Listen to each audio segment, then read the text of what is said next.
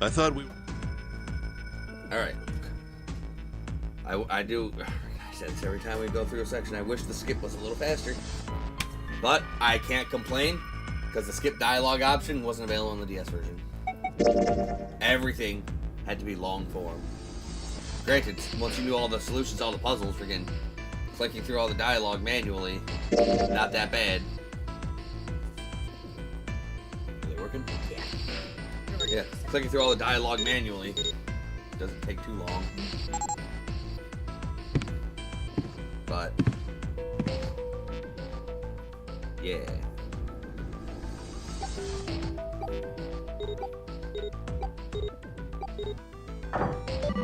Alright.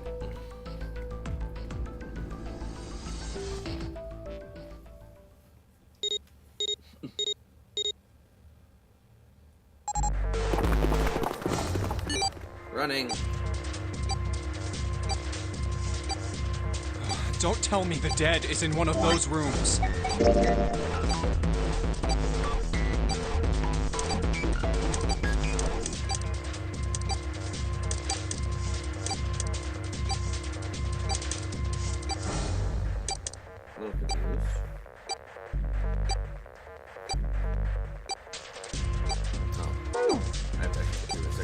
We just need to...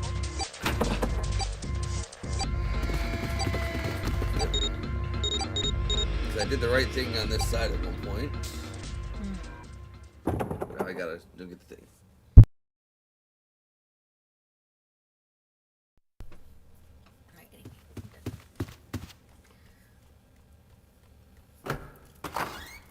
Alright.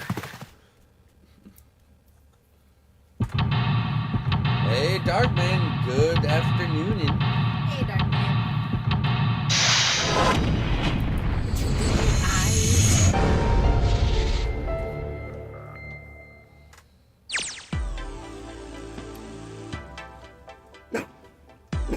So, Darkman, I actually have a question for you.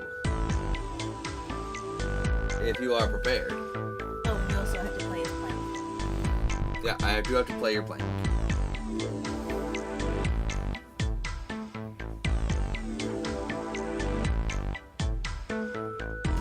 So, I might be doing a little more things with the Patreon and the character I'm going to get commissioned that's going to be the official channel mascot over the Plush Cthulhu. So, I wanted to ask you, if you were to buy a channel's stuff from their Patreon and stuff, what kind of merch would it be? Because, like, I'm thinking, like, mugs and stickers and mouse pads, but I don't know what kind of stuff people would actually care to buy on a Patreon. Yeah, like if you were shirt. So, shirts probably? Shirt, okay. Because, like, I was going to think, like, again, have, like, a mug with, like, a Cthulhu on it and, like, a saying that's like, oh, I'd go insane without my coffee. A mug. And maybe just, like, notebooks or something. Also, the mascot's just going to be, like, a magical girl Cthulhu, so maybe I'll have, like, a butt or boobs mouse pad, but those are probably pricey to make. So I'm just trying to get a feel for, like, what kind of, like, freaking items and knickknacks people would be interested in buying. Because I see other people on Patreon and they have, like, various shirts with their character. Hey, if people would buy it, I'd make it. I'd buy it. And Focus laughs at me, but she also owns a body pillow. I did. Of a female, no less. See, the body pillow that I own is just Belle Dandy in a swimsuit from Ah My Goddess. Mine's more cringe. Although Hers is Misa from Death Note, all sexed up. Yeah. So at least mine is relatively tasteful. Hers though, ain't. Throwing me under the bus. And it's then, not and then really getting that in the bad. bus and driving it. Not that bad. But yeah, so like,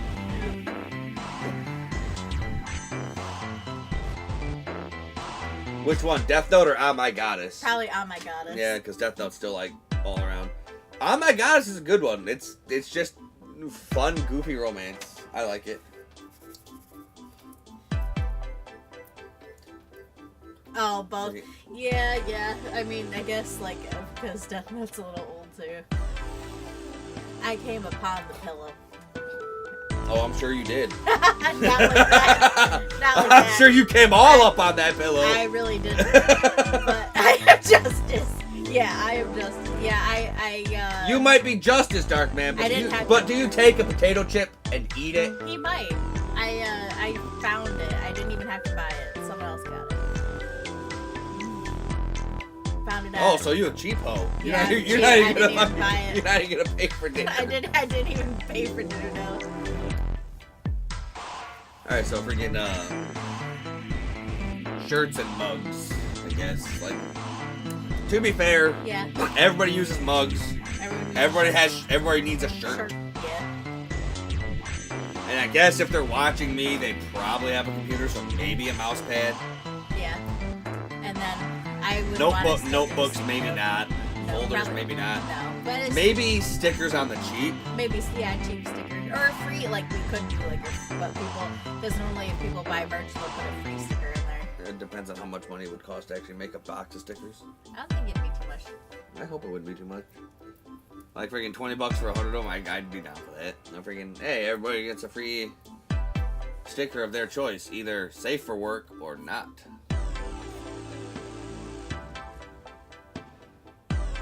What? Nothing. She's kind of zoned out. Yeah.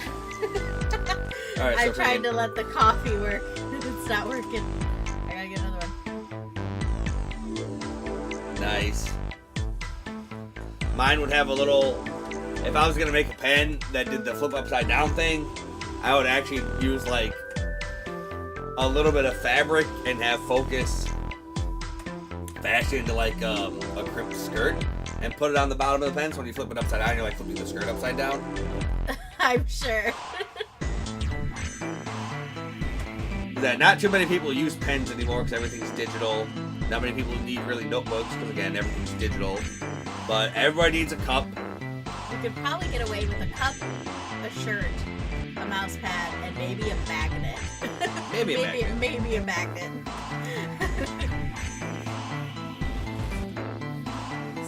So would it just be a mug, or would you like something more durable, like one of those tumbler kind of cups? Because there's a website that lets me customize those tumblers too.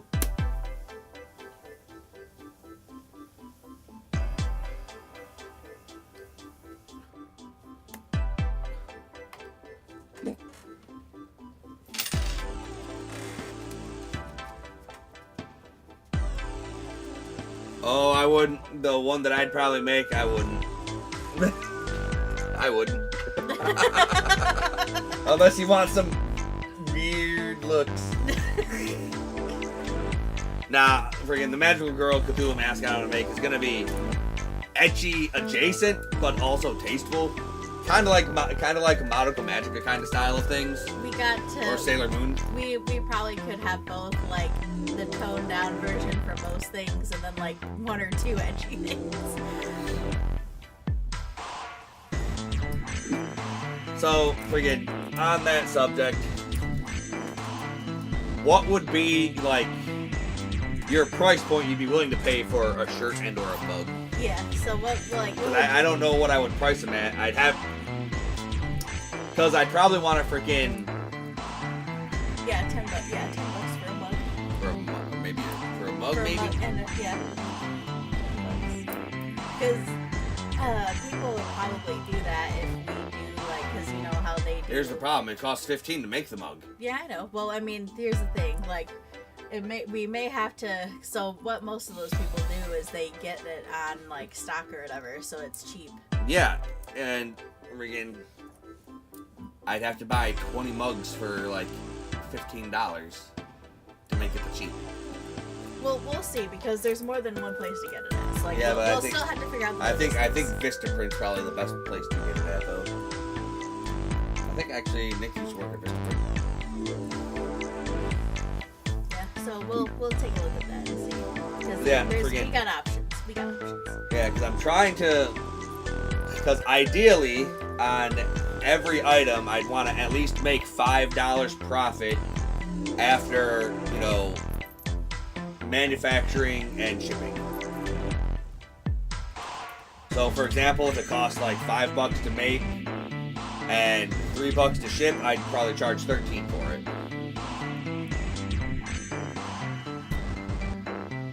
Because shipping around the U.S. isn't terribly expensive for these lightweight items.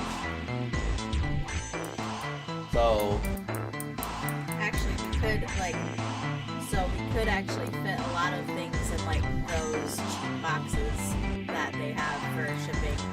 So that yeah, but we'd have to get a lot of the cheap boxes. We would, but I mean, yeah, it'd probably be worth a thing to do.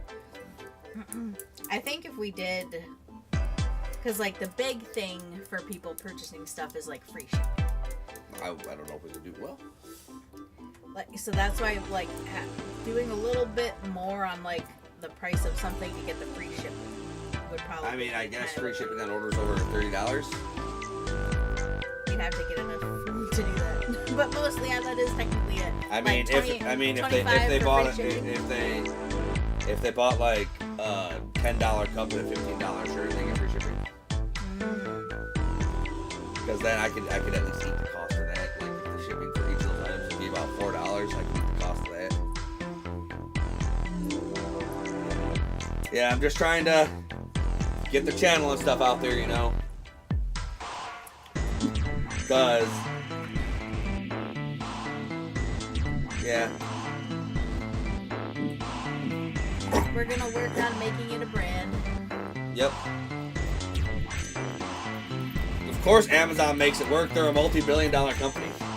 And of course they make it work. They don't pay people anything. That's also true, yeah. Please don't ban me, Amazon, because I know you won't do it.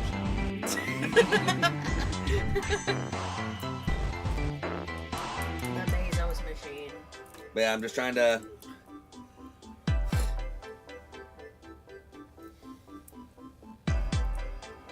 Oh, don't give Bezos any ideas.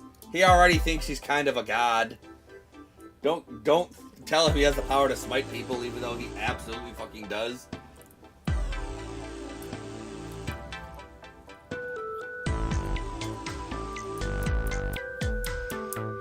Like, you realize Bezos can destroy the world in one simple sentence. What do you mean? So Bezos could absolutely destroy the world if he just said one simple sentence. I'm listening. Amazon is officially shutting down. Oh. No, Amazon has become such an ingrained part of everybody's daily fucking life that if Amazon were to shut down, the world would probably legitimately fucking collapse. There's a lot of people who don't know how to go out and in-person shop and get things anymore, and there's also a whole bunch of stores that don't carry a lot of that stuff anymore because of Amazon. If Amazon were to ever shut down, that would probably legitimately collapse the global economy. It has just been so ingrained. It's just such a normal part of the world's daily life now. It did take out, It did take out like a lot of like shops. So like even if people did go in person shopping, they wouldn't want to pay. Well, they wouldn't. They also wouldn't want to pay the in-store prices of most clothes now. Well, here's the thing. But they would probably. A lot of those in-store stores don't really fucking exist anymore because of Amazon. Yeah, and at this point, again, starting up a new business would be so hard that they wouldn't be able to come back. I mean, I don't know. Amazon failed like what 3 or 4 times before it actually got off the ground. Yeah, it did. It went to like he went into bankruptcy like one or two times trying to do Amazon. His parents bailed him out. Yes, it is true. His parents did bail him out. Like it actually did fail. I don't think it did. Yes, it did. Like look at I literally read an article about the Bezos.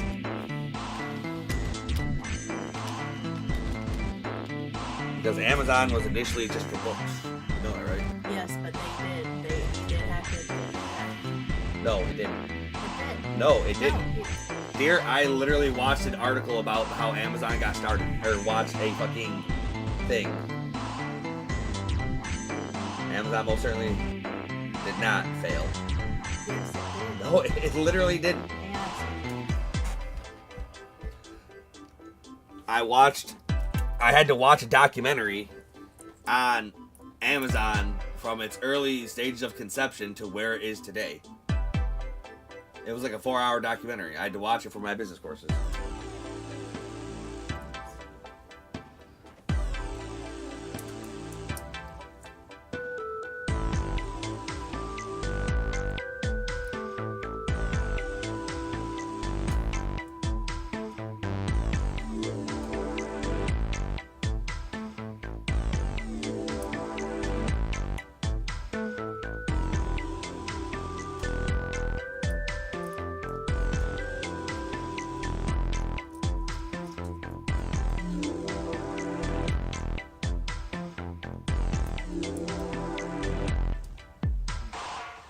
Yeah, Amazon, it almost failed. So it almost failed during the dot-com bubble burst, and its stock lost over 90% of its value Because, because of the market crash. well, there's that. And also, Amazon was always focused on long-term growth versus immediate profits. Like when Bezos started Amazon, he literally said, "Oh, I don't expect to make a profit off of doing this for about 4 or 5 years." It quote unquote almost failed, but his strategy wasn't focused on immediate profits. It was focused on long-term market growth. And hey, what do you know? It's the world's largest fucking company, right up there with Google. It did not fail. He did not have to get bailed out ever. I thought that he did. You're thinking but You're his thinking parents- Trump. No, All of Trump's things failed, and Daddy had to bail him out. no, but his parents did give him like $300K as a startup. I think it was like 150. No, 300. I just looked it up. 300. Oh, even then, like, forget if you have you could also get that kind of a business loan from a bank.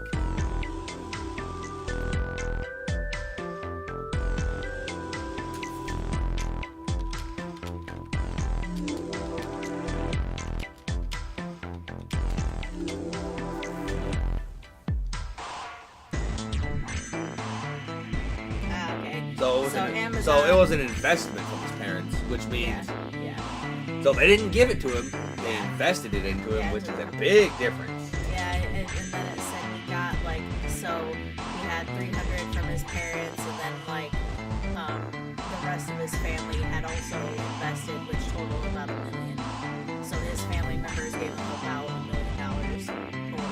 His Also untrue. no, that's what I just saw. I just read it. His startup capital was $300,000. Yeah, and then he raised $1 million. He raised $1 million by seed funding by selling 20% of the company to 22 people. No, he started with $10,000 of his own money, and then received a $300,000 loan from his parents, so like a business loan, So he which you was- could have gotten from a bank, So he had net losses until 2003. it which says. is what he was aiming for. He was aiming for growth over profit. Yeah, it said it reported its first profit in 2003, but until then Yeah, but you know, he clearly knew what he was doing, focusing on the growth of the growth of a company that nothing and no one has ever done before. Yeah, no, freaking. I had to watch a 4-hour documentary for my one of my marketing classes on the rise of Amazon from its infancy to where it is today. I know what I'm talking about. I literally watched fucking Jeff Bezos and a whole bunch of high-end Amazon employees from the now times who've been with the company forever talk about how it was back in the past to how it got to be to where it is today. I got to see Amazon's growth firsthand. It did not fail. well, it was in the red for a while. Well, yeah, but I wouldn't call that failing. Like, it might have been in the red, but if it's not going bankrupt, it's technically not failing. Because, like, you gotta spend money to make money. That's what he did. He focused on growth over profit, giving people a great service that nobody else offered.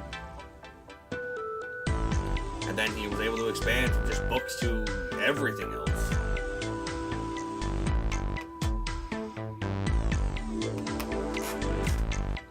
Alright.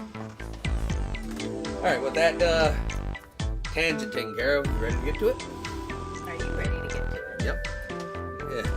Yeah. Dark Man gave me some information. What I can do. So yeah, like everybody needs shirts. Everyone needs mugs and cups and stuff. Maybe not notebooks or pens or anything like that. Because the handwritten stuff's not too prevalent. Anyway. Alright.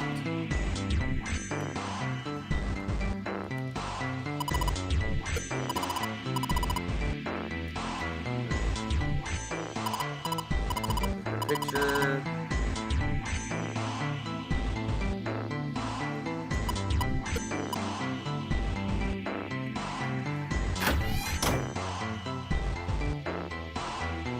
A little loose. I think I can get under this with my nails, and yes.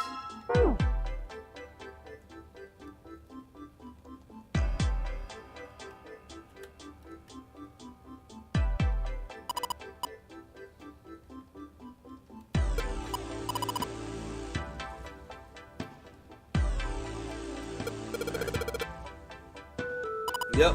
I appreciate your being here forever, Dark Man.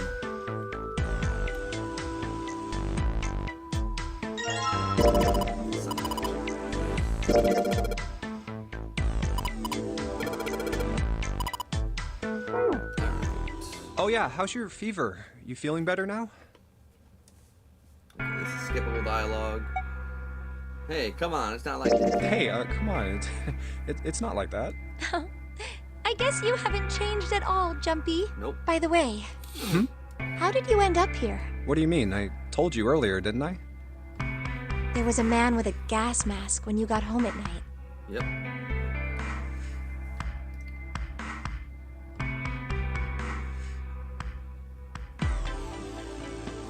Alright, I wonder if this will let me go to the other room. Nope, not yet. Okay.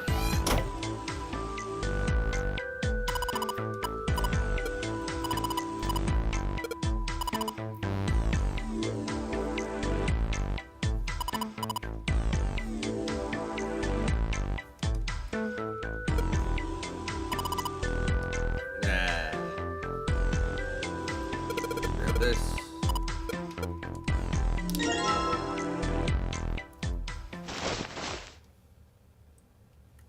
Yeah. Do you think maybe this boat and the Titanic have something to do? They might. Do you think this boat is The actual Titanic. the actual Titanic? The actual Titanic? The actual Titanic? You mean it, like, slipped through time and ended up here? Yeah. Before the ship sunk on April 14th, 1912? Huh? What the hell are you smoking? Huh? Did I get it wrong? No, that's not... I mean, come on. I mean, slipped through time? Seriously? You said it, Jay. I was talking about the controversy surrounding the Titanic. Controversy? What do you mean? Haven't you heard of it? It's pretty famous, you know? The Titanic had a sister ship that was essentially identical. Oh, now we're telling her about this. It was called the Olympic. Oh, yes, I have heard of that. I think I heard it was troubled by a lot of problems. And the Yeah. company that owned it didn't know what to do with it, right? So they made the Olympic up to look just like the brand new Titanic. That's right. They also took out a huge insurance policy on it before it set sail. That would mean that the real Titanic never sank. Yeah, the ships got swapped. The real Titanic was renamed the Olympic in secret. They used it as a passenger ship for more than 20 years. Hey, wait a minute. Wouldn't that mean it retired in 1935? Maybe. Huh? Well, yeah, I guess sometime around then, yeah. Well, what happened to it after that? I heard it was dismantled. Dismantled.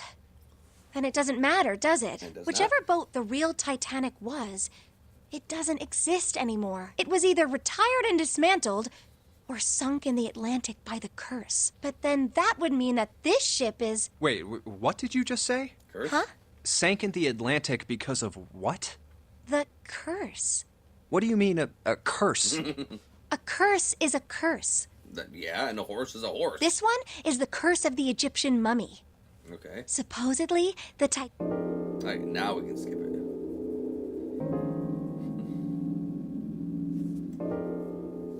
So much skipping. Okay. Now... Nothing on top.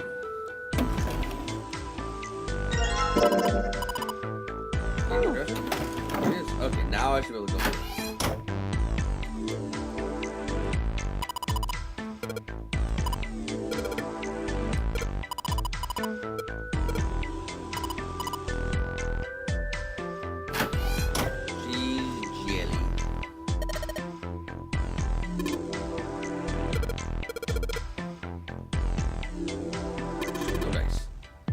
Out. Either that or the electricity in this room is deliberately shut off. I don't really give a crap why it doesn't work. It doesn't work, and we can't do shit about it. So it's dark here to see it.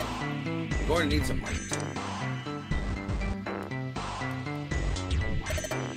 Look in front of me. We'll get lucky and find something else that lights.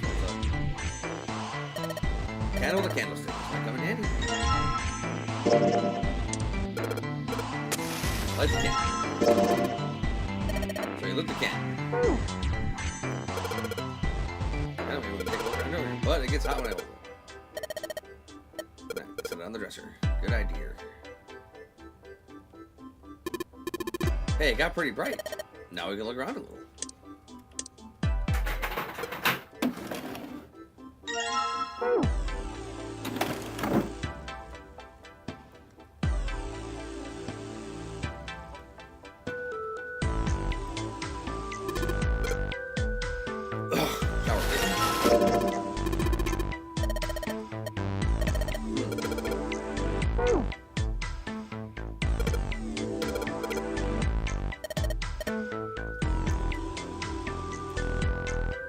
Alright, so the candle burning out means is what it basically symbolizes there's nothing left for us in that room.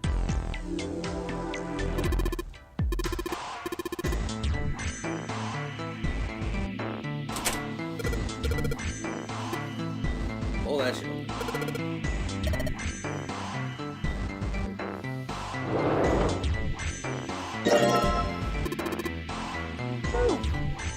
Hey, Junpei, you got a minute? I do.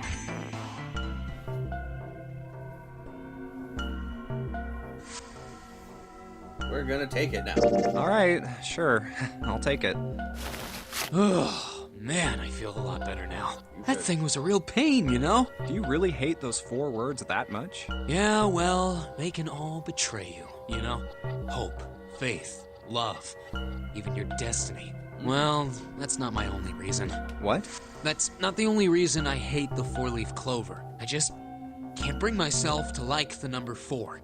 What, worried about the 4 horsemen? Nah, come on, man. That's just silly. Maybe back in the Dark Ages, that kind of crap scared people. Not me, I'm saying This is the 21st century, and I'm a 21st century guy. I'm a little insulted. Then why do you hate 4 so much? 'Cause it's a half-assed number. Not the best or the worst. That's why. What? 9 is a way better number. So what if it's last place, right? At least it's not some lame-ass middle number. What are you... You play? Play? You mean like gambling? You mean like gambling? Yeah, of course. What else would I mean? I don't know, dude. In Baccarat, the best possible hand totals 9. They call it Le Grand. But the lowest, most worthless cards, zeros. They call monkey. Just like the guy in charge of this game, huh? Zero's a monkey. What?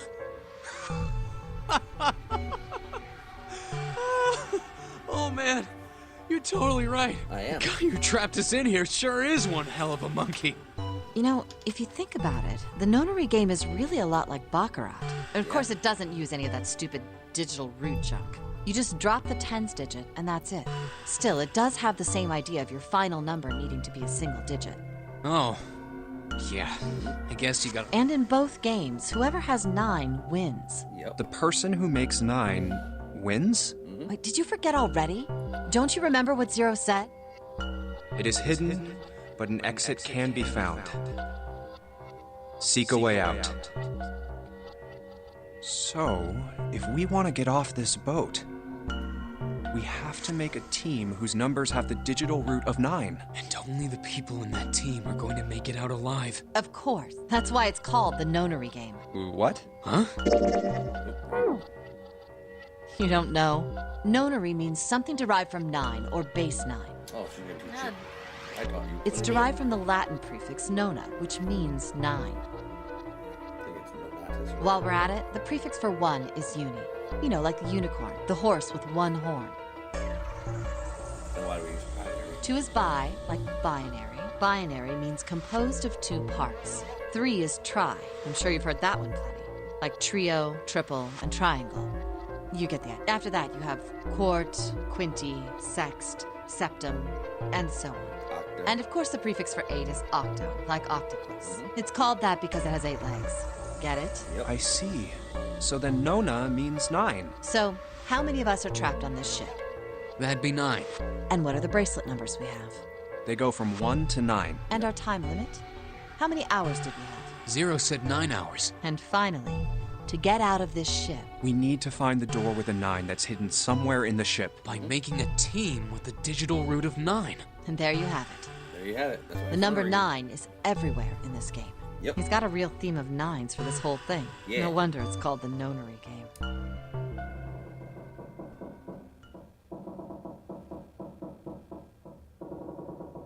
Spooky.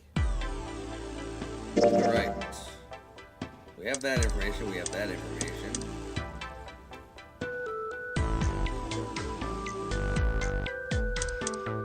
Now I need to go from the 7th door.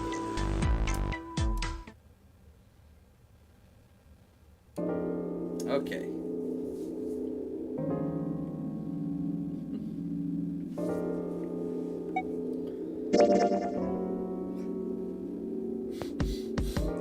Yep, Ace's noble freaking sacrifice means nobody can go through door 3.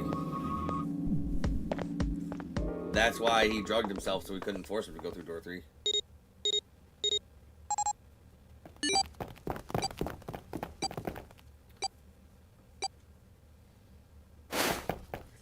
We got to go.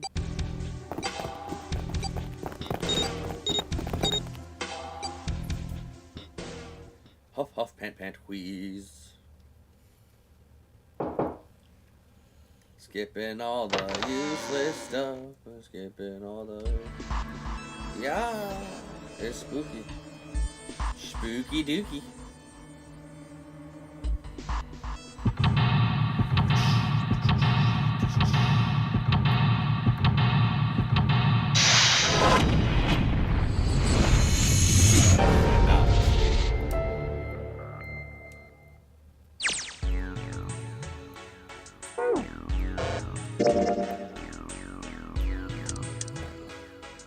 Couple things I got to do in here.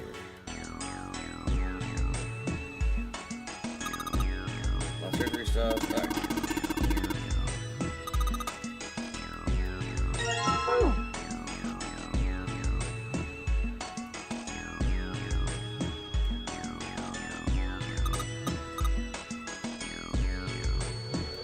What's up?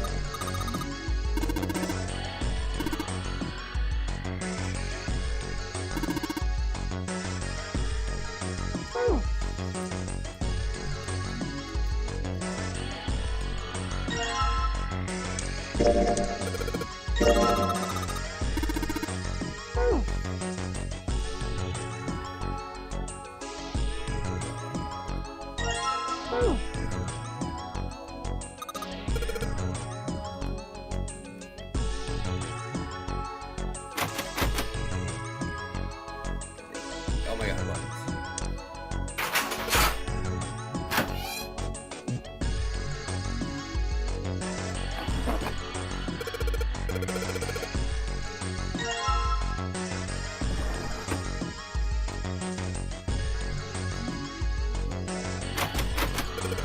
Door.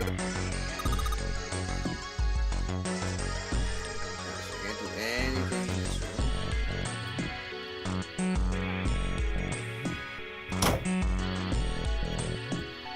It's all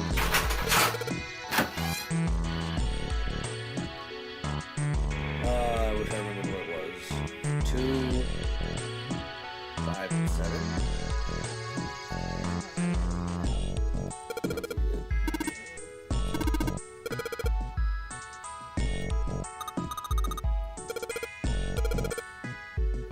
So 4, ammonia is 4, NH3, so that's 4.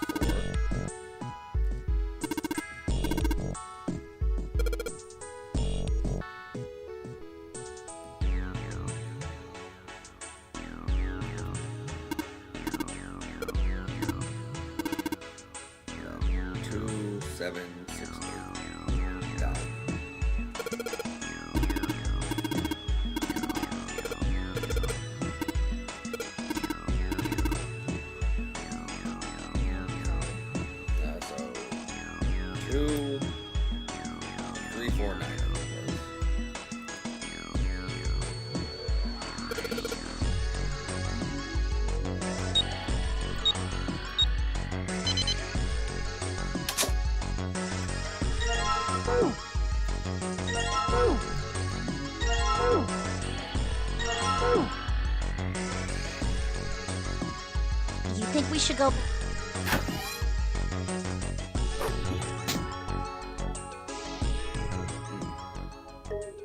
Story about the EDT. Like the molecules were communicating with one another, Alright, I think we have new information after we did the stuff. transmitting information in a way humans couldn't perceive. This phenomena spread throughout the world, right? Yeah, that's it exactly. But how did you know?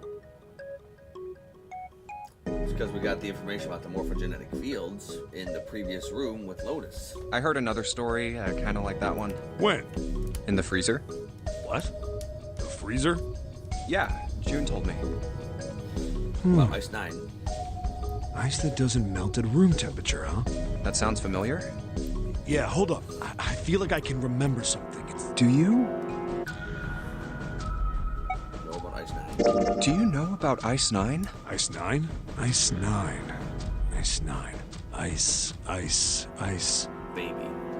That's it. I remember now. That woman, she's on this boat. That woman? Alice! Who's Alice? Come on. The woman who won't melt at room temperature. Huh? You know how the Titanic sank on April 15th, 1912, right? So, that notebook we found earlier wasn't all ice, it was Alice.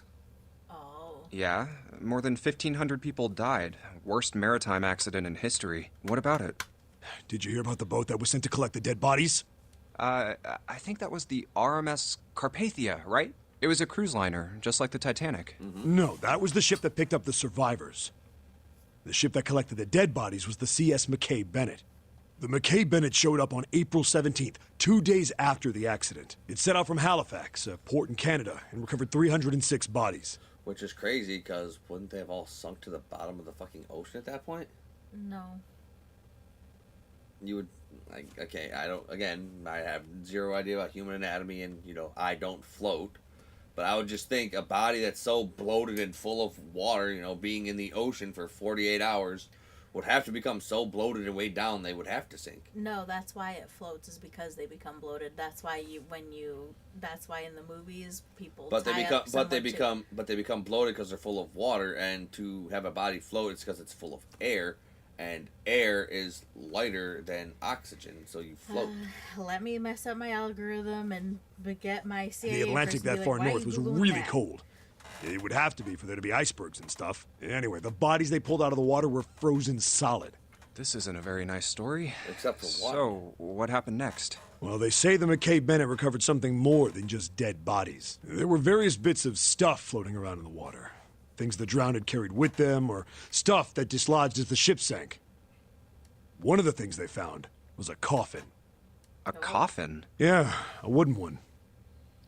The craftsman who made it must have been pretty skilled. It's a good looking It coffin. wasn't just a wooden coffin. It was all wood. No nails, no reinforcements, no gaps in the wood anywhere. The thing was airtight. The crew got pretty curious about what might be inside it and opened it up. They had to get a wedge and hammer it open. It was so big. They're like diamonds. Inside. That would make sense if if they have life jackets on, yeah. But then It says I feel like they shouldn't have drowned. Like the cold. Oh, like yeah, I they guess died- hyper- they I died- guess they hypothermia died- They would- died from would- the cold. so They died.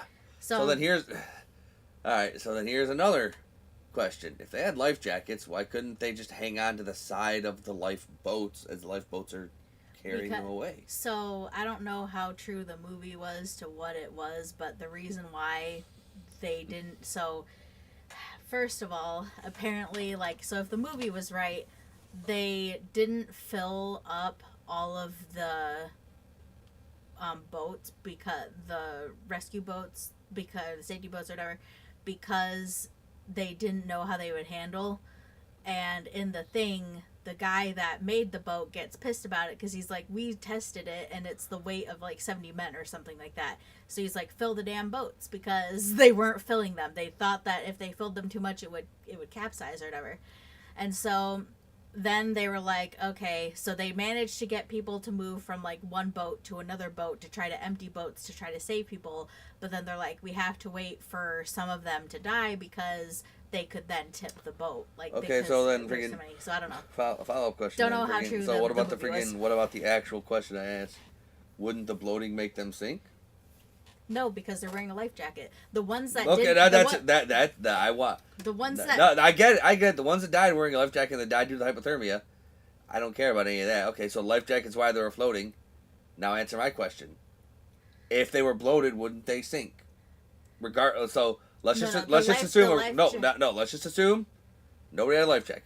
Okay, so then they sank. Then they sank. So it says the bodies of some of the Titanic victims floated because of their life jackets, while others sank because their lungs filled with water and because of the lack of buoyancy. So there were some that sank. Okay, so I was right that when they get bloated and filled with water and they don't have oxygen, they don't float. Like I get yeah. So the reason why these bodies were floating was because life jackets. Yeah. Cool, but the question I wanted answered is, if you're bloated, do you float?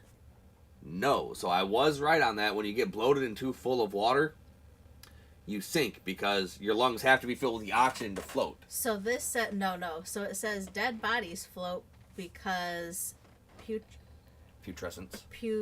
putrefaction Oh yeah. causes bacteria to break down soft tissues, producing gases like methane and carbon to fair enough. accumulate Yeah, okay, inside the body, leading to bloating and increased buoyancy until the Okay, so gases escape. there's two different kinds of ways you can bloat because you can bloat because of the water.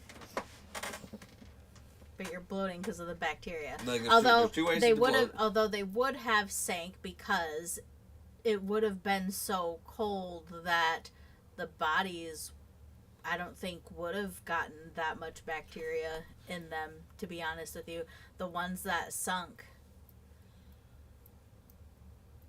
is my assumption. Like the ones that sunk because the water was freezing. So that would slow the growth of bacteria, which would explain why they would have sunk. So then maybe they didn't drown. So maybe it was just the bloating from the putrefaction. They If did drown. you would have drowned, your body would be full of water. Your lungs would be full of water. I mean, and then, that did, like, they're assuming that did happen with people because Well, they couldn't having- keep themselves, like, if they didn't have a life jacket, they're not keeping having themselves lungs up. full of water would still reduce your buoyancy more than the putrefaction would increase it with the gaseousness. Right? So you'd still sink. Yeah, so they did still sink. It does say that they did still sink. Like, Okay, that's what I was but thinking. I'm just saying, like, not all of them. Sank because some had like, life not jackets. all That's of all. them. Okay. That makes sense. So they were floating, not because, they were fucking whatever, because, bloated dead people sink. But they had the life jackets on. Okay, so problem solved.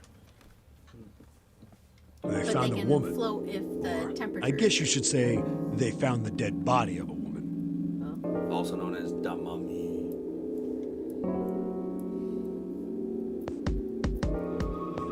Also,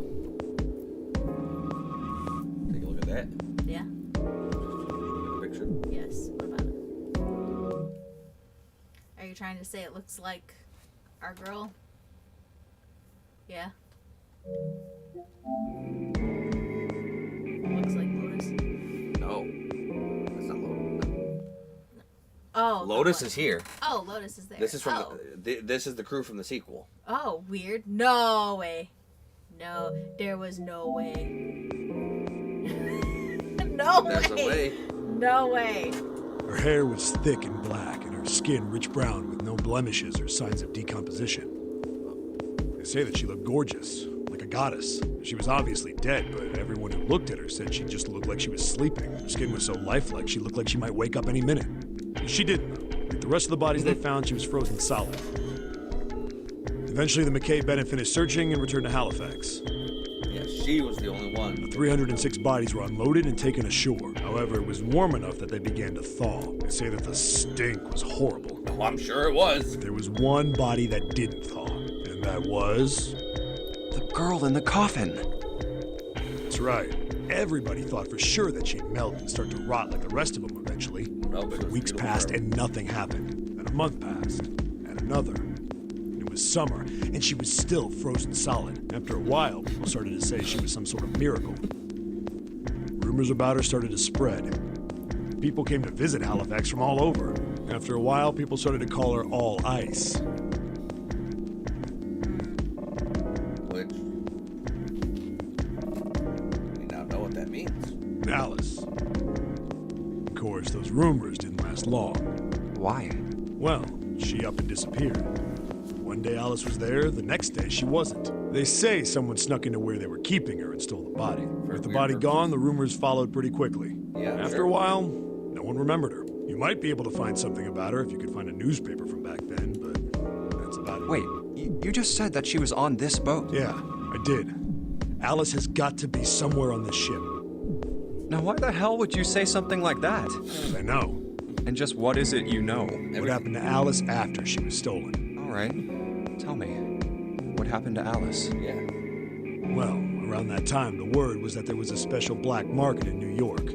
All millionaires from all over the world. I've heard that Alice went up for auction there. The person who won the auction was Lord Dashiell Gordain.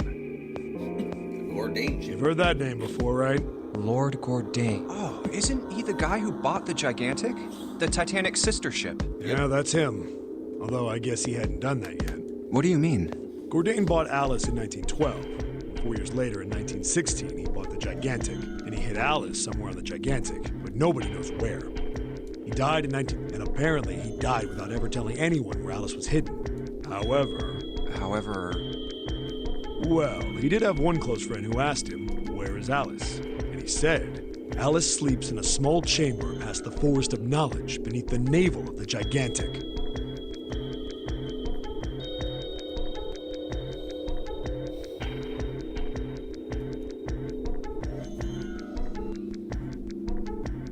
So, we know what that means now. Because we did things out of a little bit of order. So, what do you think a Forest of Knowledge means? I don't know. What is a book made out of? The trees. And what has a lot of books containing knowledge? What building? Well, I guess in here. No, in the real world, what kind of a building holds countless books? The library. Okay. And beneath the navel of a ship would be...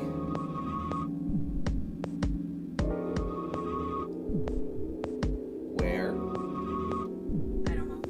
The bottom? Yeah. And for sea, like you mean like sea deck? The bottom. Bottom of the ship. Remember in the ending we just got yesterday, we picked up an unused key card for the bottom deck library Oh. with a folder that said all ice on it. Oh, I see. Yeah, no, I forgot about that. Alice leaves a small chamber past the Forest of Knowledge, past the library, beneath the navel of the Gigantic, which we now know we are on. Alice is in the bottom deck library. What the hell is that? Is it some kind of riddle? Your guess is as good as mine. So that's it. Whatever you think, I believe it. She's hidden somewhere on the Gigantic. In other words, she's hidden somewhere on this ship. And we know where because we did the Hey! groundwork. What are you two doing over there? Yeah, that would make no sense if we didn't frickin' do the main story true ending route first. Yeah. Where we got the bottom deck library card. Stop wasting time and get over here. Okay, we're coming. Jeez. Yeah, so anyway, that's the story. It might be useful someday. Don't forget it. Don't forget it. Alice. Huh. That mummy wasn't just a normal mummy. It was a super mummy. They say that she was frozen. The story says that from the time of its discovery all the way through to when it got put on the Titanic, even though it was carried through the desert, her body never melted. Then was that Egyptian priestess Alice? Did the water in her body become Ice 9? Maybe? No, that's nuts. There's no way somebody like that could exist. She's dead, so she does.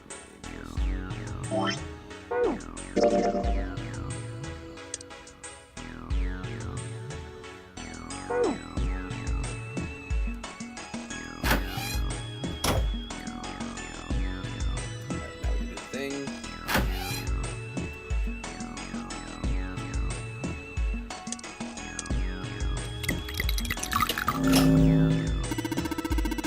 Ice, ice, baby.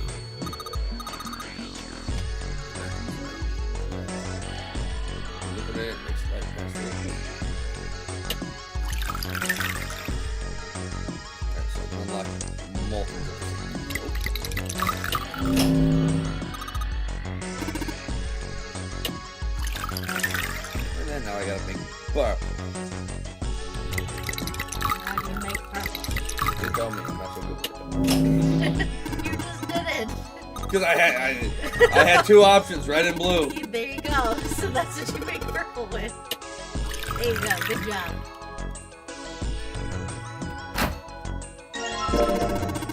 Right with a medical managon.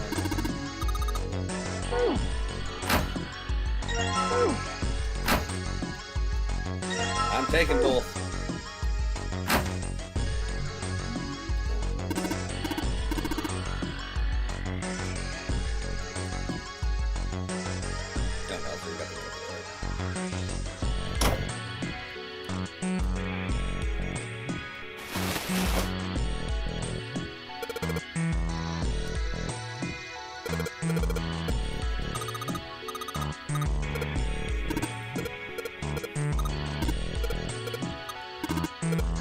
Let's give Lucy her parts back. Come on.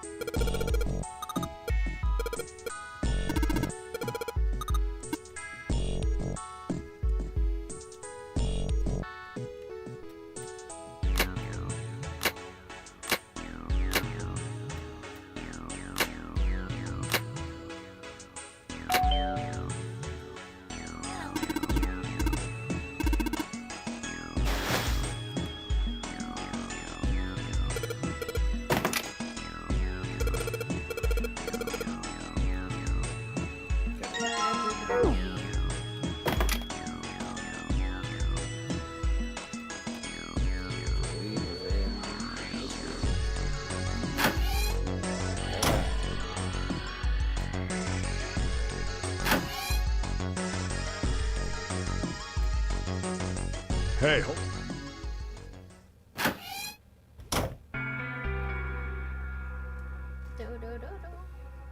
There we go.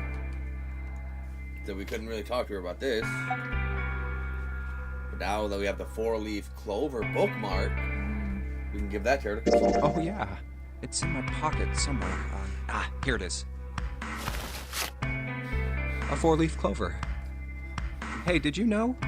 Each leaf means something. Hope, faith, love, and luck. That's what a 4-leaf clover stands for. Take it. Use it as a good luck charm. Listen to me, Clover.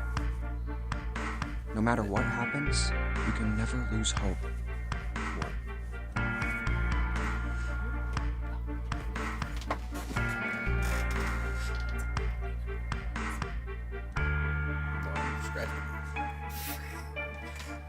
You have to remember what's most important, and that's to have faith and to have love.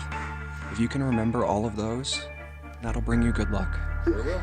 Snake, I mean, your brother, he's not dead. He's alive, somewhere. I'm sure of it. You've just gotta believe in that.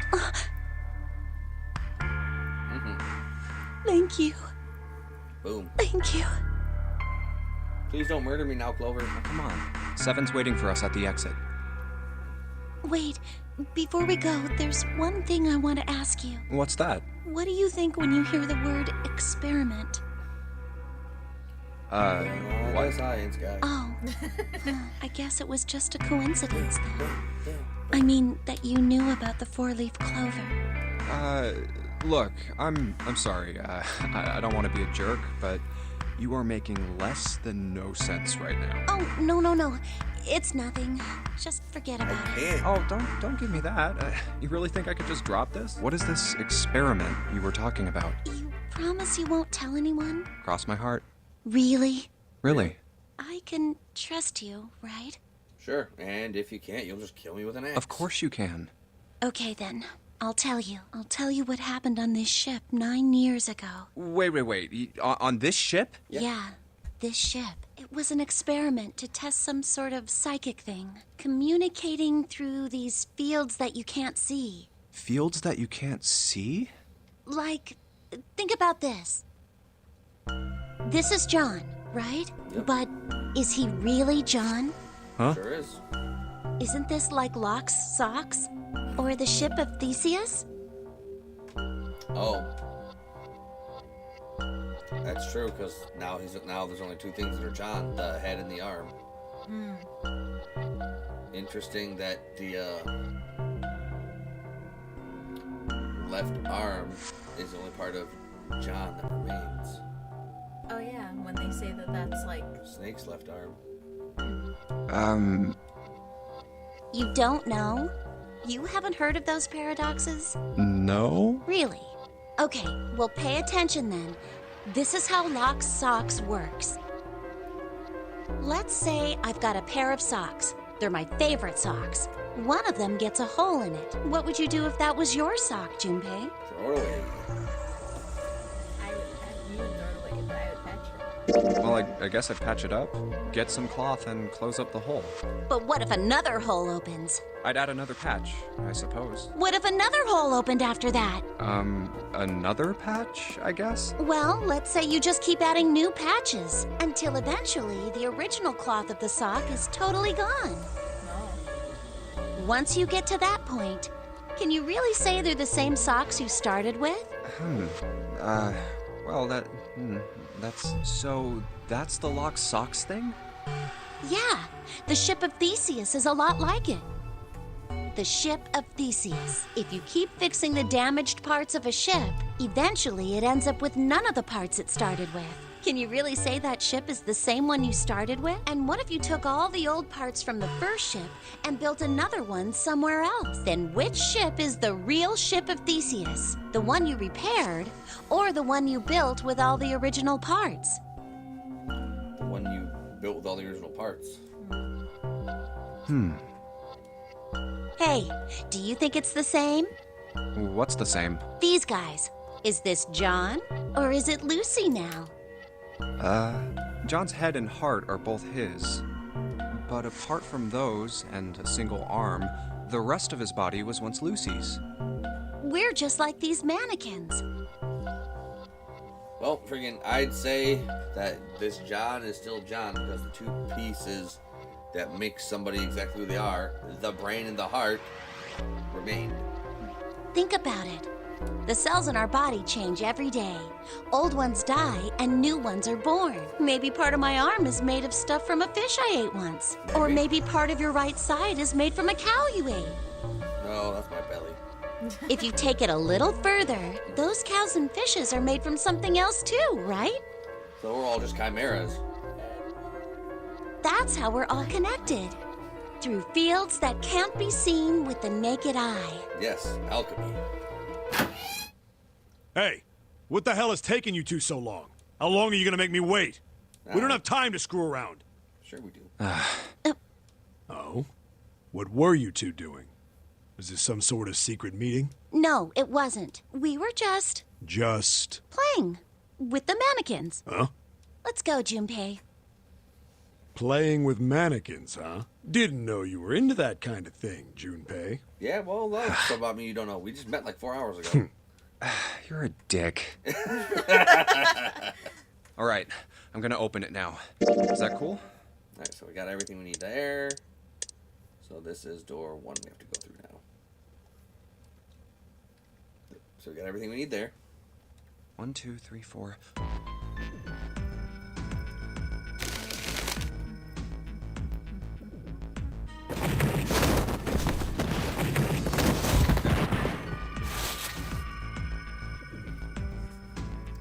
Yeah, blah, blah, blah. Blah, blah. Cheating?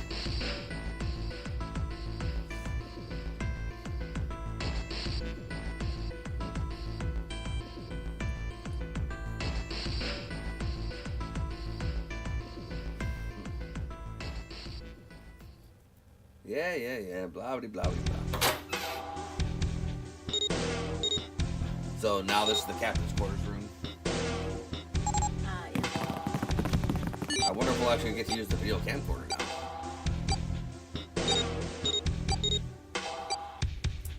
Yeah, this is a game you need to take a few notes in for some of the puzzles, but it's not terribly bad. Yeah, you having those like directional modes and hexadecimal whatever notes. So you know how to go back and forth.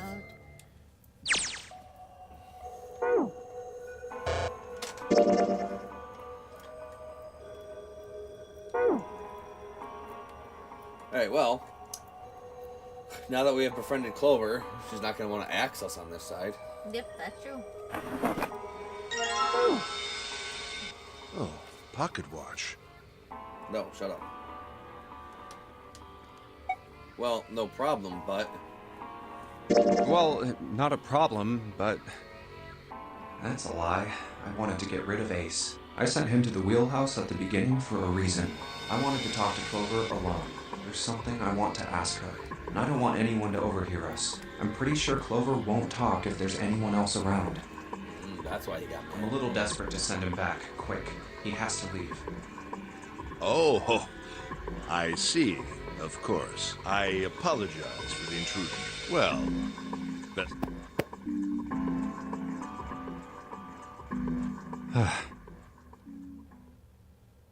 What was that about? Why are you looking at me like that? No, it's not like that. What's it like then? I just wanted to hear the rest of that story. I didn't get a chance to ask you about it until now. What story? About the experiment, remember? The one you started to tell me in the operating room? You said something about an experiment that happened here 9 years ago. I'm sorry, but I don't want to talk about that right now. Fair enough. Just not in the mood, okay? You understand, right? I keep thinking about my brother. I can't stop. I mean, who would do something like that to my brother? Ace. I can't forgive them. I'm not gonna let them get away with it. They're gonna pay for it. I promise. So, Junpei, who do you think did it? Well, if what Seven said was right, then there would have to be at least 2 of them. You need at least 3 people to open... At least 3 people open the numbered doors, and if you subtract Snake, that means there were at least 2 other people. You're right. So, what does that mean? Well, if we just look at the bracelet numbers, we should be able to figure it out. Who could have opened door 3 with Snake? Well, really, who and who, or who and who? You mean it could have been 4 people? Well, technically, it's possible. I don't know. That doesn't seem very likely. Why? I'll tell you later. Why don't we just assume it was only 2 other people for now? Okay, got it. Let's do that then. Then who do you think it could be? Which 2 bracelet numbers added to 2 give a digital root of 3? It was Santa and 7. Would it be Santa and 7? The digital root for Snake, Santa, and 7 is 3! Wait, hold on. Are Santa and 7 the killers? What's wrong? Well, I thought about it. That's what I thought. Santa and 7. If it was 2 people, then that's the only combination that works. Yep. Hey, wait a minute there. Don't you think it's a little too early to be jumping to conclusions? Well, all I said is that those 2 would have been able to open door 3 with your brother. There might be other possibilities. Well, what other possibilities? Are you saying you think that it was 3 or 4 people? I really don't think that's likely. Why not? Can I borrow your pen and paper? Yeah, here. Probably have some paper here. Ah, pens don't write like markers. What's this?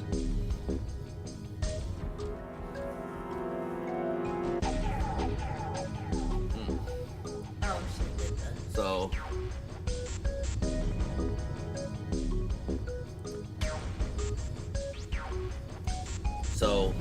Oh, and they're not counting 9 because they don't realize that it's... Correct. Yep, they don't know.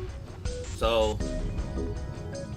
A out of these ones could be the only 3-person combination, because B and C involve Clover. She wouldn't kill her brother. D involves us, Right. and I think she trusts us enough to know we wouldn't do that. Yeah. E would work, and then F wouldn't work because that's Clover. G wouldn't work because that's us. H wouldn't work because that's Clover and us, and that's it. So 1, 3, and 6, and 1, 3, 7, 8 could do it. These are the combinations for 3 or 4 people. These 8 combinations are the only possible ones. Oh, I see. Junpei, Yeah? I can trust you, right? Yeah. Of course. Why would you need to ask that? Okay, cool. Then I can cross off anything that has a 5. And I wouldn't kill him, so I can cross off anything that has a 4, so that leaves. Really? Yeah, So then I should get rid of B, D, G, and H, right? of course. Just cross them out. And you should take off yours too. The ones with 4. So, what does that leave? A and E. Yep. 1 through 6 or 1 through 7, 8. Wait, it can't be A. June would never. Why? Because June's in that one. There's no way in hell she'd do something like that. Are you sure? I bet my life on it. Okay then. I can cross off A too, right? Yeah, Well, what have we got left? E.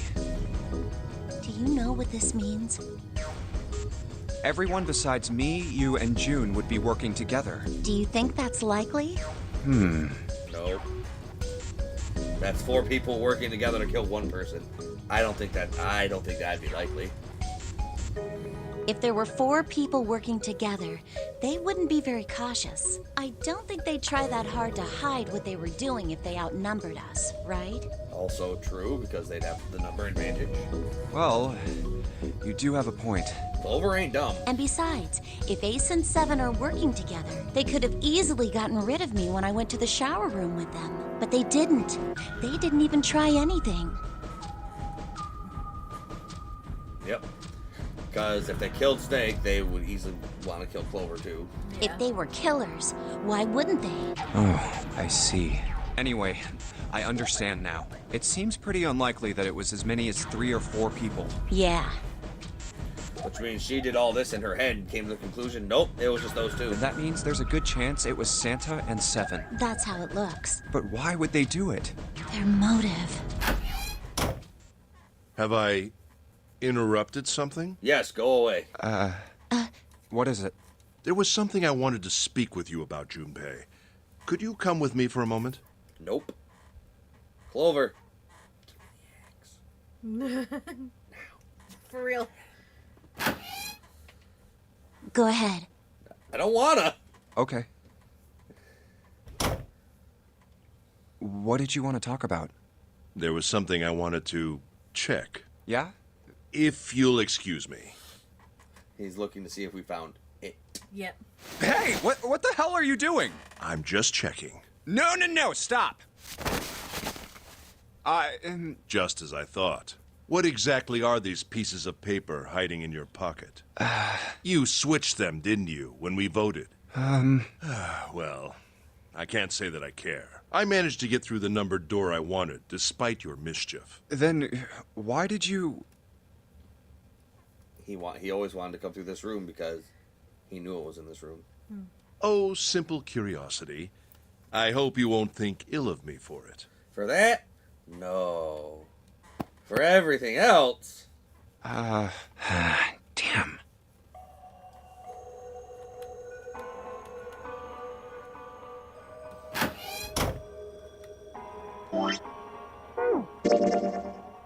Alright, we got what we needed out of that room.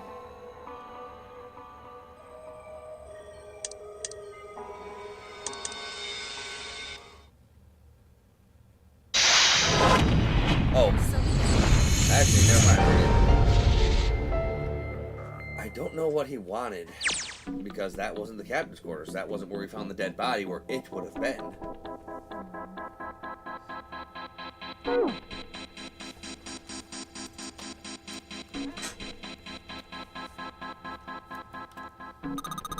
Camcorder looks like it's going at the door. Well, power's on. Why would someone want to videotape a door?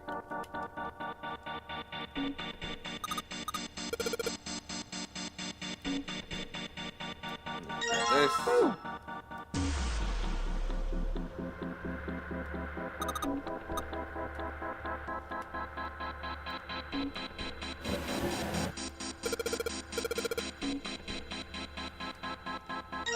Okay, we got that.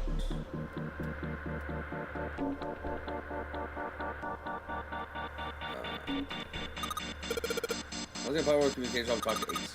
You're gonna leave me alone in here? You could stay here with me a little longer. What's the last place we haven't lived?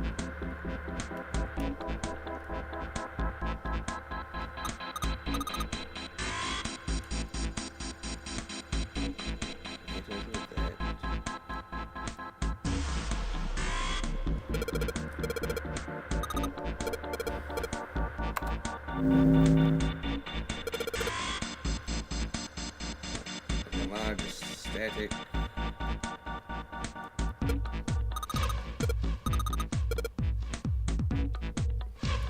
Huh.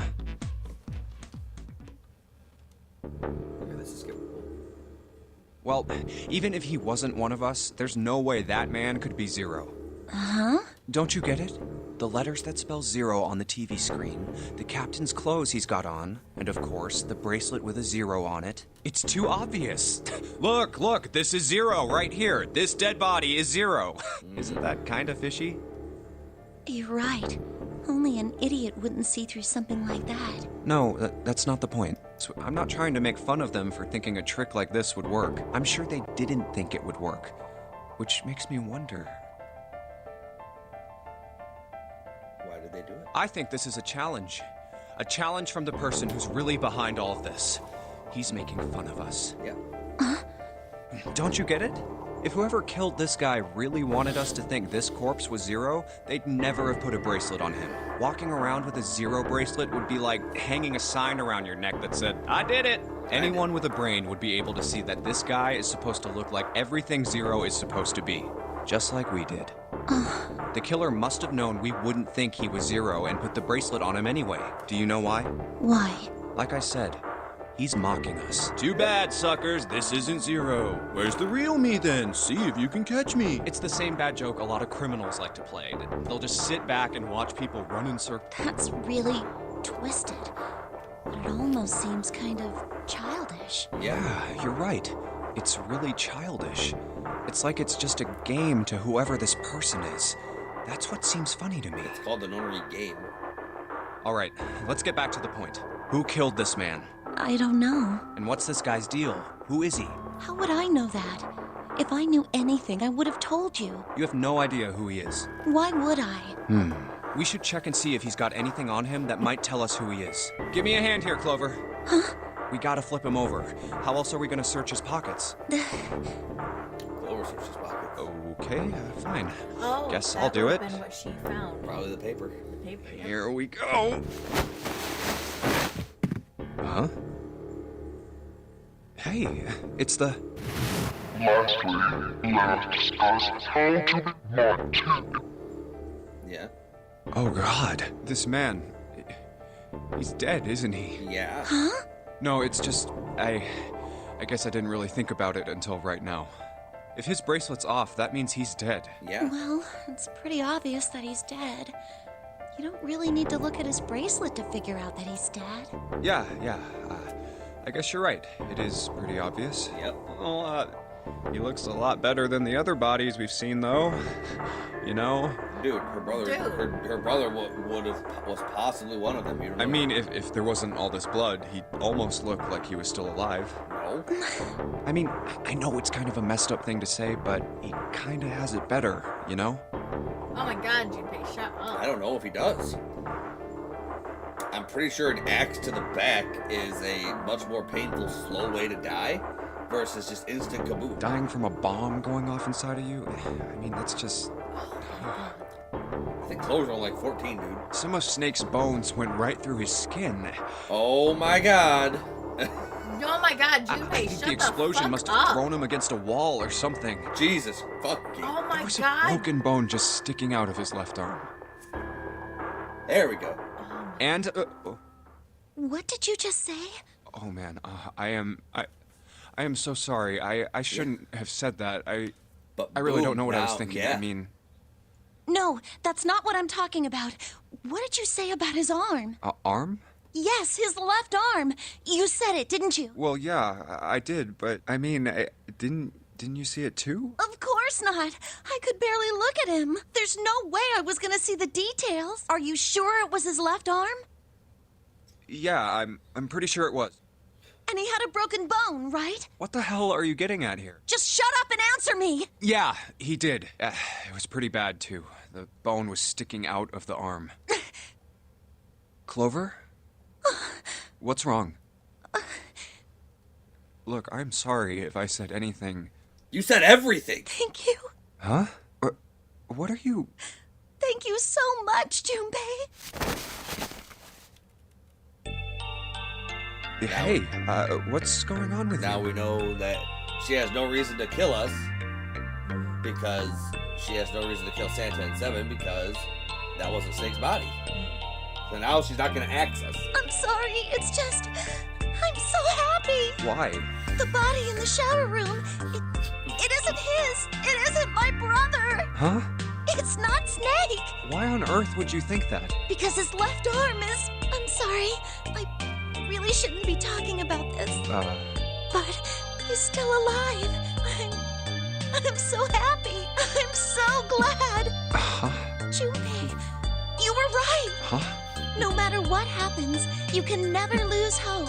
You have to remember what's most important, and that's to have faith and to have love. And to talk to a grieving girl about the incredible painful disfigurement of her only brother. Seriously? Without knowing what he was doing. Shit, Junpei. God damn. If you can remember all of those, that'll bring you good luck. I mean, freaking getting blown up. Bits and pieces of him were everywhere. There was parts of him everywhere. He must have been thrown against the wall. His arm was like twisted and mangled. There was bone just sticking right out of it. His eyeballs were popped out of his head, looking with a single teardrop coming down the stem. That's... I only made it here because you gave me this. I was suspicious of everybody. I was angry and miserable. But because I had this 4-leaf clover, because of what you said to me, So we helped her grieve down. Yeah. Grieve it up. Thank you so much, Junpei. Oh, if you really want to thank somebody, you should be thanking Santa. Santa? Why? Well, he was the one who gave me that thing. And the words for each leaf, I got that from him too. Oh. Okay, I guess he'll live. I'm still gonna take the axe because Ace is Huh?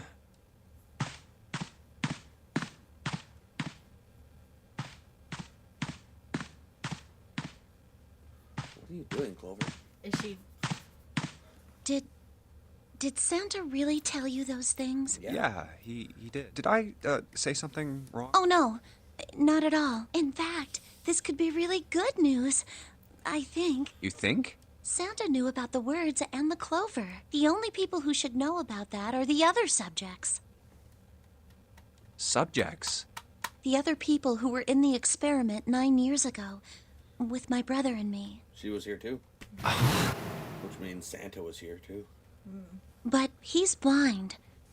And I was part of the Nevada test group, so neither of us would be able to recognize the faces of the people who were on this boat. Whoa. Okay, time out. Let's just calm down for a second, okay? Start from the top. Okay. Don't start with the end and then jump to the middle. You gotta start with 1 and then move to 2 and 3 and 4 and so on. Yeah. If you don't tell me stuff in the right order, I'm never gonna be able to figure it out. Okay. All right. Let's start with this experiment. What happened on this boat 9 years ago? Do you know about morphogenetic fields? I do. Morphogenetic fields. All right, how about this? Theory of the telepathic mechanism. I think Lotus mentioned something like that. Telepathy, huh? Yep. Well, that's not really it, but I suppose it's similar. So they were testing telepathy on this ship? Yeah, I guess so. So, what exactly did they have you guys do? The same thing that we're doing now. Exactly the same thing. What? The nonary game. 9 people were put on this boat, and 9 others were put in the building in Nevada, and the game started. So I think the 9 people in Nevada were given the answers to the puzzles. Look, I'm sorry, but I don't get it. What do the nonary game and some telepathy experiment have to do with each other? Am I missing something here?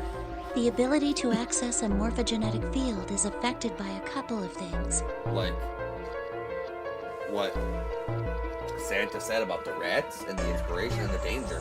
If there was no danger of the kids dying, you wouldn't be able to access the inspiration to access the field. The first is epiphany, and the other is danger. You know how sometimes when you're up against a really tough problem, and then the answer just kind of pops in your head? That's an epiphany. And what you learn from the epiphany can be transmitted with telepathy. When you add danger to that equation, then it gets easier to transmit that information over telepathy. So you're saying the nonary game was supposed to introduce that element of danger? Yeah, but it couldn't be just any old danger. It had to be life and death. And someone did actually die. A girl. Huh. She was on the boat with my brother. I was in Nevada. I never met her, but I did hear her name. Her name was... Oh, my apologies. I seem to have disturbed you. You bitch. Ace. You two must have strong stomachs. I can't imagine how you could stay in this room for so long. Shut up. At any rate, Junpei, would you be so kind as to come and help me with something? I'm having a little trouble, and I could really use your assistance. Come on. It'll only take a moment. Okay. I haven't gotten any of the keys here yet. What? I don't want Ace to hear us. We can talk about this later. Huh? Hey, wait! Junpei, what are you doing in there? Hurry up! So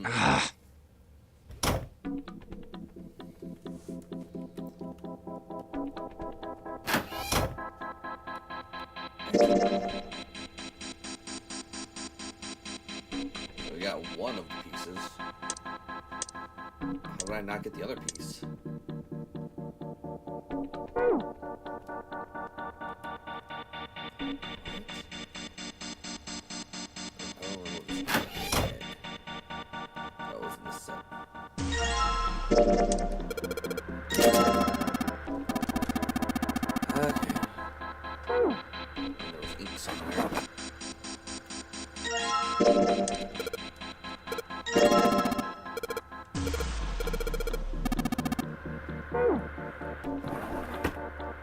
Paper in this drawer.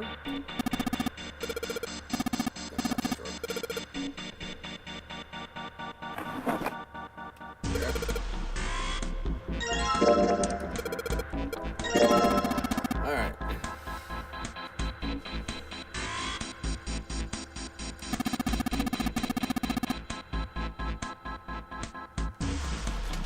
I need to check something.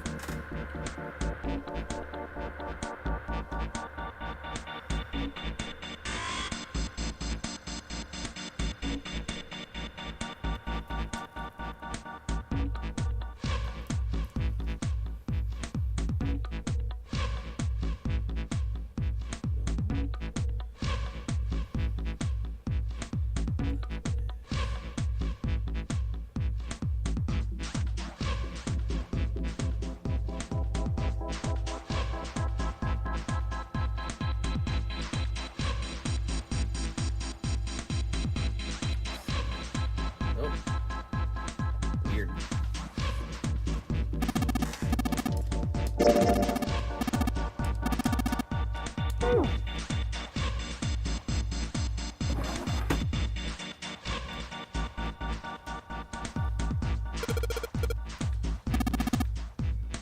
Okay, Morse code.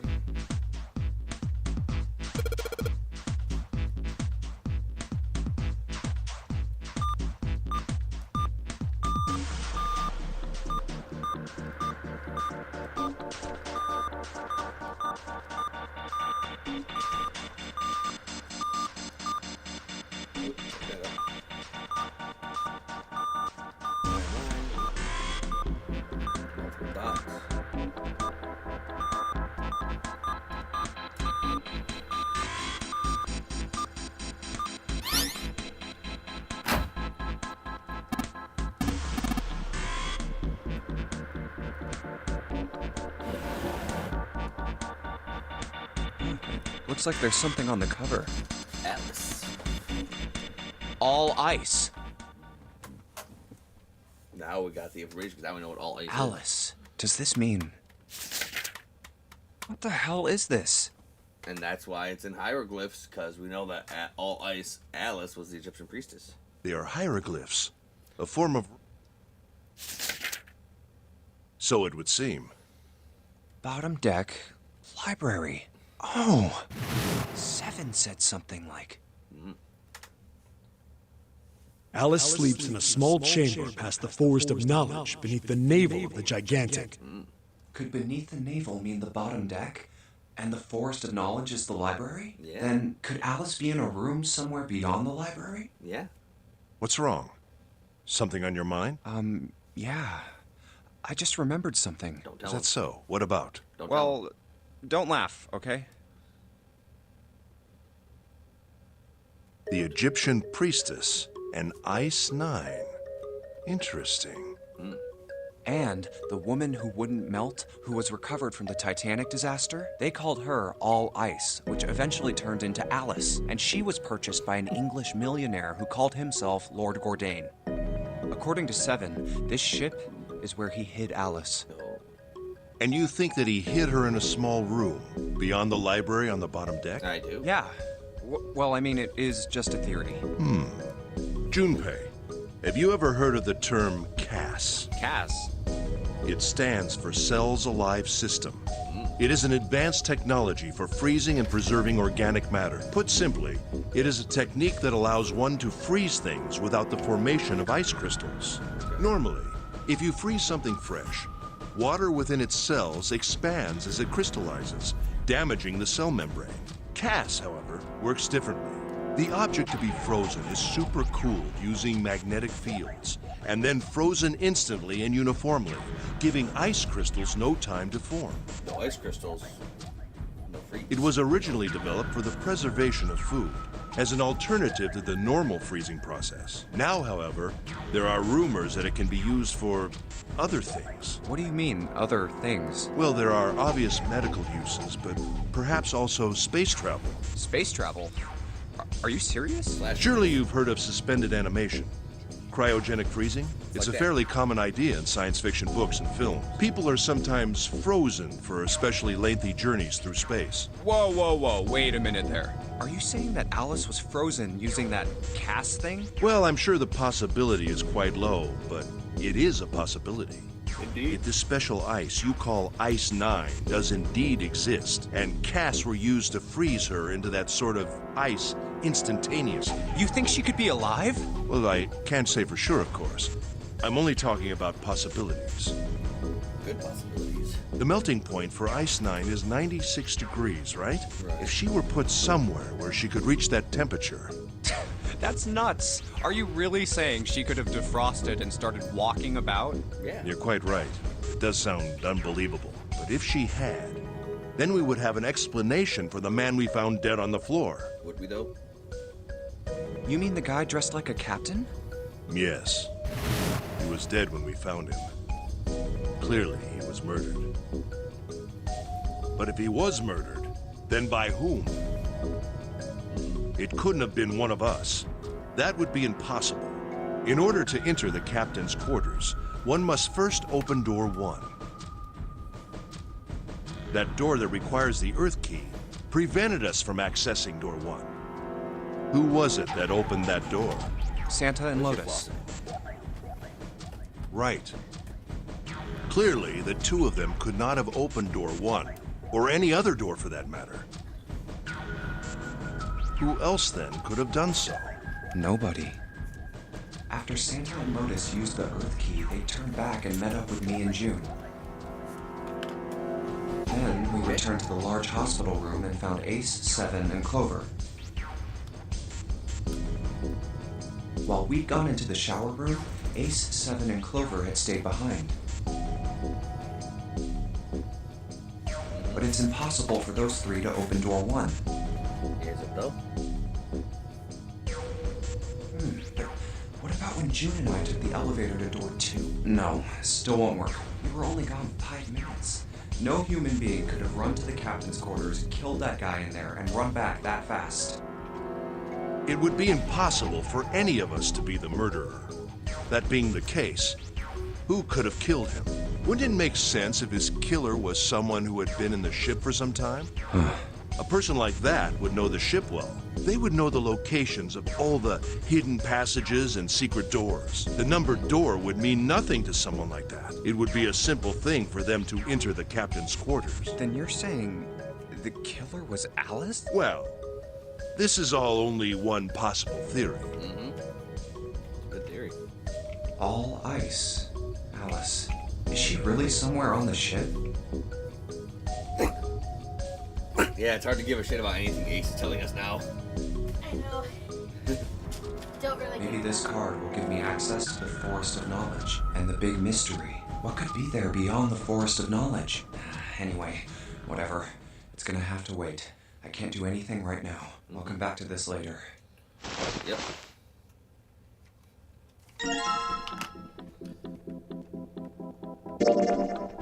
There's our other key. And we go.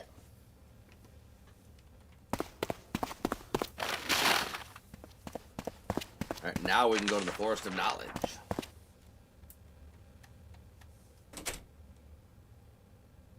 A note. Oh, she has a note. A note? Yeah, I found it in the pocket of the guy with the captain's clothes. It said something about the darkness of the sinister hand or something. What the hell? Let me see it. No, not right. Hey, Junpei, Clover! What are you two doing? Hurry up! Yeah, not right now. He's getting mad. I'll show it to you later, all right? All right. Come on, we gotta hurry. Alright. From the look of that pocket, it doesn't particularly look like just a note. Jeez, what are you thinking? For crying out loud.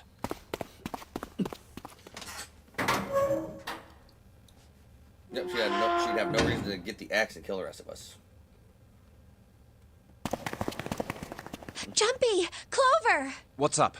We found it! Found what? We found it! What did you find? We found door 9! What? Come on! Just follow us. We'll explain on the way. Okay. Well, if that's the case. Wait for me. We should get going as well. Jumpy! We finally made it! Yeah, it's finally time. We've reached the end. Something's bothering me. Only 3 to 5 people can go through the numbered door. 7 of us are on our way to door 9. That means that, best case scenario, there will be 2 of us who have to stay. 2 people. Is there a way? 4:30. We've only got 90 minutes left. I've got no time to wonder about it now. Hey, Junpei! June! What the hell are you two doing? Hurry it up! Don't worry about it. Let's go, Jumpy! Yeah. Can't skip through this because there's new dialogue popping up.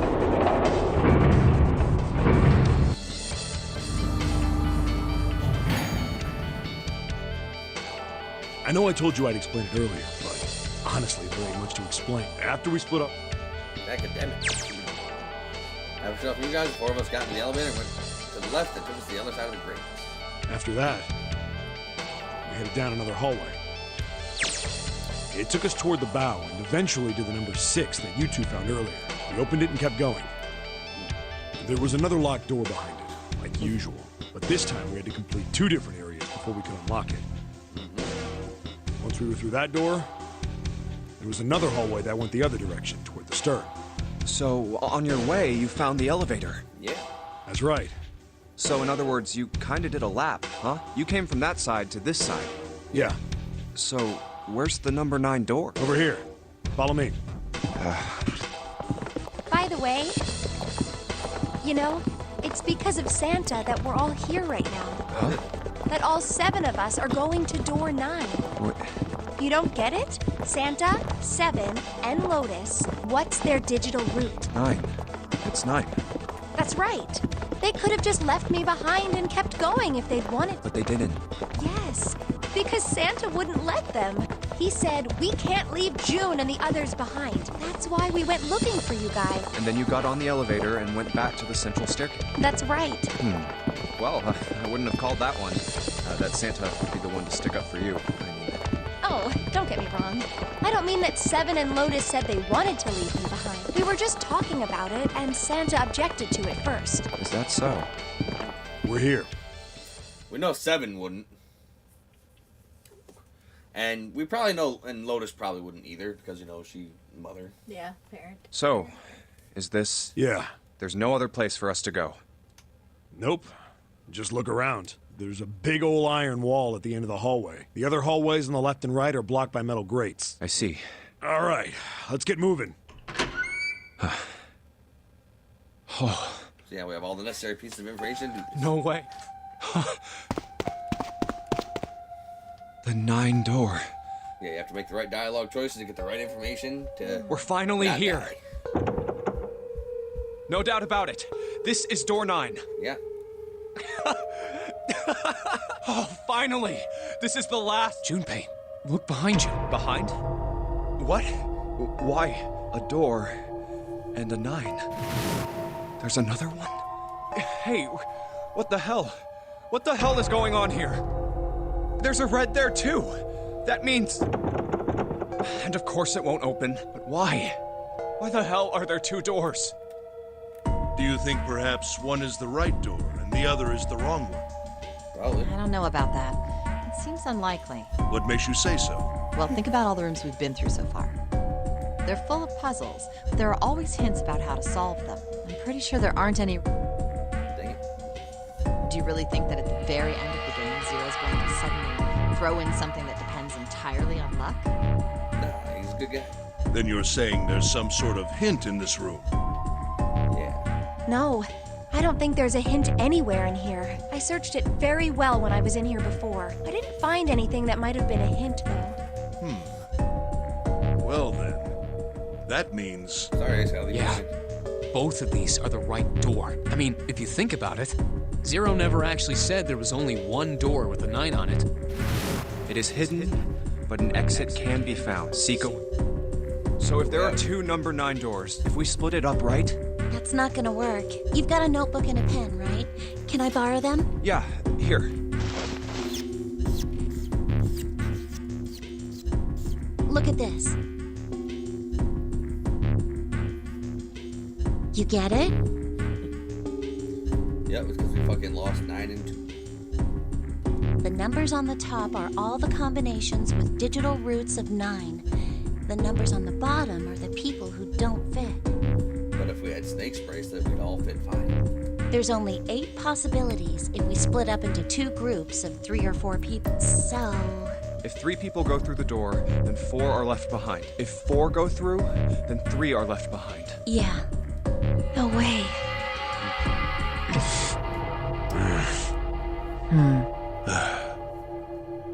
Shut up, Ace. For real. Come to think of it. What is this room? Why isn't Ace just fessing up about the It knife? looks like it's set up for some kind of ceremony. Because that would basically be him fessing up about probably him killing him. But what kind?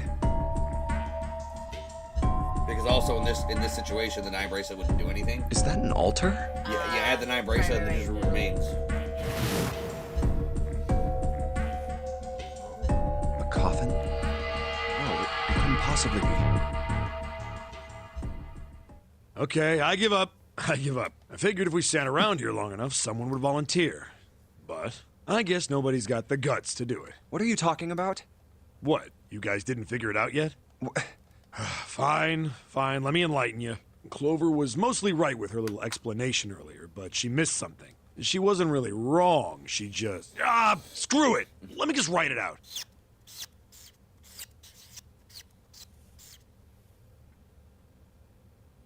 If you're trying to leave with a group of 3 and a group of 4 and get everybody out, Clover's right.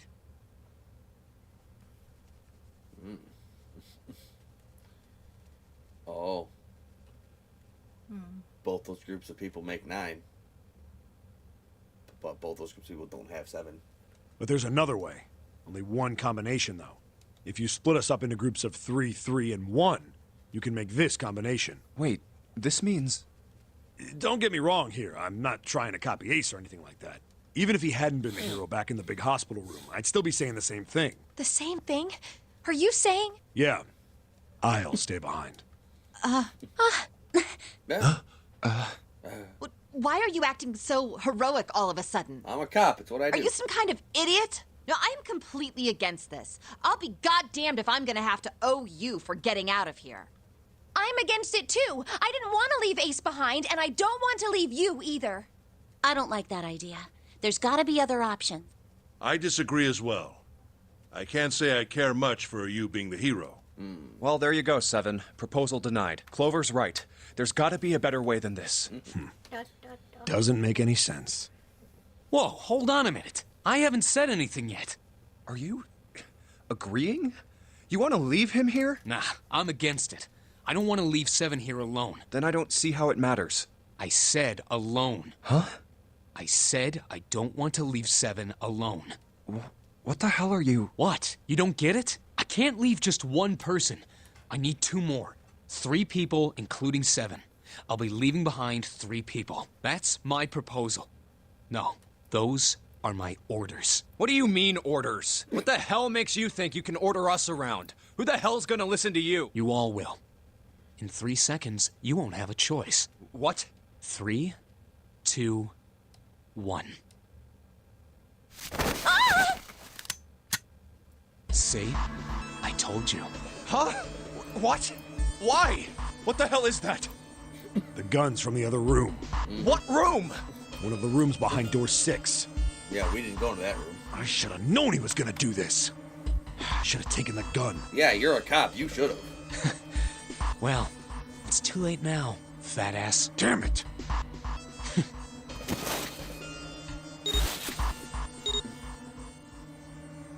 Now, time for you to start following my orders. Ace, Lotus, congratulations! I've chosen you to come with me. Put your hands in the red. Hey, you deaf? I gave you an order. Right. I didn't want to waste any bullets, but you guys just don't get it. Ha! He really shot it? But why? Santa, why are you Santa? I thought you were one of us. I thought we were You friends. thought wrong. What? You knew about the leaf words and the 4-leaf clover. What the hell is that shit? I've got no idea. You're lying. Shut up! Just shut up! You stupid bitch! You want me to put a bullet in your fucking head? Santa. All right, assholes. What are you still standing there for? Get over here and scan those bracelets. I don't have all day. Oh, what's the matter? Your hearing's starting to go? Going senile, maybe? Maybe. That's it. It's the only way. Please, go. Huh? No way. Jumpy, what are you saying? Saying go. If you stay here, you're going to be stuck, Jumpy. I know. And so will Clover and Seven. I know, but you don't need to worry about us. We'll figure something out. Right, Seven? Right. You just leave it to us. It's gonna piss me off to do what Santa says, but... Don't worry about me either. There's still something I have to take care of.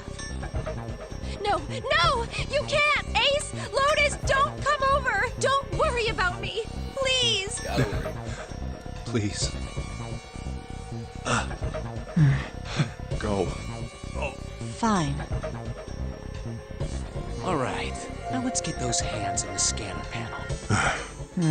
What's the holdup? What? You think I'm fucking around here? I don't give a shit about this girl. The red doesn't need a person, you know? All I need is the bracelet. You get it? Good. Now put your fucking hands on the scanner. I'm not gonna say it again. Fine.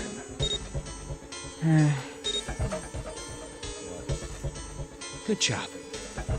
This show will be okay? What makes you say that? Well, I'm hoping that, you know, her brother's gonna like doot. Like, why he's not knocking on the thing right now, I don't know. Now, Lotus, pull that lever. As soon as the door opens, you get your ass in there. Try anything stupid, and you know what happens, right? Damn it.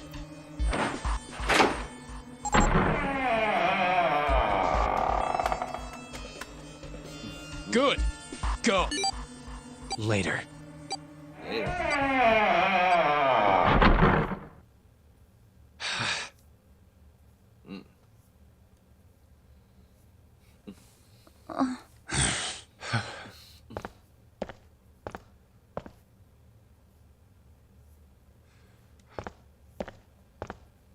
Now we just walk and think.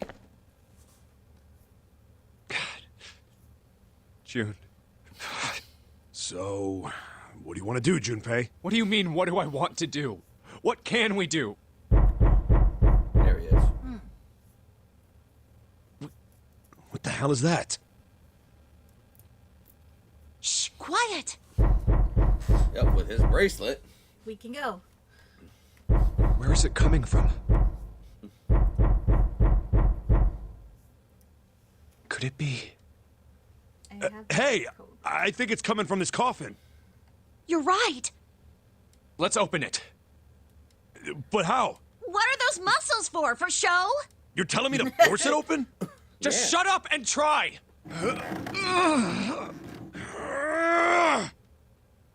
Damn it! Hell of a coffin. Man, it won't even budge. Not another one. Yeah, looks like it. Do you think we have to put in the right password or it won't open? Yep. I think so. Whoever or whatever's inside this thing wants out. And now. I know that. But how? Without a passcode, I don't think there's much we can do. Isn't there a hint somewhere? Well, let's look for one. Ugh, there's nothing here. Not making this easy, are they?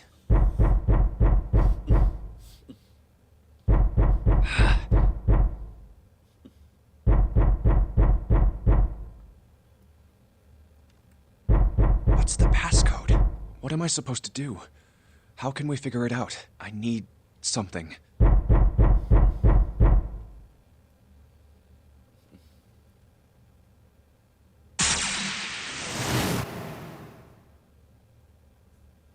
Truth had gone, truth had gone, and truth had gone.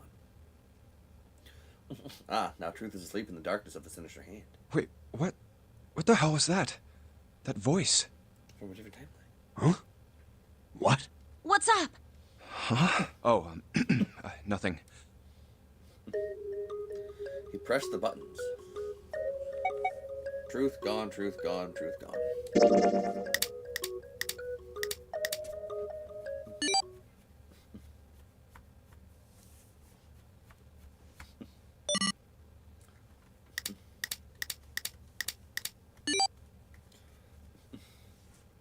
Yeah, without going to the freaking safe ending, I don't freaking think we could 1 4 We'd 3 8 3 4 2 1. yeah, freaking, because we did that freaking ending and that other side, Yeah. the morphogenetic field is transferring it over to us now. Huh? Huh? Hey, what the hell were those numbers? Oh my gosh. Are those? 1 4 3 8 3 4 2 1. 1 4 3 8. Yep. 8, 3, 4, 2, 1.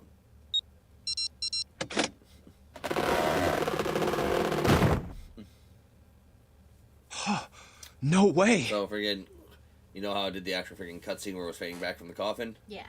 If we didn't do the other side first, that would have been the end of it. What? Why are you?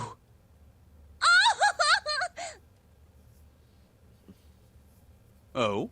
Is that you, Clover? I apologize for worrying you. Snake! You? Why? Junpei? And Seven? Is that you? Is everyone else there as well? Nope. Jeez. You're back. Gently now. My body's still a little weak. You're back. You're back. You're really here. You're back. Come now, what's gotten into you? You're acting as though I've returned from the grave. Very Not rare. as though you did. I really thought you were dead. Huh? You jerk. Idiot. Idiot. Idiot. Baka.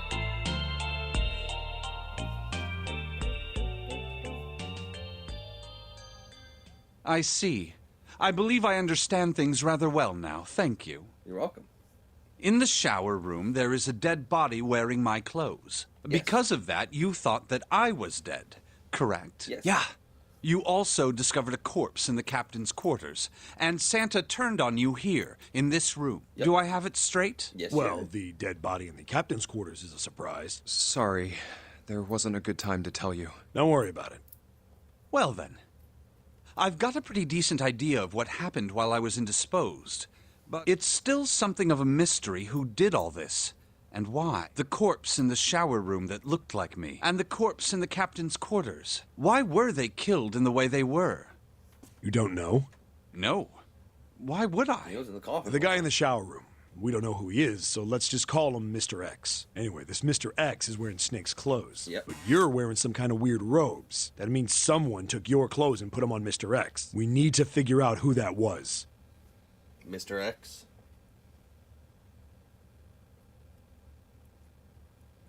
What are you looking at me for? Mr. X? Yeah, what about him? Misdirects? Because of misdirection? I apologize, but I have no idea who might have done this to me. I only just now woke up. I was unconscious during all the events you just described to me. They must have undressed me and changed my clothes during that time. When were you knocked out? When we split up to look for the red. Where did they get you? Do you remember? It was a small room in one of the hallways on C deck. What happened? The same thing that happened to every one of us when we were abducted. A canister releasing some sort of gas was thrown into the room. I believe the gas is some sort of incapacitating agent. Like Soparil. Because that's a gas at room temperature. Then that means it was... Zero. Looks that way, huh? There's nothing else I have to tell you. When I woke up, I was in this coffin. Why? Why did Zero make Mr. X wear Snake's clothes? How would that benefit Zero? I don't get it. What the hell does any of it mean? And I have no idea how I got the passcode for the coffin either. Truth had gone, truth had gone. Where did those words come from? Why did I feel compelled to push the buttons on the bracelet after hearing them? All I know is my fingers moved on their own. It was like I did it subconsciously. I don't get it. What the hell does any of it mean? Also, Snake and Clover had been subjects in a similar experiment 9 years ago. Yeah. The ability to access a morphogenetic field is affected by a couple of things. The first is epiphany, and the other is danger. And someone did actually die. A girl. Her name was... There had been another experiment conducted on this same ship 9 years ago, and a girl had died during it. Morphogenetic field theory. The two murders. Switching clothes. The nonary game.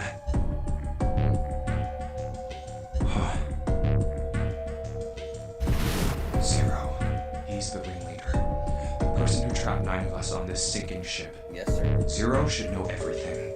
If we can uncover Zero's identity, all of our questions will be answered. At any rate, we'll have plenty of time to decipher the details later. For now, it is of utmost importance that we escape. Is it though? I want to go see Alice. Junpei, it was 4:30 the last time you checked the clock. Yes? That means we have less than an hour. We must hurry. Hey, how are we gonna get out of here? Isn't that obvious? Through the other number 9. Oh yeah, you're right. With Snake, we can open the door. Don't tell me you hadn't figured that out. Come on, you gotta tell me these things. I, assumed you'd figured it out. Forget it. Let's just get going.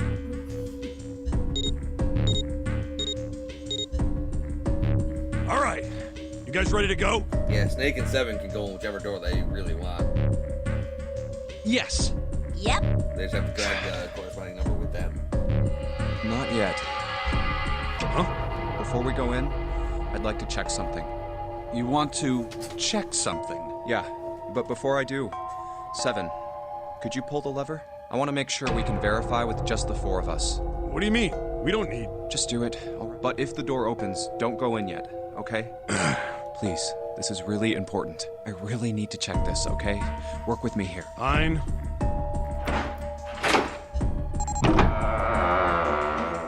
That's good.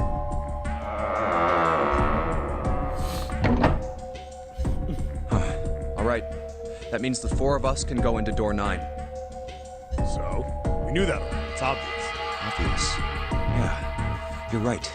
Now, what happens if we add Zero's bracelet? What? Zero's bracelet? Why don't you take it out, Clover? So you did know I had it. Yes, ma'am. I picked it up because I thought it might be useful sometime.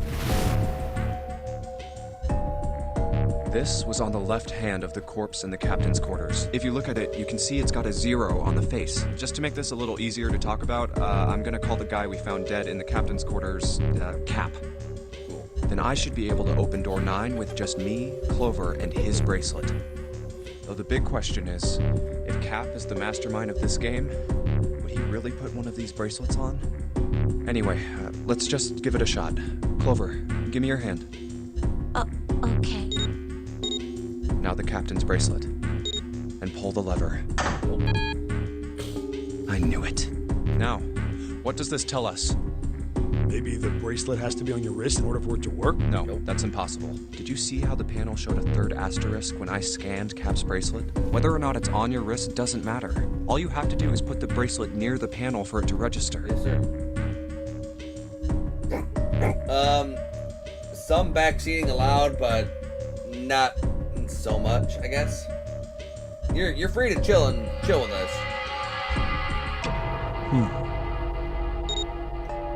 Huh. Looks like you're right. See? So what does that mean? There's only one possibility. That bracelet isn't the number 0. Is that what you're saying? That's right. We already know Then what that bracelet what is. number is it? Let's find out. Scan the bracelets with this combination.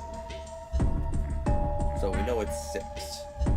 So that makes 13. That makes 18. Let's try 7, me, and Cap. If this combination opens the door, then Cap's bracelet is number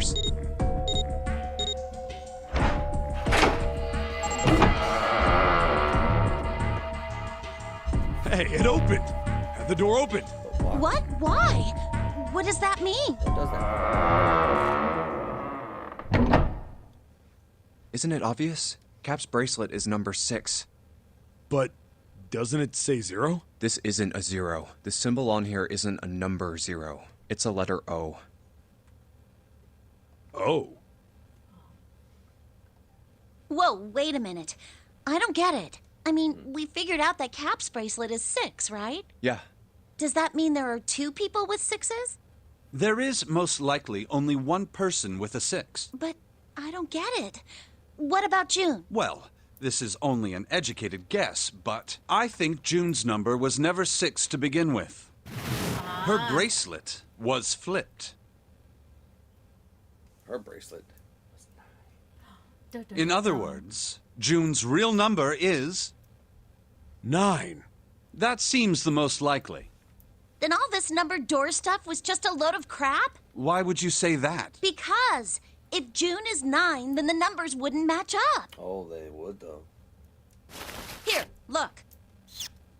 List of all the numbered doors June's gone through. I'll let you know what I'm writing, okay, Snake?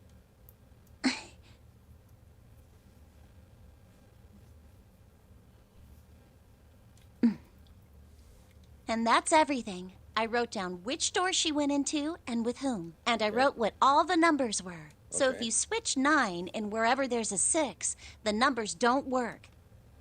If the digital root is 7, then you can't open door 4.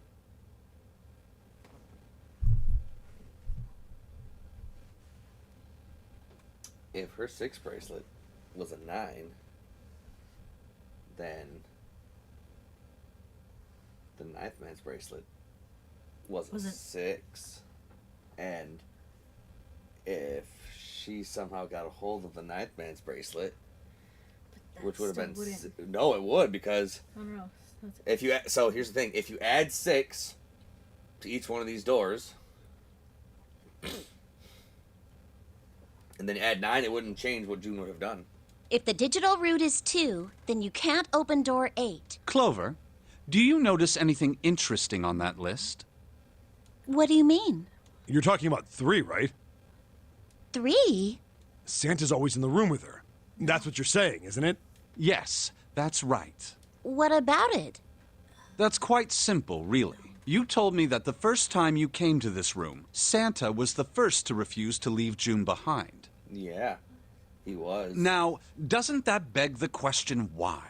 Why would Santa do such a thing? The answer is easy. Because Santa can't open door 9 with only 7 and Lotus.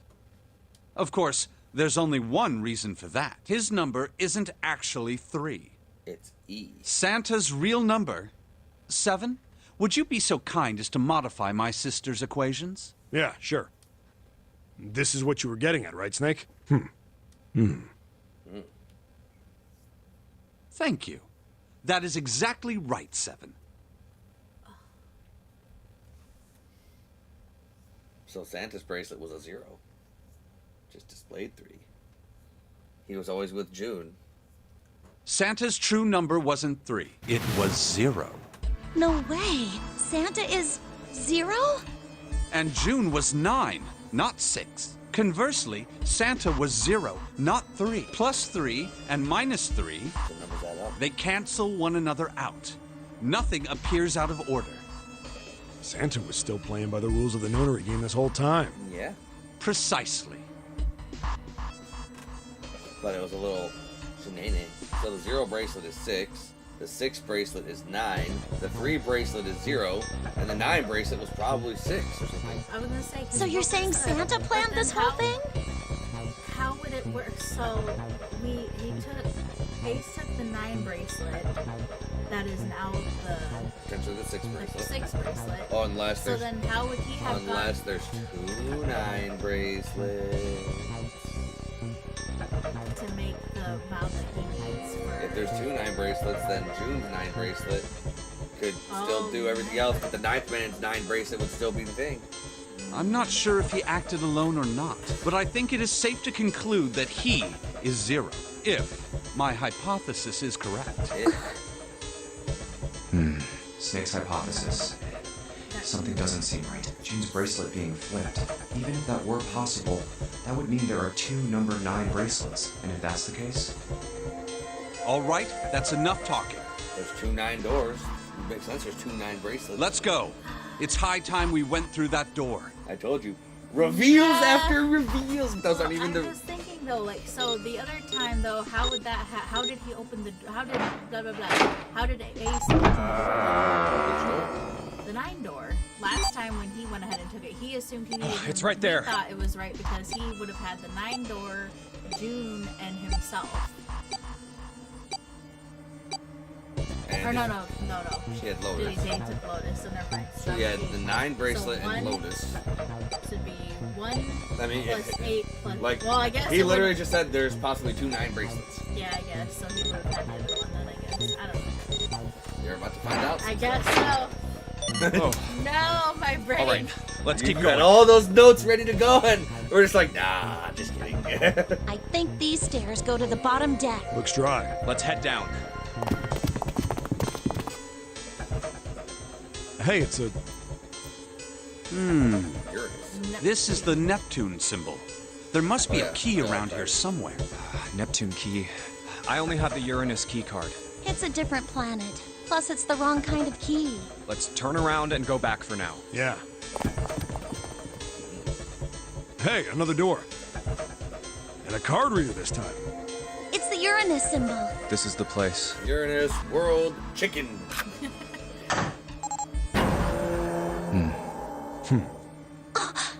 I think that's the library. Oh. Wow! It's totally full of books. Yeah. There's so many. I don't know where to look. All right, if we want to get through that door out there, we need the Neptune key. I say we split up and look for it. Okay. Snake, you split up and feel for it. Very well. Like, he looks so goofy without his actual nice clothes, dude. Oh yeah, I He know. just looks like Sleepyhead. Sure thing. Good. Let's get started then. We don't have a lot of time. Looks Hurry. like you in the morning. And the big gray fuzzy. Yeah, I was about to say. Alice sleeps in a small chamber past the forest of knowledge. As he began his search for reasons he didn't fully understand, Junpei felt those particular words float through his mind.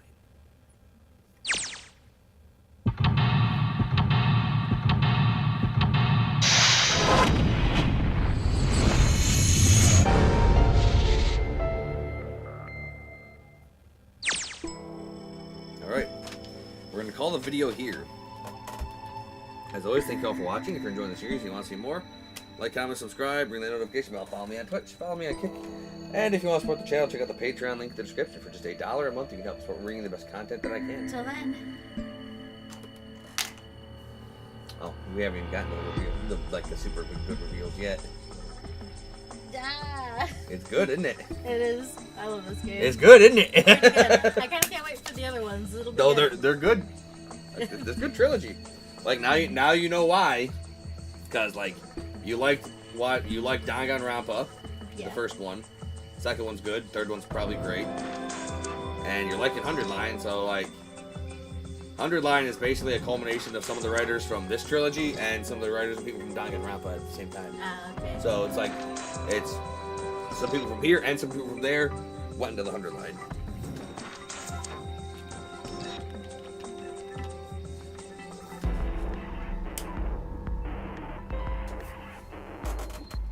Hey everybody, Ark Nova here. And Pokey Seal. Getting back some more. Let's play Trip 9s. Okay, so we have 1, 2, 3, 4. The Black Hole Hypothesis. Gamma Ray Astrophysics. I guess this bookshelf has an astronomy theme. Alright, so there's 4 main rooms here. Main sections. Handles made of metal, probably a wise choice of building material. Okay. 4, 5, 6, 7, 8. Okay.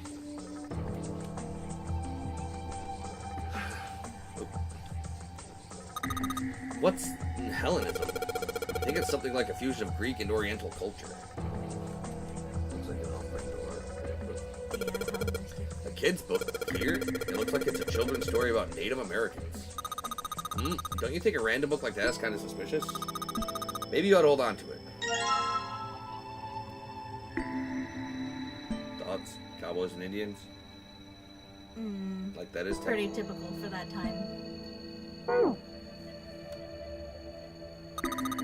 History of the medieval period. Maybe it's about Sir Lancelot. Isn't he just a story? I don't think you're gonna find a guy who didn't really exist in a history book. History of Buddhism.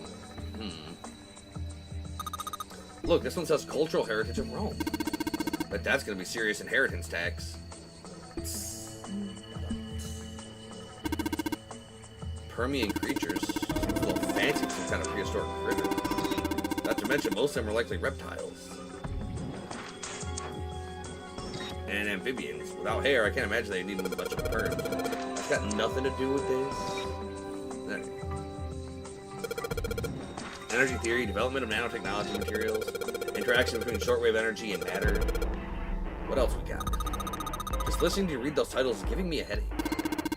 Can't say fancy technology stuff and I get along real well. Keep on talking about that stuff and you're gonna put me into sleep.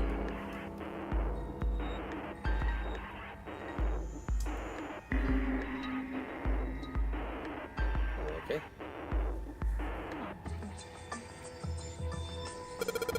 What's the deal with these titles? They're all gibberish. What if we, like, switch them around? Switch them around? Yeah. If we move them around, maybe they'll spell something. Oh, I get it. Yeah, heck, it's worth a shot.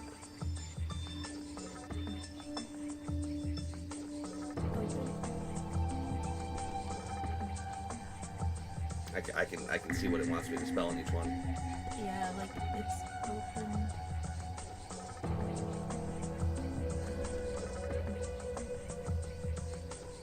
I'm not sure what the other ones are. Open here, find bulb. Ah.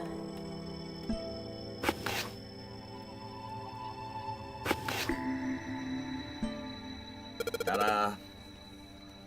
How about this? Looks like putting those books in the right order opened this thing right up. That was a piece of cake. Hooray! You did it, Junpei. You're not completely stupid. I guess that turned out well enough. So the letters from the title spell out, open here, find bulb. That's like, not everything is going to be a super duper logic puzzle. Like, if you do the first word, it's going to spell out all the rest of the words. Yeah. Hell, if you actually knew any of the words, it would spell out all the words. Are property values going up in space too these days? Probably. Man, it gets time to tough for aliens too. This one says cosmic inflation. Unfortunate. Seems legit.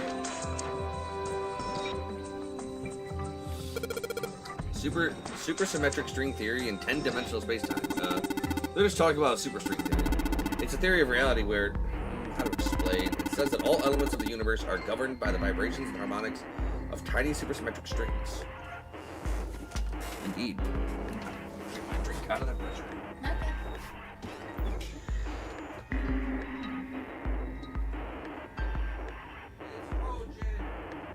I'm sure it is. You left it in the freezer too long. I did. You did. I did. You did. I did. I can put another one in the freezer for you. No, I heard that one. I did. Okay. If there was another one in the freezer, it would have been super frozen. Well, I mean putting one in the freezer now. But, What's this? An overview of conformal field theory. Ah, well, it's a theory that posits an invariant quantum field where conformal transformations can take place. Knock it off with the science voodoo stuff. You trying to put me to sleep? Theory of general relativity. Huh. Oh, I know this one. That's Einstein, right? Quantum gravity. 7. Do you have any idea what this is? How about you start by using real words? Then maybe we'll get somewhere.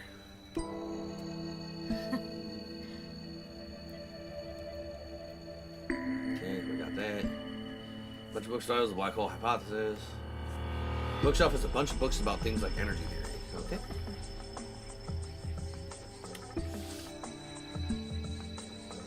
Okay, so that's still open here by bulb.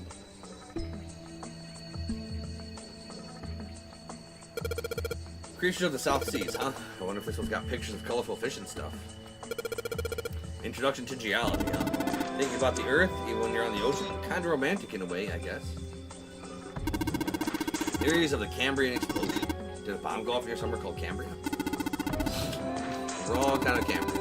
Roughly 500 million years ago, during what is known as the Cambrian period, research suggested the variety of living organisms increased by an order of magnitude. Why that happened is, however, still something of a mystery. There are a number of theories. This book is most likely a collection of them. The theory of evolution. Heck, even I know this one. That's the Darwin guy, right? Well, yes and no. Charles Darwin wrote a book called On the Origin of Species. In it, he put forth his theory of evolution. Yeah, I remember that part. He called it natural selection. Exactly. Mother Nature. Is that some sort of book about hippie chicks? Probably not, except perhaps tangentially. It's most likely about environmental protection. I was just trying to make a joke. Dude, hippie chicks? Really? that's all he's got. Paleontology. This one's about fossils, right? Ammonites are pretty nasty looking. This one says transition of extinct species. We need to hurry it up or we're going to end up in the pages of a book like that. Micrographia. Huh. Ah yes, Robert Hooke's famous work, first published in 1665. He built a microscope and examined insects, inorganic substances, and other things too small to be seen in detail by human eyes. He then drew pictures of the many things he'd examined and published them in a book. I'd hazard a guess this shelf is concerned with the natural sciences. Why did mankind lose their tails? Junpei, do you know what this one's about? Why are you asking me? I didn't even know we had tails to lose. Maybe you should ask the human with the tail. Mankind's ancestors most likely lost their tails as they were no longer useful, and the nutrients required to grow them were better put to use elsewhere. At least that's what I read. I was rather young. I may have remembered it incorrectly. Well, why the hell would a kid be reading a book like that? I don't know.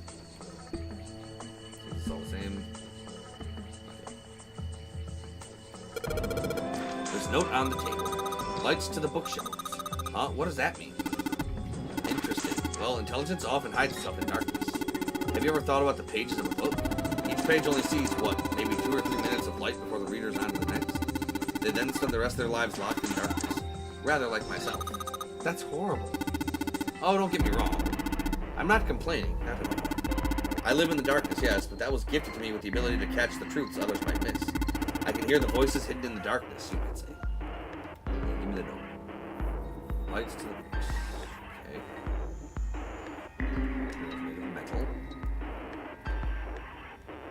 Okay, so that no matter which part of the bookshelf I'll click on, left side takes me there, right side takes me there.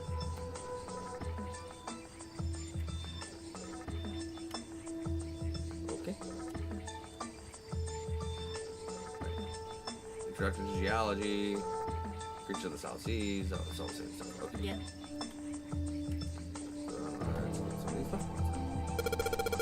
Automated robotic assembly line techniques. Huh.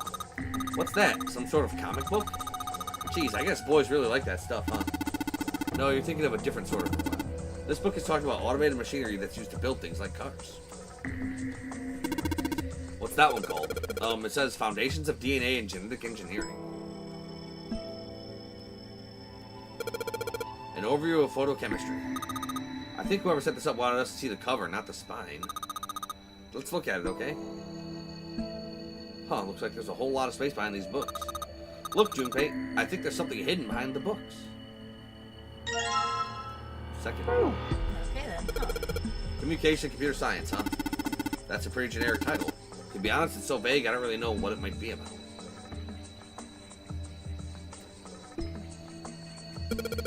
We can just call it dissection.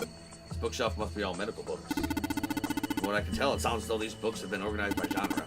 The library must be massive. I'm rather impressed by how well organized it is. Human equilibrium theory. Human anatomy. Regeneration of the internal organs. Ancient gladiators. What's this book doing here? Maybe they were researching human physical limits across history? Look, this one's called Recreation of Lost Human Functions.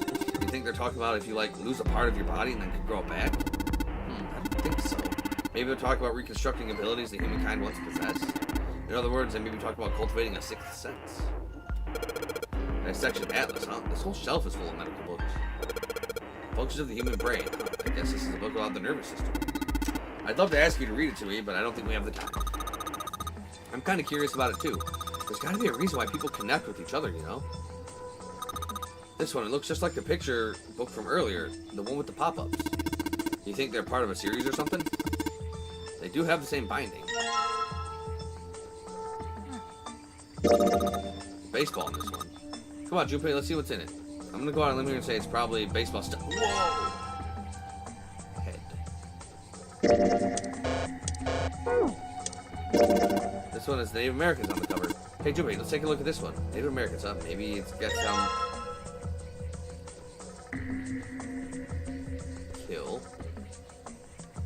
Look at that in the right light. I'll probably say kill as shadows. Alright, lights to the books. Principles of monkey behavior, huh? I'd imagine a book describing praxeology, studies on monkeys. Monkeys are often similar to humans evolutionarily, so I imagine this research was fruitful. Oh, look, Stephen, here's a book that's perfect for you. It's called Correlation of Muscle, Bone Density, and Bone Strength. You're just saying that because it says muscle. The shelf is full of medical books.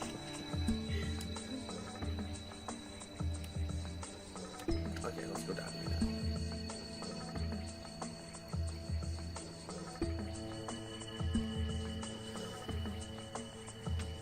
Kind, Owen, Sheldrake, and Liburns. All real people, by the way. Dadkind. What the hell is this? Wasn't that a German mathematician? Maybe it's a compilation of his work. Owen, huh? Owen isn't enough to go on. Perhaps it's about the English Revolutionary? Liburns, or Liburnies. Or Liburns. This book is in German. It looks like it's complete works of something. I've never heard of it. Well, if Snake doesn't know what it is, I don't think we'll ever know. Sheldrake. Sheldrake. Isn't Sheldrake the morphogenetic field guy? Well, written number in the lower part of the spine. 1, 2, 3, 4, 5, 6, 7. 1, 2, 3, 4, 5, 6, 7, 8. 1, 2, 3, 4, 5, 6, 7, 8. 1, 2, 3, 4, 5, 6, 7. Algebraic number theory. Math, huh? There's another one that over here. You mean something like primary number theory or analytical number theory or geometry? Oh my gosh, how did you know? Nobody said anything about those. Well, number theory is usually split into 4 chief disciplines. If there's a book named... well, I guess the other 3 would be there as well. Looks like I was right. This book's called Algebraic Number Theory. This one's called Goldbach's Conjecture. Conjecture? What's it about? Like magic or psychic stuff or something? Right, evidence about jewelry, isn't it? may have an odd title. It's actually a very respectable mathematics book. It deals with one of the unsolved problems of additive number theory. Sorry I said anything. Look, let's not get into this right now, okay? It says Riemann hypothesis. What's there to hypothesize about Riemann? Isn't it pretty straightforward? Heavens no, there are many factors. Length, girth, lubrication, or lack of. It's an exciting and rapidly growing field. Whoa.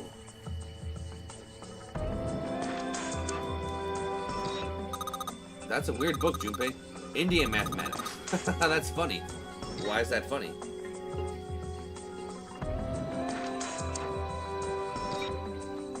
Alright, so... there are books in here in all sorts of languages.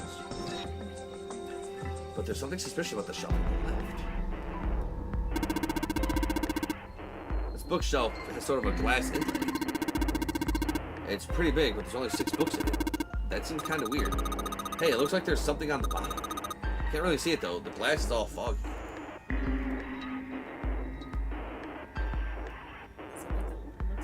Awesome. There's a lock on the glass door. Yup, won't budge.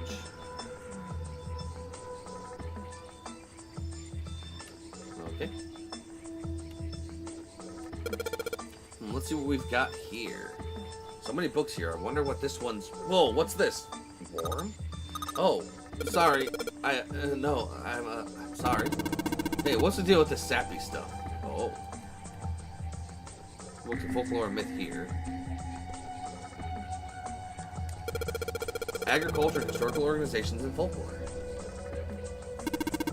Hey, there's another one of those picture books here. Something about these things feels kind of nice, you know? Brings back good memories. I guess even people like Seven were kids once. No shit, you little brat. Hey guys, cool it. Alright, I think I'm gonna take this picture book with me. Tales of Old Japan. What's this? Origin of Japanese folklore. Looks like there are a bunch of books about Japanese culture here. And most of the ones about folklore. Folklore can cover a wide range of subjects. History, urban life, religious trends, environmental changes, oral traditions. Folklore can cover all of those things if you know where to look. This looks pretty deep. Modern Japanese literature, huh?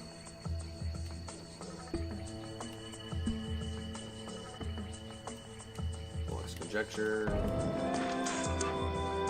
Yeah, I need 3 bulbs. There are 3 lights in this thing. They aren't very bright. Hey, didn't we find some kind of really powerful light bulb earlier? Why don't we put it into one of these lamps? Yeah, well, it'll get a lot brighter, but if there are 3 lights, that means 3 light bulbs. That won't be much point unless we can replace all 3 bulbs.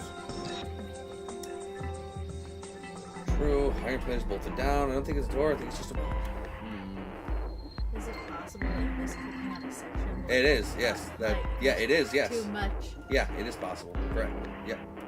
100%. So then, wait, go back. Because you keep skipping the same one. Well, it's hard to click on them. Okay. Alright, so you already clicked on this one. Yep. So now you need to get into this section. Yeah, there's no. Oh, there, okay. yeah, It's just the there is space. there. Yeah, there is no. Okay. Yeah, there is no that section. Okay. So then you have a look. Conjecture, mathematics, Riemann hypotheses, conjecture, mathematics, the Pythagorean theorem. This is a famous one. Sounds like there are a number of math books in this section.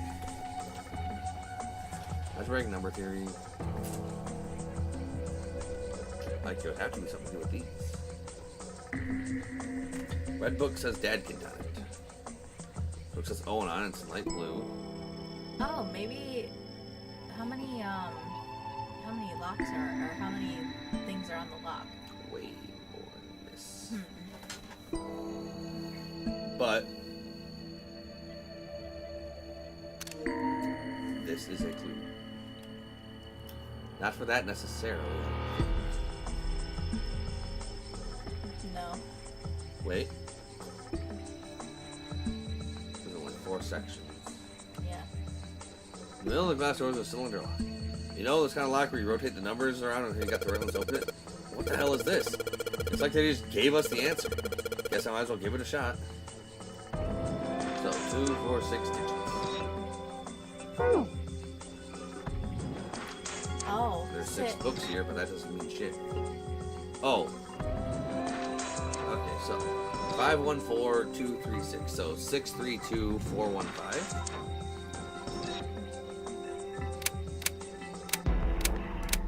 Six, 3, 2,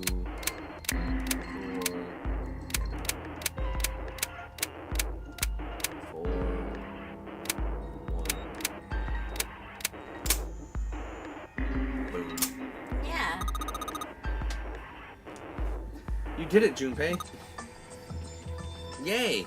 I don't know why, but I don't really feel particularly happy about being praised for that.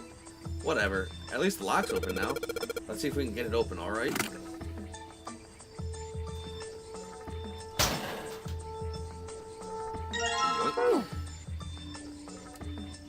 All 6 books seem to be pointing to the cylinder number.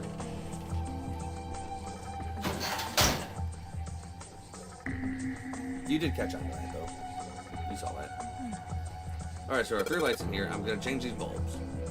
Now they should... Whoa, those light bulbs really make a difference. It's pretty bright in here now. And then now we do the pump. Wow, it's so bright now. It's almost blinding. Then we just have to do this. So first things first. Let's got a magic wand on it. Okay. So what's inside? Well, are you going to open it? Pretty sure it's just going to have pages inside. Smart act. Whoa!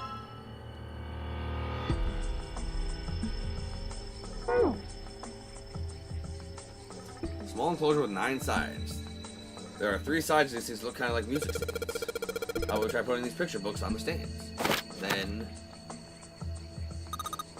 Sheldrake 5. Awesome! Looks like it worked. Way to go, Junpei. Good job, buddy. There's something projecting on the bottom. These letters, they seem familiar. Gotta jump back to the show so that I can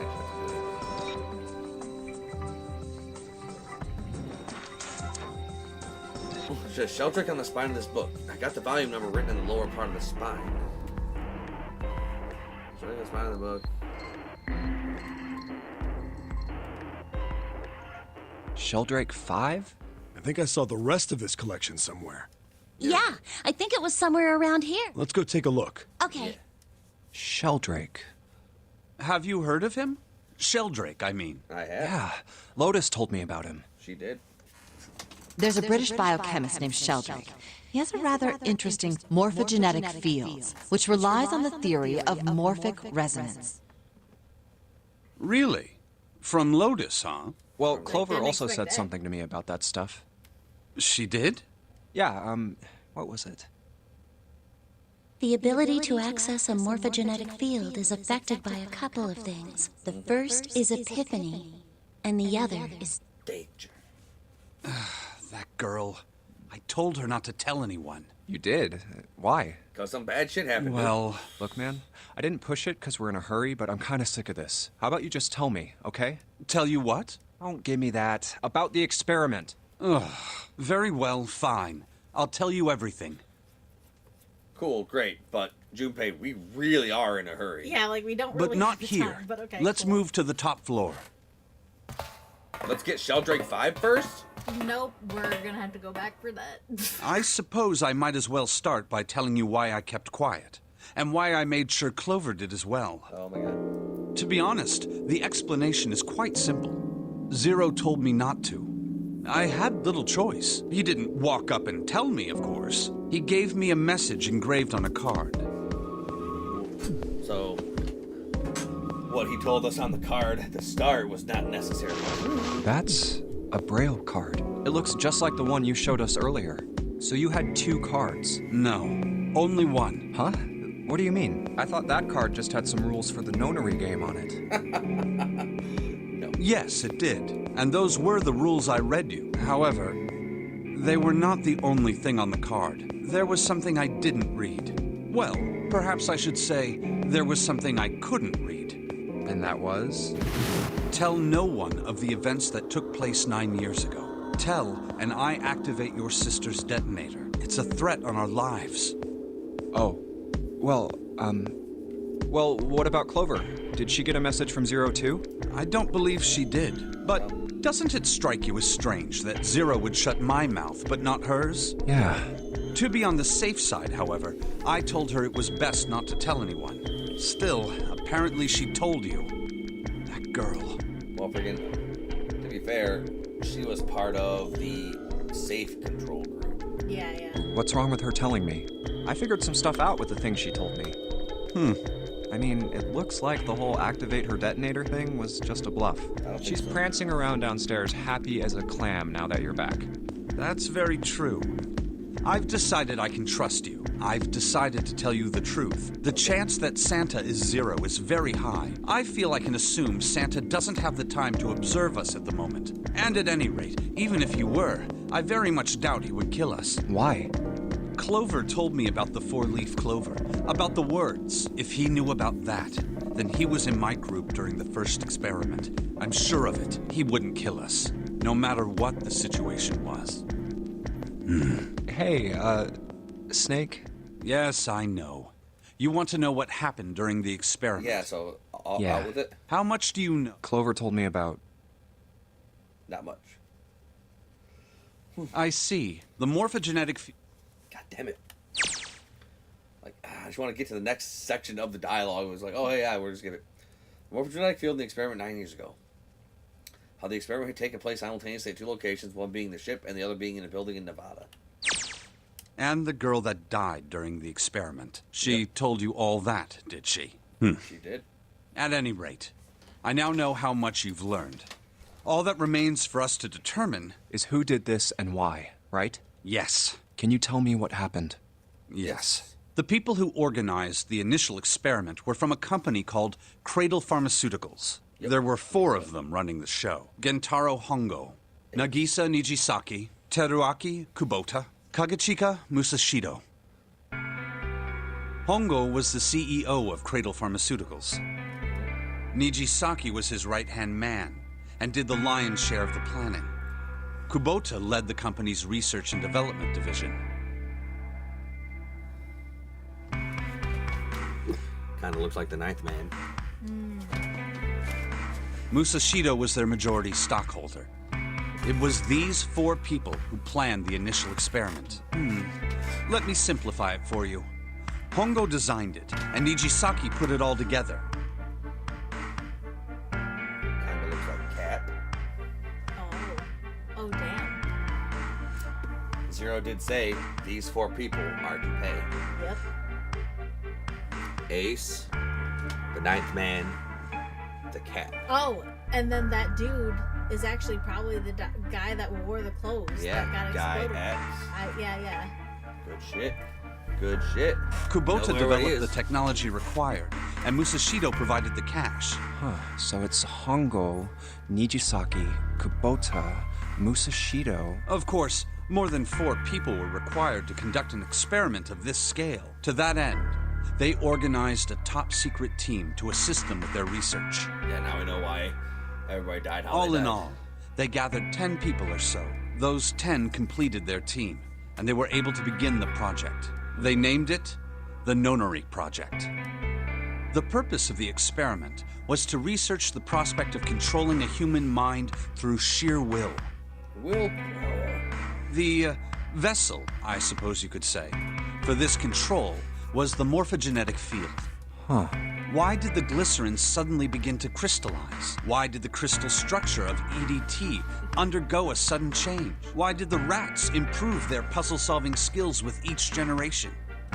Experiments with humans produced the same results. The more people who knew the answer to a question, the more there were who could answer correctly without having seen the problem before.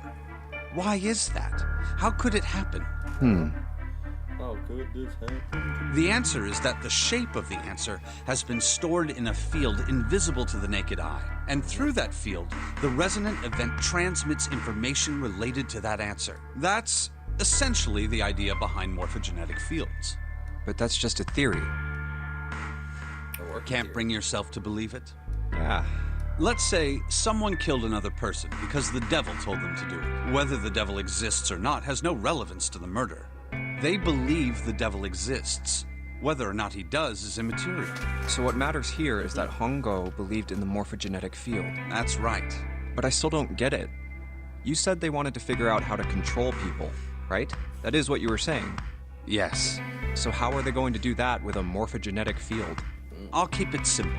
Let's suppose 10,000 people have solved a certain problem. The chance of you knowing that answer, even if no one has told you, will go up. Let's have another example, shall we? Say 1 million people were to do a handstand right now. Tomorrow, the chances of you doing a handstand would be higher, even if you had heard nothing of this hypothetical mass handstanding. Mankind's thought process and actions are all part of a resonant event. All of the resonant events encoded in the fields are projected onto you. Of course, this assumes you believe in this theory.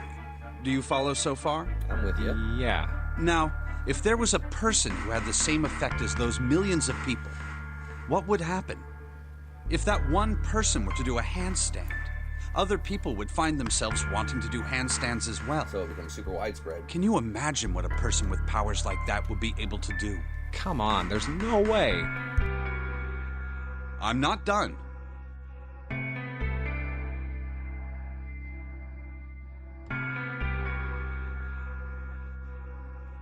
Imagine another scenario. Imagine another person. This is an ordinary person. Let's say he does a handstand. What if there was someone who could grab the resonant event he created by doing that and use it to make other people do handstands? What would happen then?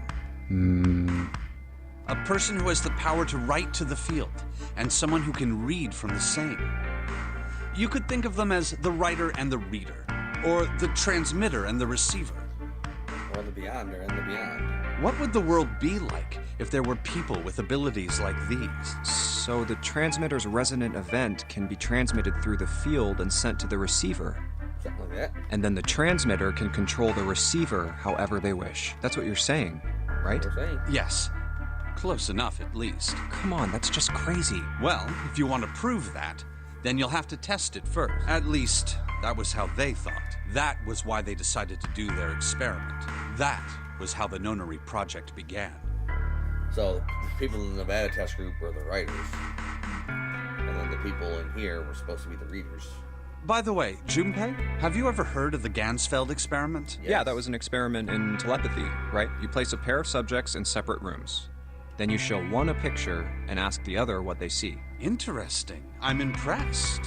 Yes, that is exactly correct. So, why did you bring up the Gansfeld experiment? It was used to screen subjects for the Nonary project. The hospital in a remote town was affiliated with Cradle Pharmaceuticals. Hongo used it to conduct experiments on visiting children in secret. Some of them, he found, had potential. He began to gather children that showed promise. Children that seemed as though they might be able to access the field. Children, like us, we accessed the field to get the code for the bracelet. Of course, none of them volunteered. They were kidnapped. There were 9 pairs of siblings taken, for 18 children total.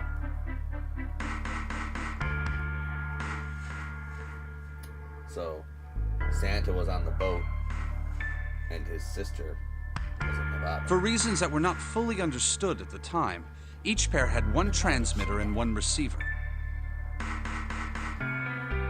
Oh, no.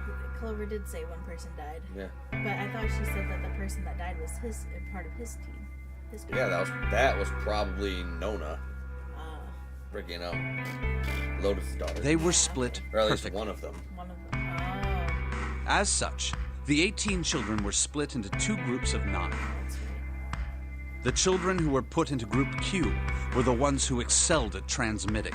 They were transferred to the mock experiment building known as Building Q in the Nevada desert. The children who excelled at receiving were put in Group A. Group A was then placed on the former hospital ship Gigantic. From the experiments he had conducted so far, Hongo had learned the following. There are 2 things that can increase one's resonance with the fields. The first is epiphany. The other is danger. Have you ever been faced with an especially difficult problem and thought about it very long and very hard until finally an answer suddenly appeared in your mind? Yeah. It may seem obvious to say so, but that is what is meant by epiphany. The information obtained through that epiphany can be easily transmitted through the fields, where it can be easily interpreted. Adding danger to that equation allows for even easier field access. That's where Hongo came in. They set up a number of puzzles across the Gigantic. The participants had to solve each one before they could move to the next room. Of course, he hadn't forgotten to include danger. He had detonated a bomb on the hull of the Gigantic. The children in Group A were forced to play the nonary game as the ship sunk. Damn it. Forcing children to a life or death situation, Hongo had hoped to increase the likelihood of their tapping into the fields. The children from Group Q, on the other hand, were confined to the mock experiment building, Building Q. Building Q duplicated the interior and puzzles of the Gigantic exactly. Every detail was exactly the same. Hongo explained the situation to the children in Group Q. Solve the puzzles you find throughout the rooms. When you have the answers, transmit that information to the children in Group A. If you succeed, they will be able to solve the puzzles and escape. But if you fail, then the Gigantic will sink, and your brothers and sisters will drown. Ace like uber bad man. Those were his orders. Do you know why the astronauts of Apollo 13 were able to return to Earth safely? It was because NASA had access to a replica of the Apollo 13 capsule. And they were able to freaking fix the problem down here so they could tell them how to fix the problem up there. All of the equipment, the instruments, everything. All of it identical. Everything was just like the real Apollo 13. NASA was able to replicate the situation the astronauts found themselves in. By putting themselves in the same situation, they attempted to solve the problems the astronauts were dealing with. Once they found solutions, they reported their findings to the men aboard the actual capsule. That was how they were able to return safely. And that is fact. It was the same with the Gigantic in Building Q. Like, that's actually how a lot of engineers, like, how a lot of astronauts are able to fix problems up in, like, fucking space shuttles and stations and shit. Is because, freaking, we have, like, freaking the same, we have replicas of the same freaking shit down here that, the engineers and the scientists are actually, super working on to solve, to actually give them the information. Okay, first you do this, and this, and this, and then whatever. The children from Group Q had to use the power of epiphany to solve the puzzles they found and transmit what they learned through the fields. The children in Group A, however, they had to access the fields to learn how they might advance to the next stage. That is the simplest explanation I can manage. Wasn't simple at all, dude.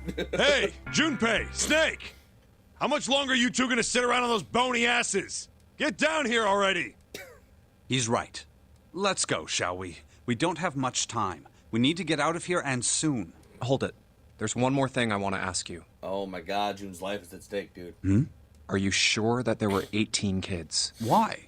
Well, I thought it was only 16. Oh, yes. That was what they said on the news, wasn't it? Yes. I have no doubt that 18 children were abducted and used in Hongo's experiment. After all, you couldn't exactly play a nonary game with any less, could you? Well, yeah, but are you saying that the news got it wrong? Yes, I am. There were 2 more children. However, they had no relatives that I'm aware of. I imagine no one filed a police report when they went missing. They were brother and sister, like Clover and I. The brother's name was Aoi. The sister's name was... Her name was Akane. Kurashiki. That was the girl who died. Akane Kurashiki died 9 years ago? Then, who is June? No. It's impossible. It can't be true. What? First, it's like, oh, my bracelet's not even my bracelet. But now I'm not. But now I'm not even I. I'm not even me. Akane isn't that uncommon of a name. If Snake had known her last name, that's a different matter entirely. So they share a name. A lot of other people do too. It doesn't mean anything. It was someone else. Of course it was. Is something wrong, Junpei? Your breathing sounds strange. Oh, no, it's nothing. I'm fine. Let's get back down there, all right? I couldn't do it. Why didn't I ask? What's her last name? I just couldn't get the words to come out.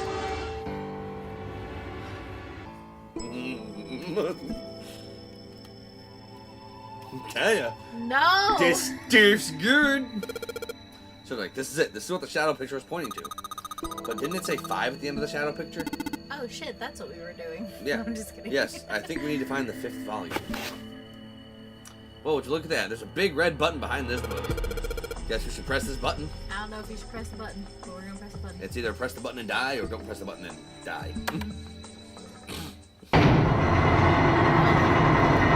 Oh, you have no idea how bad this is gonna be, dude. What was that sound? It sounded like something really big was moving. It came from the top floor. Alright, let's go check it out.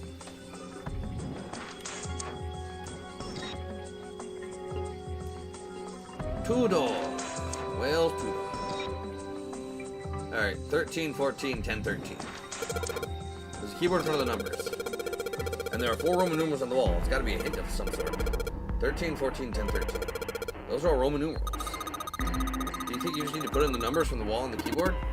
No, you can't. The keyboard doesn't have any number keys. You can't stuff them in like 3 or 4. Oh, and those are... You know what those are. Let me see if we still have those. Alright. So A, 10, 11, 12, D, E, A, D. Dead. Ah, Well, I bet you gotta type something on that keyboard. Yeah, but the only letters. And it looks like you only enter 4 letters. Let's see how it works. Guess you need to hit enter once you type in the letters. You can erase what you type with clear. Okay, I get the basic operations. Let's give it a shot.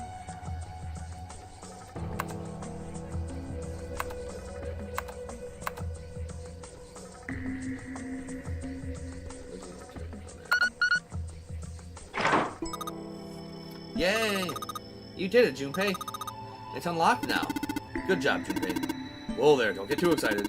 The password was dead, remember? Just makes you think whatever's waiting for us isn't good. So what? Jeez, you're such an old lady. We can't be worrying about stuff like that. I mean, come on. We got it to unlock, didn't we? Let's go. Hurry up. It's a thick metal door. There's a handle in the middle of it, though. Alright, let's get this thing open.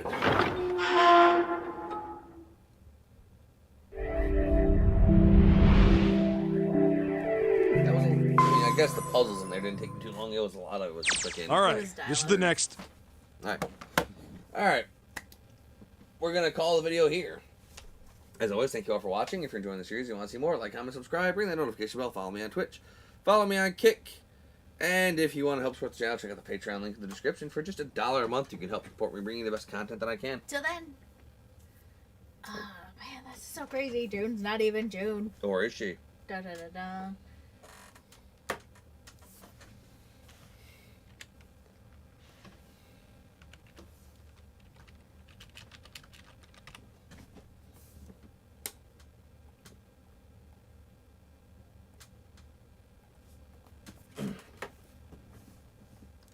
What's up? Nothing. I'm just looking at my stuff. We got stuff? No, we don't got stuff. Oh, I like stuff. I know. Hey, everybody. Ark Nova here. And focus heal. Ugh, the door! Did that just close on its own? It did. Don't tell me we can't go back. I don't know. Let's see.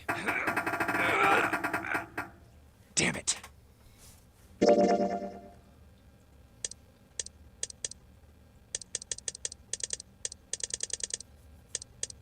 Hey, so you remember the flowchart?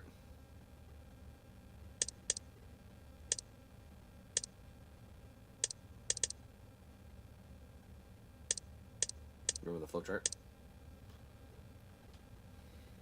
Yeah. Whoa! Yeah. Okay then. It looks like it locks automatically. Is there any other way out?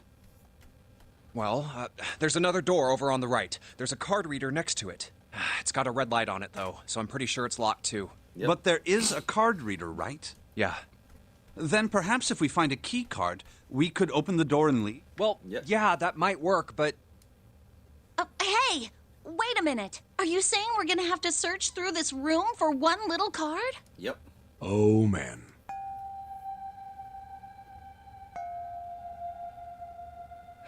Looks that way. No way! For real? Well, we can sit down and wait to die, if that's what you prefer. I might. I rather doubt that, however. So it would be wise to start looking. We haven't much time. Let's find that key card. Oh, and the Neptune key as well. We won't be able to get through the hallway without it. Yep. All right then. Let's begin.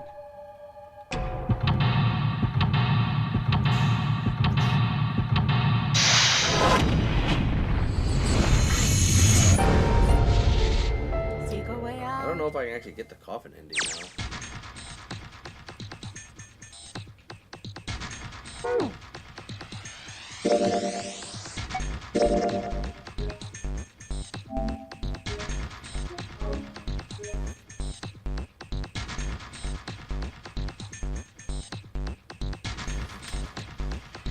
Check.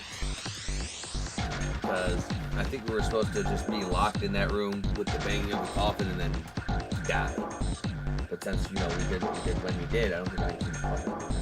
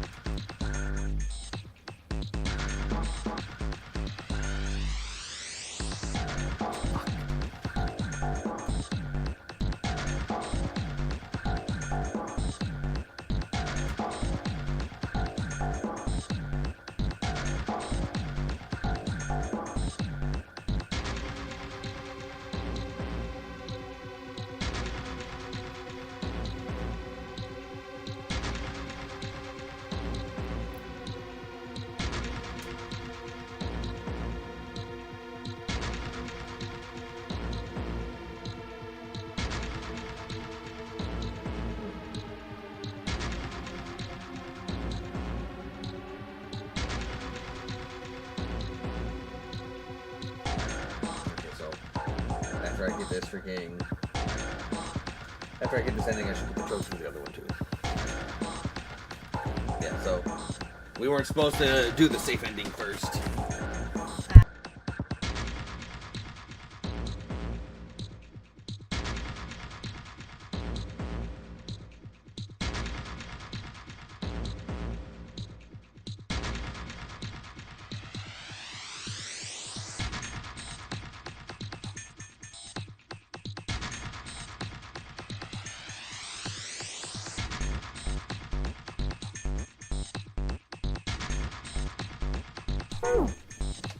Alright.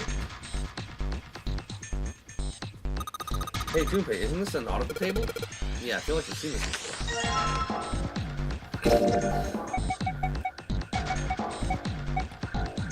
Study nautical. The nautical table from the study was found on the drafting table. The fatal line on the right must be connected to the line on the left edge. So that's where we came from.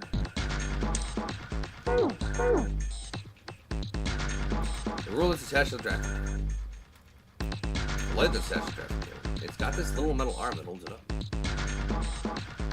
It's a 1, 2, 3, 4, 5. 5 is it's a chair. Look, Junpei, the rust on here looks like Elvis's face. Yeah, how exciting. Gosh, this desk is really big and feels sturdy. Yeah, it does seem pretty heavy duty. I suppose it belongs to whoever uses this room, wouldn't you say? There are piles of crap everywhere. Man, this place is a mess. It's so messy, I don't know where to start. Some of this crap looks familiar. I think a lot of these parts are parts of the puzzles we've solved in other rooms. If that's true, then this room could be Zero's laboratory. Perhaps Zero would shut himself in this room and devise machines and puzzles he needs to see his plan come to fruition. A pipe. Great. I think these fans are for ventilation. They're probably there to circulate air. There are some old computer monitors on this desk. You don't see CRT monitors that much anymore. pile of junk. There's nothing useful here. Still cabin with a double door. I see some sort of big machine on the other side of all this crap.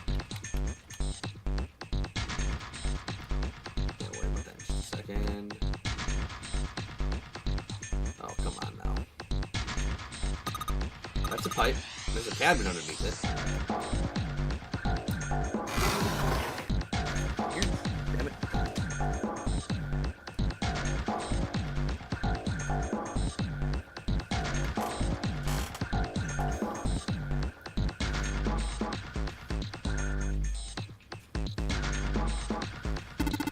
What have you found in there, Junpei? Looks like someone was working on a solution. It's got some handwriting on it, too. New materials been added to the file. Got nothing in the drawer anymore. There's a buttload of drawers on this cabinet. Okay.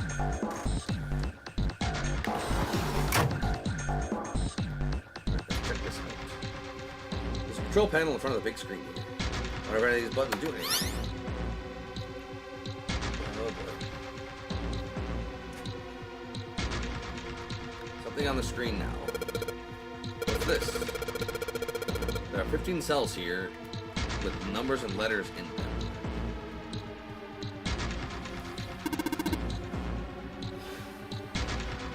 Let me see that. Ah, I see.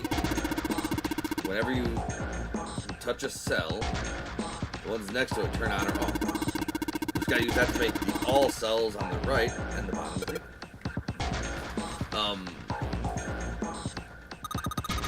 Hey, Junpei, I found this piece of paper under that thing. You want to take a look at it? Do you think this might have something to do with the puzzle? It's a piece of paper clover gate. There are a bunch of numbers and letters connected by equal signs on it. It's like she said, this is probably related to the puzzle on the screen somehow. Thanks, Clover. This really helps. Alright, let's go back and try again.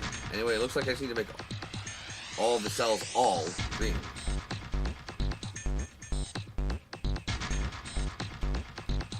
Zero zeros, 1 is 2. Okay.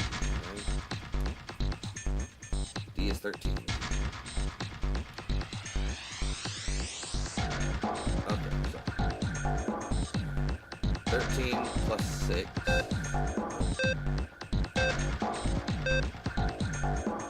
1 plus 9 equals 10.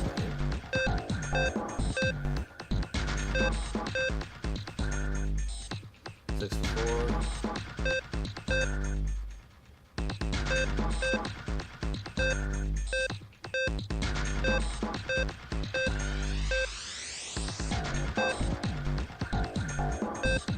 Ah, okay. That's good. L is 21, so 1 plus 15. 5, okay.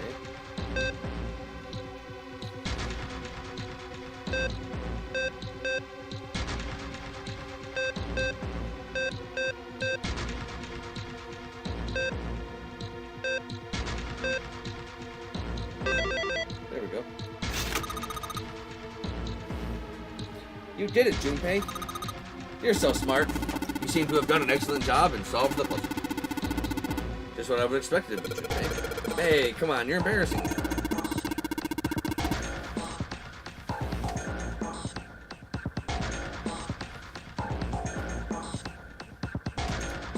Whoa, whoa, don't get cocky, kid. We don't got time for that.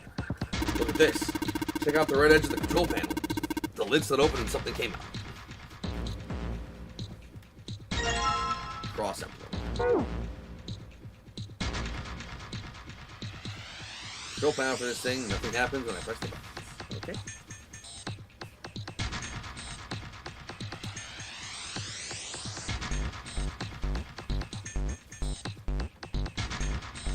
That's the end zone. Still can with a double door. Let's see what happens when I... Whoa! Well, now we've got something on the screen at least. Huh. What's this? Oh, wait a minute. I saw something like this when I figured out that Morse code puzzle back in the communications office. Morse code? Yeah. The dots here look like the dits for Morse code. There's 2 dots on the first line, 4 on the second. Well, I'm afraid I don't understand. Well, perhaps we should give it a shot anyway. Alright, I'll try. Before I do that, though, maybe I ought to run through the instructions. If I just tap the button, it'll enter a dip. If I hold the button down, it'll enter a dot. Once we enter our answer, it'll automatically determine if it was the correct answer. Alright, let's do this. So it was dot, dot.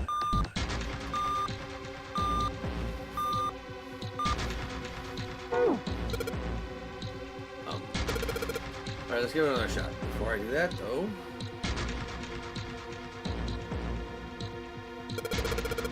so it has 1, 2, 3, 4, 5, 6.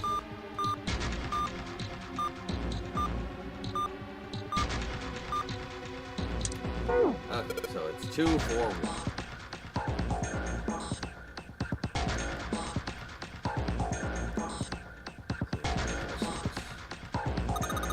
Junpei, it looks like there's a compass on there. Okay, now I get it. What do you mean? I guess you weren't there, Clover, but I solved a puzzle like this in the one in the wheelhouse. I think I just need to do the same thing here. The same thing? The important part is this nautical table we found. We have to match up the directions on the compass with the lines on the nautical table. I used the steering wheel in the wheelhouse. This time I'm thinking I'm going to use the wheel attached to the side here. Okay, then show me. Now. Well, of course. Yeah, I run through the instructions. Looks like it follows the same way as the steering wheel in the wheelhouse did. Just touch the direction I want to turn, and the compass will turn in that direction. And I gotta press stop when the compass is pointing where I want it to. I'm guessing something will happen if I do it just right. Okay, then let's do this.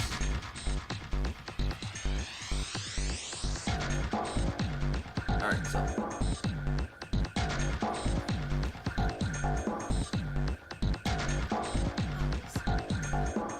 You ready? South. West. Southeast. Northeast. East. North. East.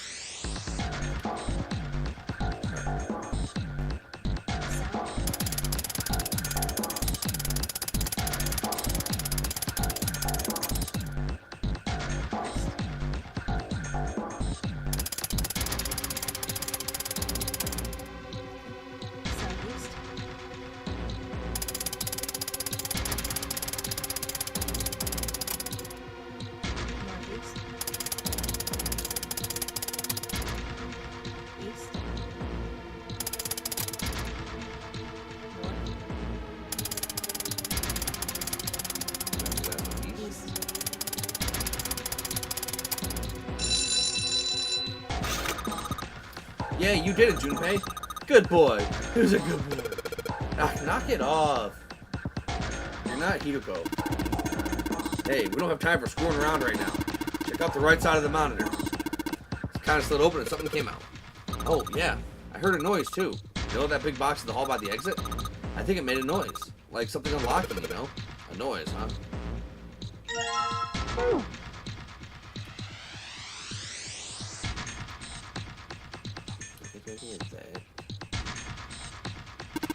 A pipe.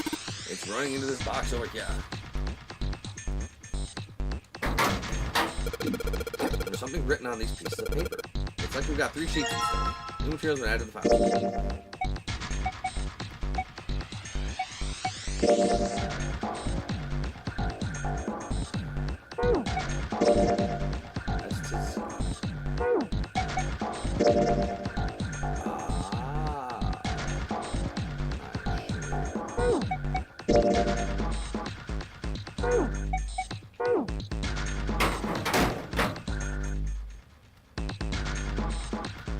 Everywhere is pretty impressive mess. Yeah, trying to search every one of these. We're going to be at it till the cows come home. Well, it doesn't seem too bad. We'll have to bring them in ourselves. Don't you get smart with me, kid. How about we deal with this area later, okay, guys? We should try something more promising. The ground door blocking away. Side of the machine, the rest makes it feel rough.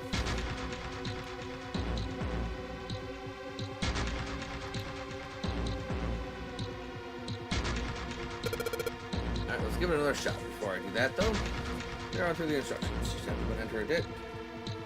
So I'll only clear into the answer. Let's do this.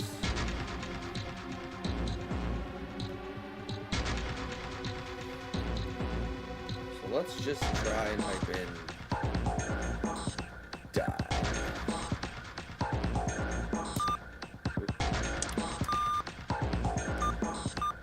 Nope, that's the two.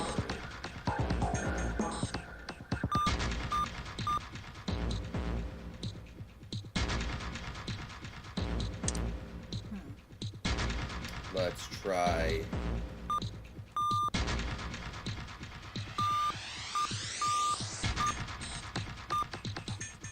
No. So the answer's not ace. So fit.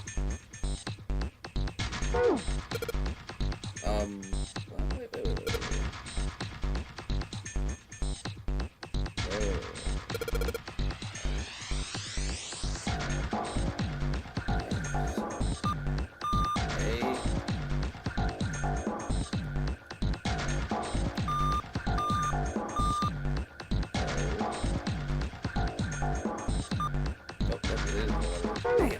Okay.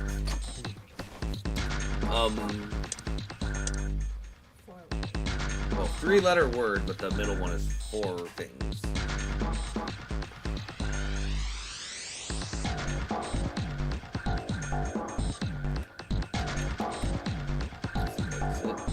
Okay, we just got 4 code. 4. Metal shutter looks pretty sturdy. It's framed with black and yellow stripes. Okay, let's open it. Oh. Duh. Oh, holy shit. That's pretty damn creepy. There's a coffin in there. A coffin. A coffin? Oh man, does Seven think? Yeah, he's all pale. He's thinking the same thing I am. No way. Could this be? I'm sorry. What? But what's going on? It's a coffin. I wonder if there's a vampire in it. Right, I guess Clover and Snake don't know the story. Man, I can't bring myself to go. Well, at any rate, let's have a look around. Makes sense. So it's 2 words. 3 letters each. Okay, well, I know the first letters. Yeah, okay, I got it. Let's do this. Okay.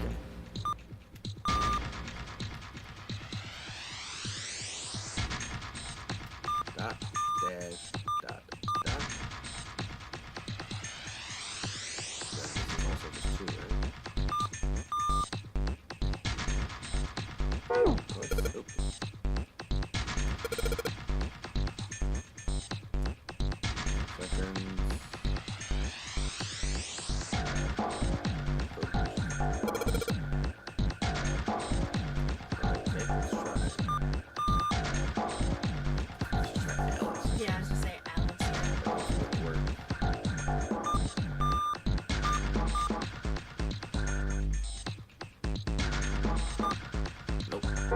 Okay, so it has to. So it's 2, 4, 1.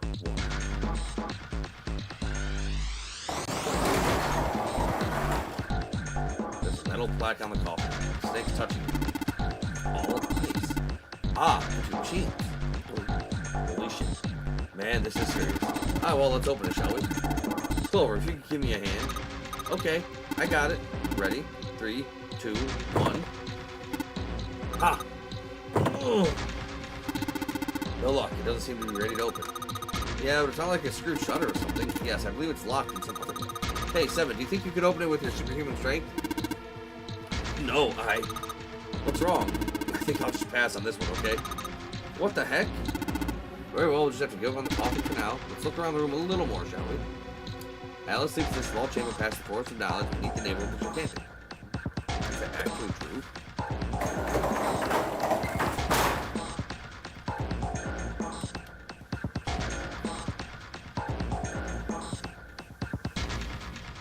The drawer on the right side, there's nothing in it. Drawer on the left side, there's nothing. We already got it.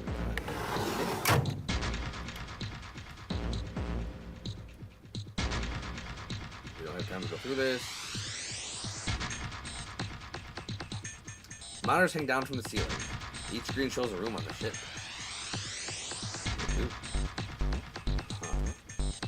The pipe. So it's a 3-letter word. The Ventilation fans, there are metal bars and openings, you can go through them. Maybe is it just us? Maybe.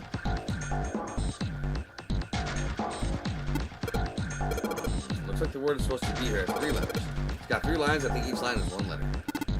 I see. Well, if that's the case, then perhaps the letters you need are made up of 2 symbols, 4 symbols, and 1 symbol, respectively. After all, isn't that what you just said? 1 line is 2 spaces, next is 4, the only line is 0 space. Instead of 2, 4, and then 1.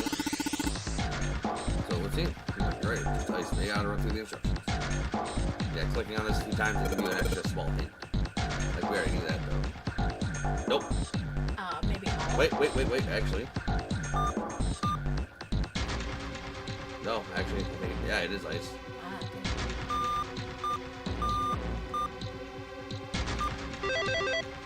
Hey.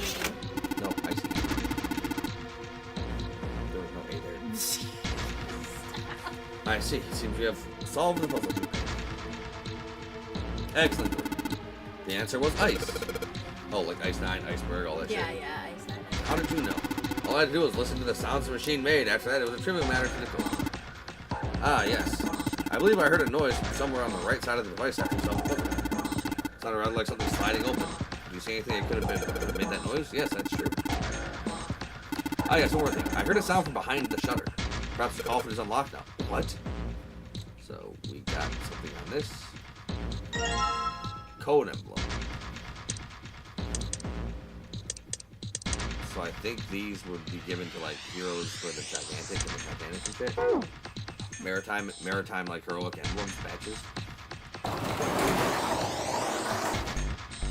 Ready to see the beauty? Alright, fine, I'll open it. Okay, Junpei, you can do this. It's just a box. It's just a box. Oh, holy shit, this is a coffin. There's going to be something horrible in here. I just know it. Okay. Deep breaths. Here we go. Yeah. Was there something in it? Oh, man, there's nobody in there. Shit, can't believe I was so scared of something like that. What do you mean, nobody? Were you expecting somebody to be in there? It's a long story. Ask Junpei about it sometime. Oh, just like Seven said, there's nobody in there. There is something in there, though. Well, 2 something. What is that? 2 things at the bottom of the cup. Looks like we got a plate with an emblem on it and the Neptune key. Yes, we finally found it. Now we can get through the hallway. That's correct, Wilbur, but we do need to get out of this room first, you know. Yeah, I know. Okay, let's get the hell out of here as quickly as possible. I don't have any objections to that. I don't think we use the Neptune key in this room. It's really important, though, so I'll keep it in my pocket for now. As far as other things. Hey, okay. Done with all that. So now we have all 4 emblems. The emblems and 4 indentations. Oh, nothing's happening. Wait, what's Snake doing? Feel symbols engraved just above each indentation. On the upper left is the steering wheel symbol. On the upper right is a cross. On the bottom left is a mysterious circle. Lastly, the waffle pattern is engraved near the bottom right. Additionally, each symbol seems to have been given a number. 1, 2, 3, and 4. Perhaps we need to insert the emblems in this order? That order, huh? 1. Okay. Whoa! Well, now we've got something on the monitors, at least. But what's that? Looks like some kind of puzzle. I wonder if these are the rules. Here, I'll read them to you. When you touch a numbered area, that area will be selected and it will turn blue to indicate this. Touching a numbered ball after selecting an area will cause the ball to be moved to that area. However, you cannot move the red balls. You can only move 3 to 5 balls into a single area. Press the check button once you have moved all the balls except for the red ones, which you cannot move. The digital route in an area must match a number for that area. That's it. I still don't really get it. Whatever, like I said, practice makes perfect. Let's give it a shot. Don't you mean practice makes perfect? Hey, let's see you solve the next one then. You can make fun of me. Okay.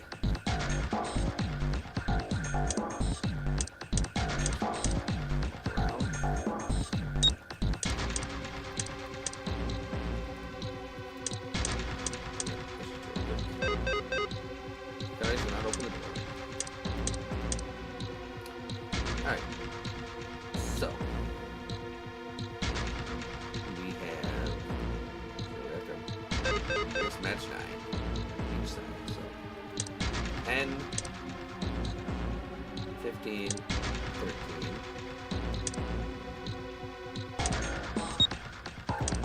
10,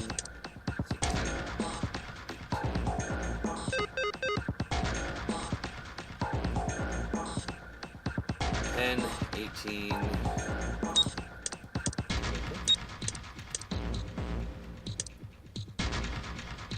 27 words. So 18, 24, 27, 11, 15, 18. What? No, it says that you had to. They said that you had to match the thing, so you have to make 6 and 3, right? Possibly. I guess that's what it means. I was assuming you just always use this plus the balls. So 6 would be 7 and 17. 6 would need to be 17. This would be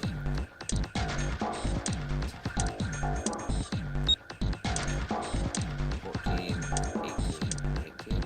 No, I thought what it meant was you had to make the numbers, so you had to get the root number of 6 and the root number of 3. Yeah. That's what I'm trying to do.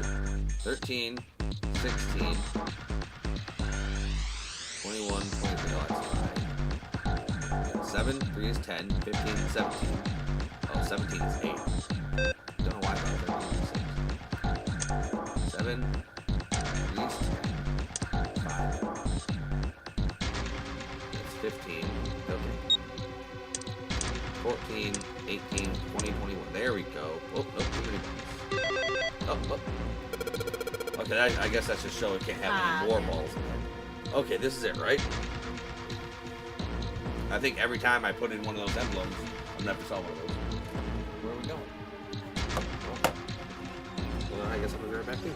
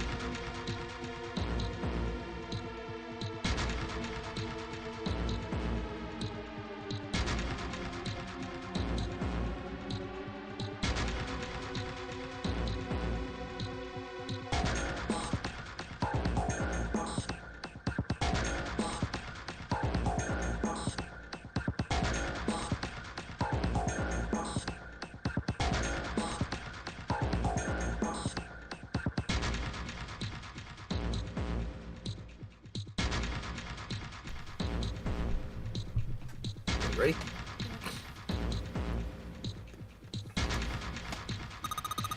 But nothing's happening. There are still 3 indentations left empty. I imagine something will happen when they are all filled. Doesn't that seem likely?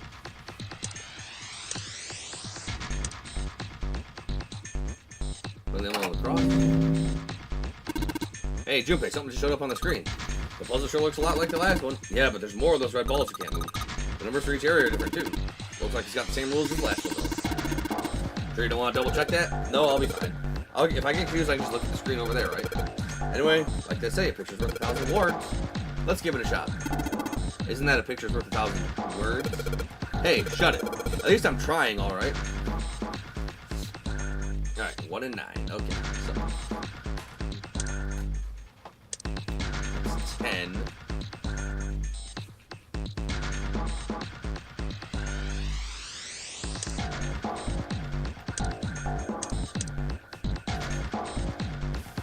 Alright,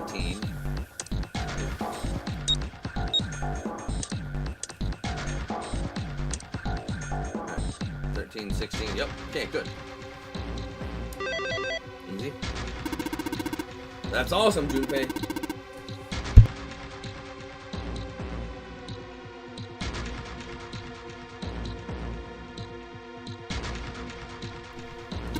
Don't you left now. You can do it.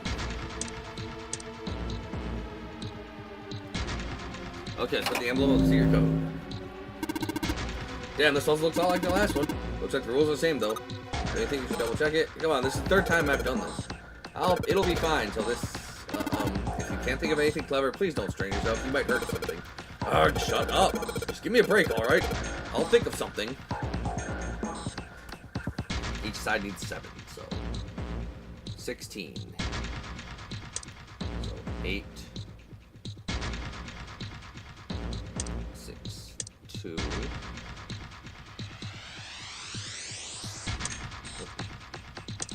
And then,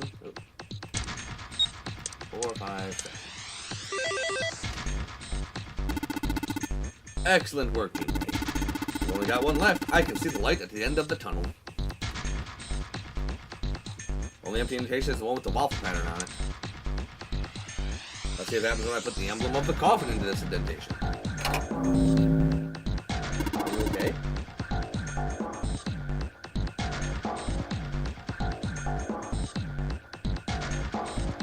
It's the 4th one. This puzzle looks a lot like that last couple.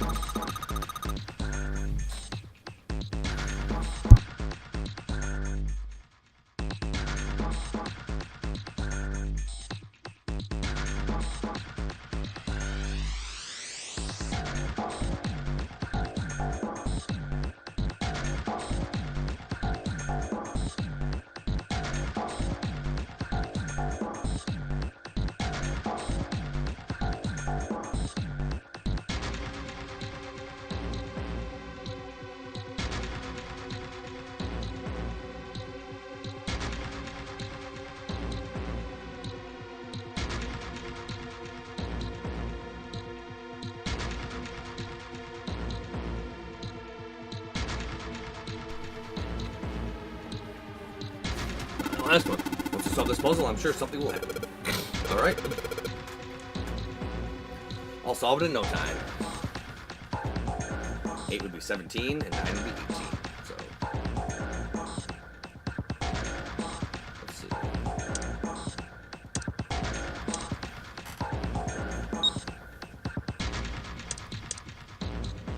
Nope. Wait, nope, that is 9. What? Oh, that's right. Because it needs at least 3. But that can't work then.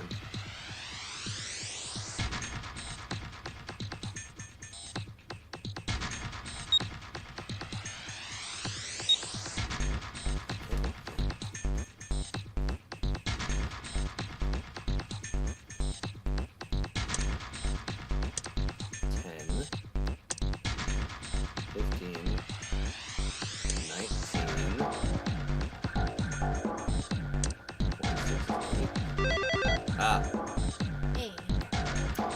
9's its own thing, I guess. Where did that noise come from? Underneath the keyboard?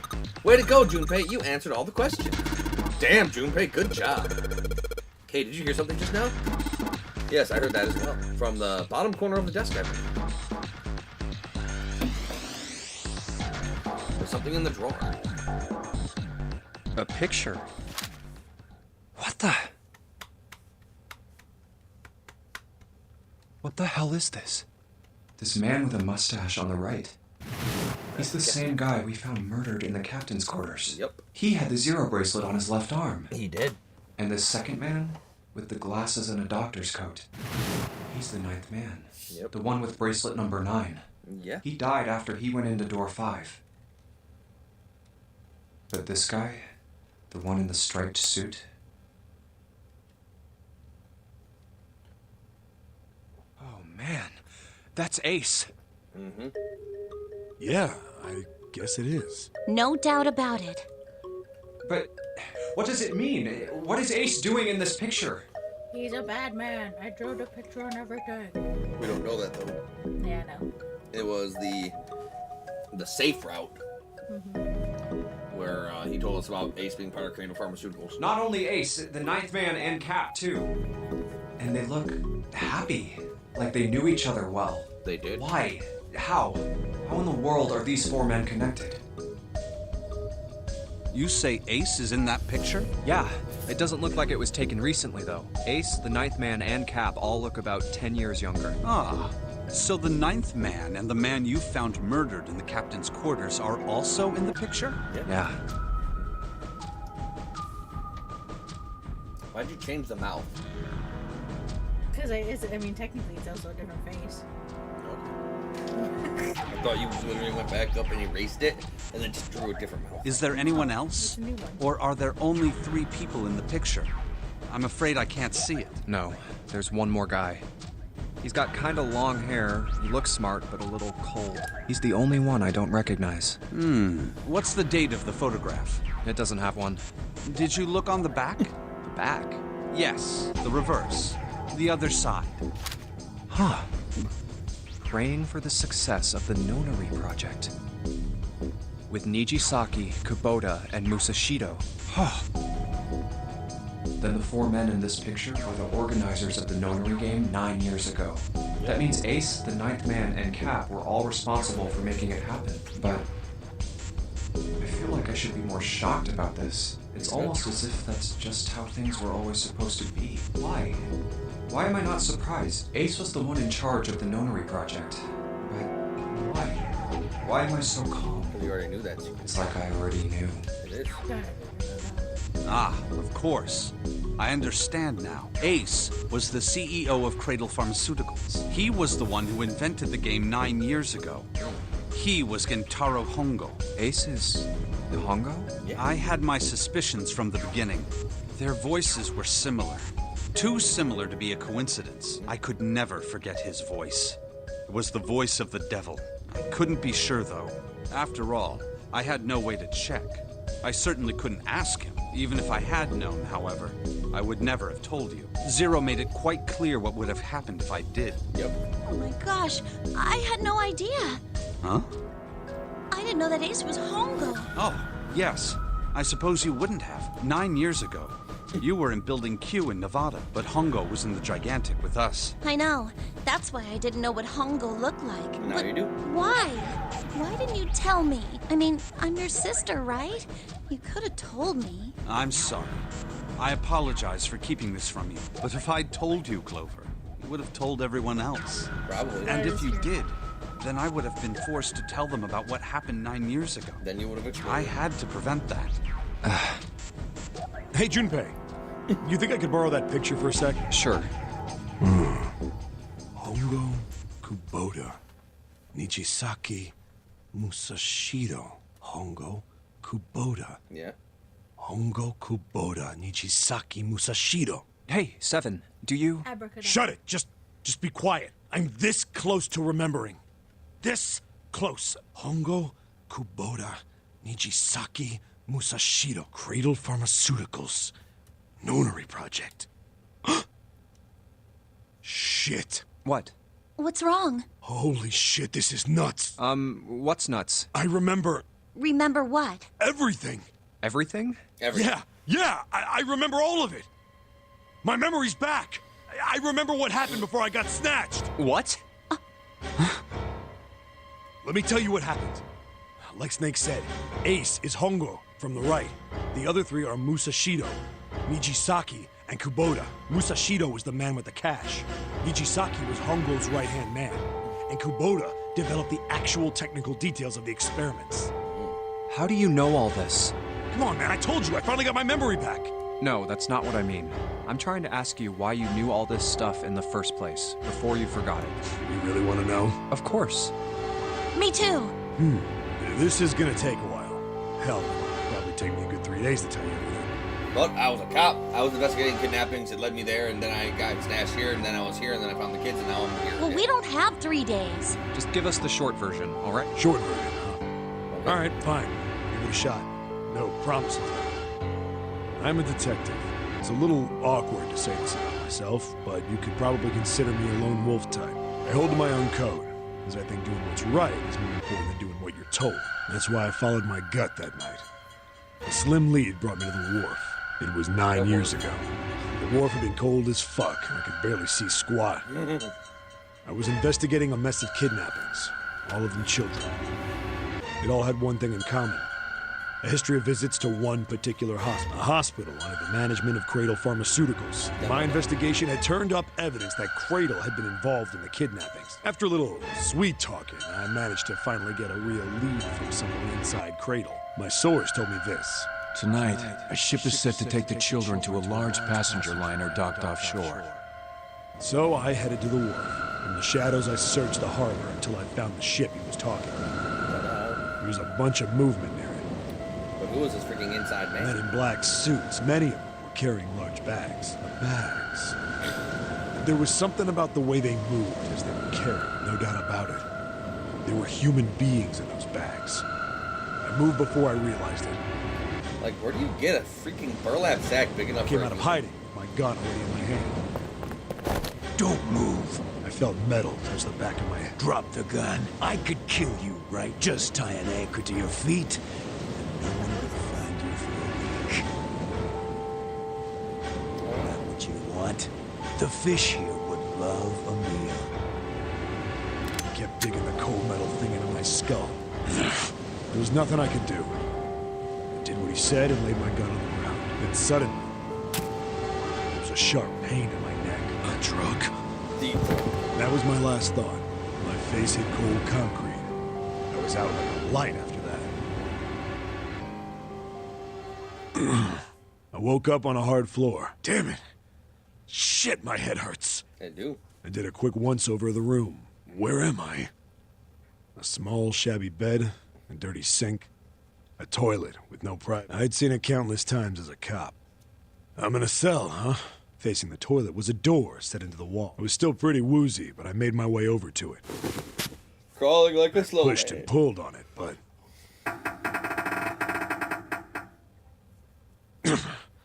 it won't open.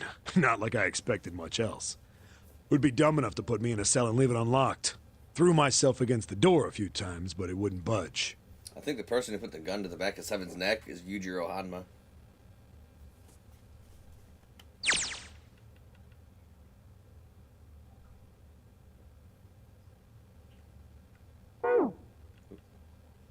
Oh, that's right. You can't fucking replay dialogue in this game.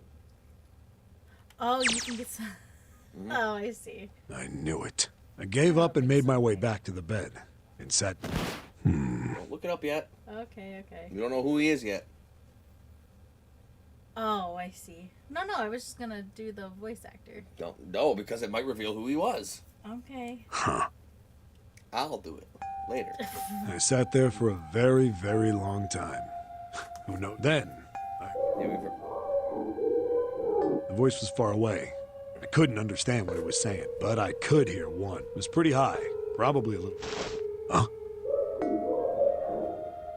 No. Huh. Yeah, Where? We've seen all this dialogue before. No, that's not... Left. I hauled on the metal frame. And there, the bed I dropped, but I knew... Hold on. But then, when my inside man told me, popped... Tonight, a ship is set...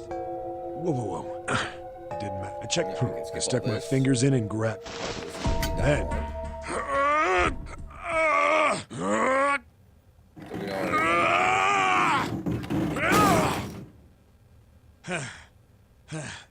Yeah!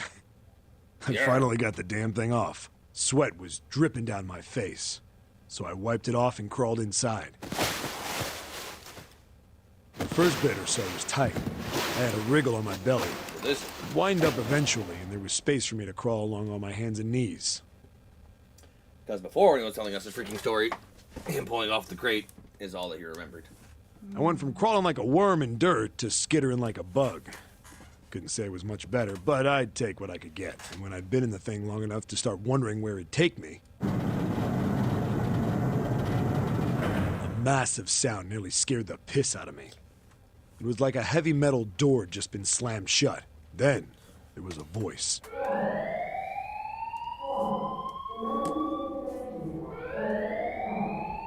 Incinerator.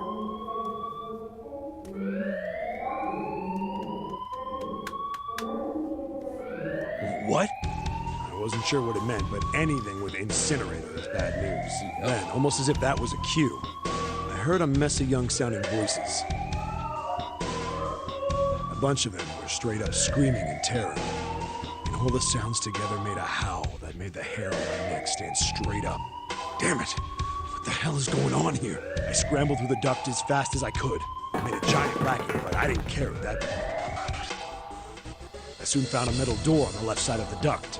The kids were screaming on the other side. I found it. I yanked the handle and threw the door open. I almost ripped the metal off its hinges. What the hell is this place?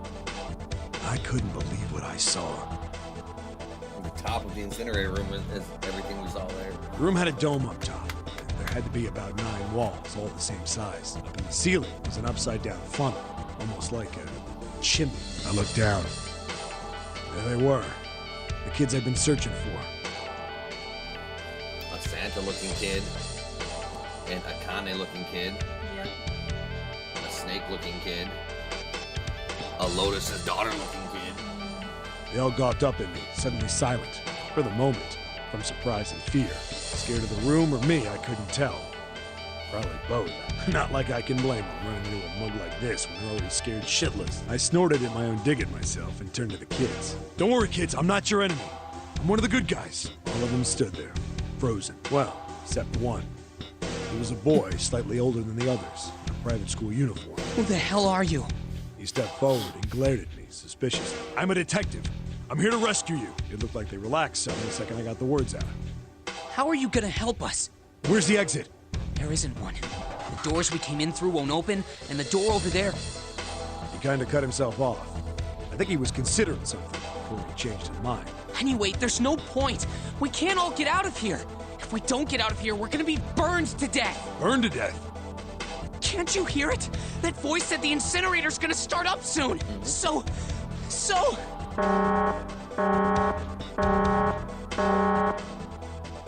The voice spoke again. Incineration will begin in 15 minutes. They only had 15 minutes. I looked back down at the kids. Looks like a good 20 or 30 feet to the floor. No way I could pull them up. Too big of a distance for any of us to reach. What the hell was I gonna do? But then I got an idea. Wait right there. I'm gonna be right back. What? Where is he going? Are you just gonna leave us here? They just got frightened again. I'm not the best at that kind of thing, but I tried to reassure them with a smile. Don't worry, all right? I'll be back, I promise. So just stay calm and wait right there. Got it? I didn't wait to hear them respond. There wasn't time. I had to hurry. Well, as fast as a guy could on his hands and knees. Didn't take me long to get back to my cell. Still no way out of there, but I had a plan. I needed something from the room. When I got it, I dove back into the hole and took off towards the incinerator. Then... Sorry to keep you waiting, guys. I tipped out the doorway and dropped down the rope I brought with me. Back in the cell, I'd torn the bed sheets into strips and tied them together to make a rope. It was sloppy, but it got the job done. All right, just tie that around yourself, okay? I'll pull you up one at a time. Right! Huh. Wait a sec. Something was off. There were more of you before. Where'd the rest of you go? The boy in the uniform answered. I let them go on ahead. We opened the number 9 door and they left. What? You're telling me you opened that door? That's what I said. And what the hell are you doing here? We couldn't go with them. Why not? Look, the only people who can go through the numbered door. He was in the middle of explaining when... Don't have time for this. Incineration will begin in 5 minutes. The wall shook a bit and a voice bouncing around. Yeah, so I Look, got that. that can wait, all right? Just get us out of here. Right! I grabbed onto the rope. First one I pulled on was a girl with a ponytail. Next was a girl with a red necktie. A boy in a jacket came after. He said he'd climb up on his own. The boy in the uniform was the last up. Like the other kid, he climbed up the rope himself.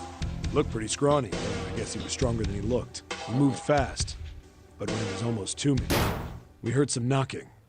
Everyone looked at the door. It had a thick, square window set into it. On the other side, an angry face was staring in. God damn it! What's going on here? Why is the room empty? Where the hell are those fucking kids?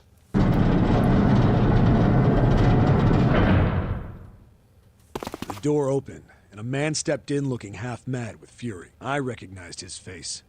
I saw him many times in photos during... The man's name was Gintaro Hongo, the CEO of Cradle Pharmaceuticals. Maybe like... Hongo saw the boy hanging from the rope. Yeah! It was like he was an animal. He lunged for the rope.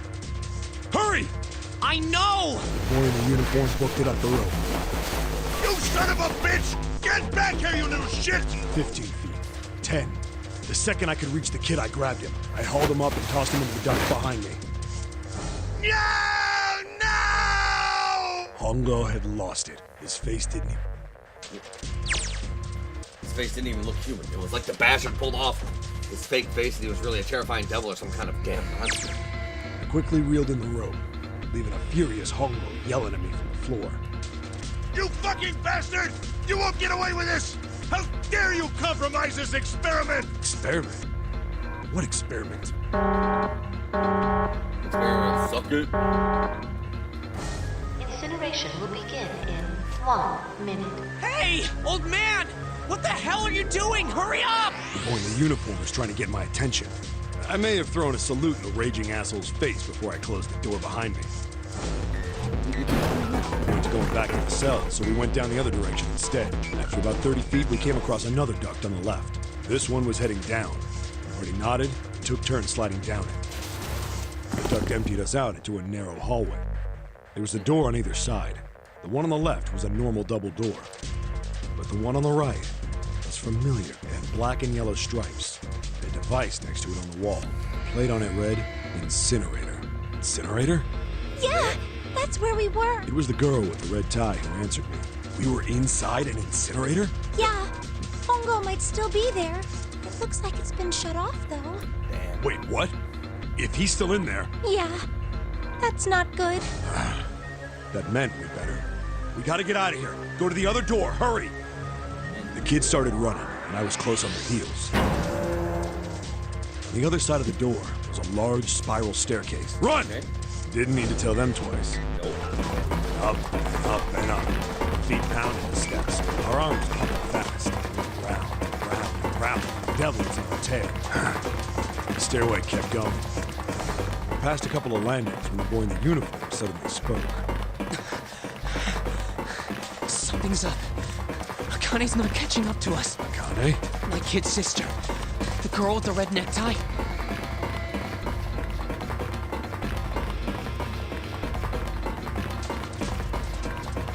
So, Santa and June. Akane. I didn't remember seeing that name on the list of missing kids. Hey!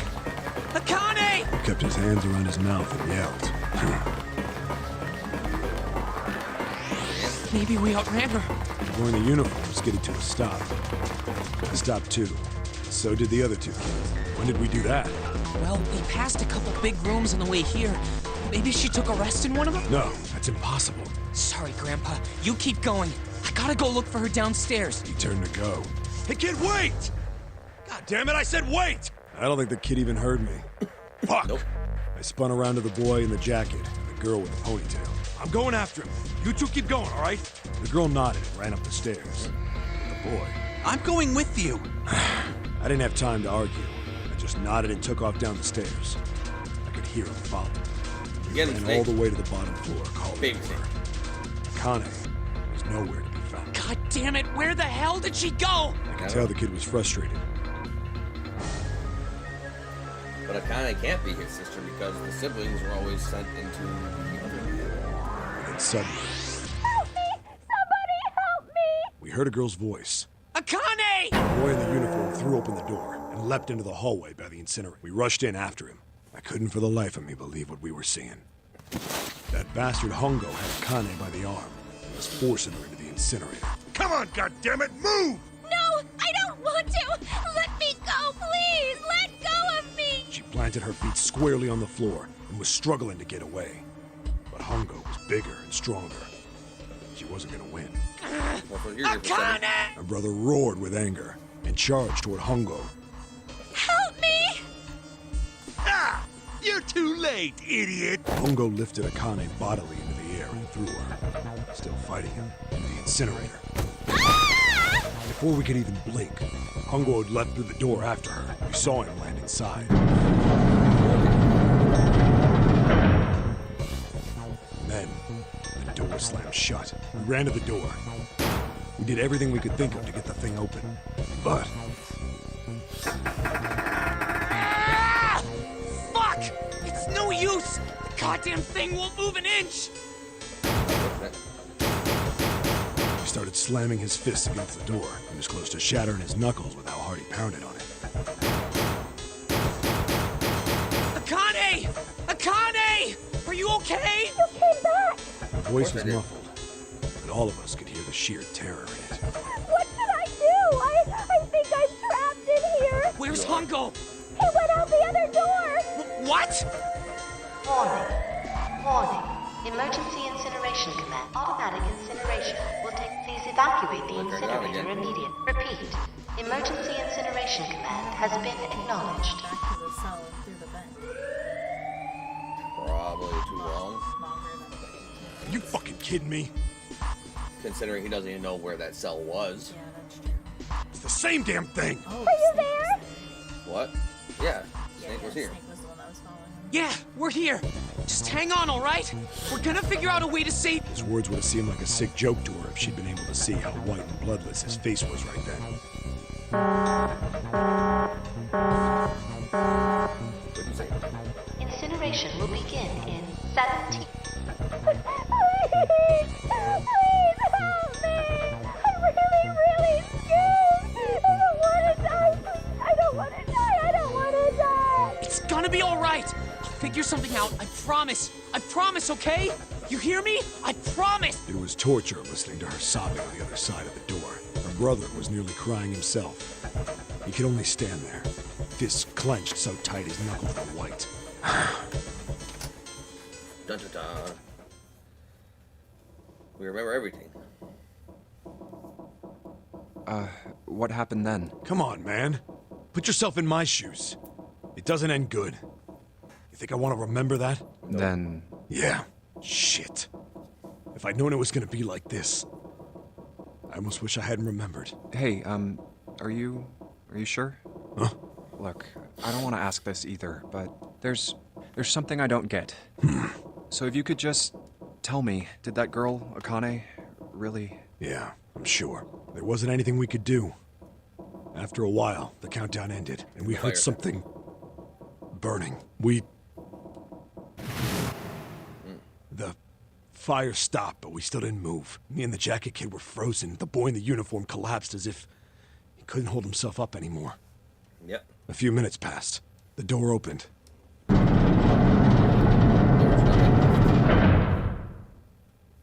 The boy in the uniform tripped over his own feet running in. We followed, too numb to speak. The air in the incinerator was hot. Every breath made my lungs feel like they were on fire. It was like standing on hot asphalt. The air was wavering, and in the middle of the room, there it lay. The kid's legs were shaking so bad, I don't know how he managed to walk. I couldn't see his face, but his body somehow looked empty. Finally, he reached it. He fell to his knees as his legs gave out on him. And then...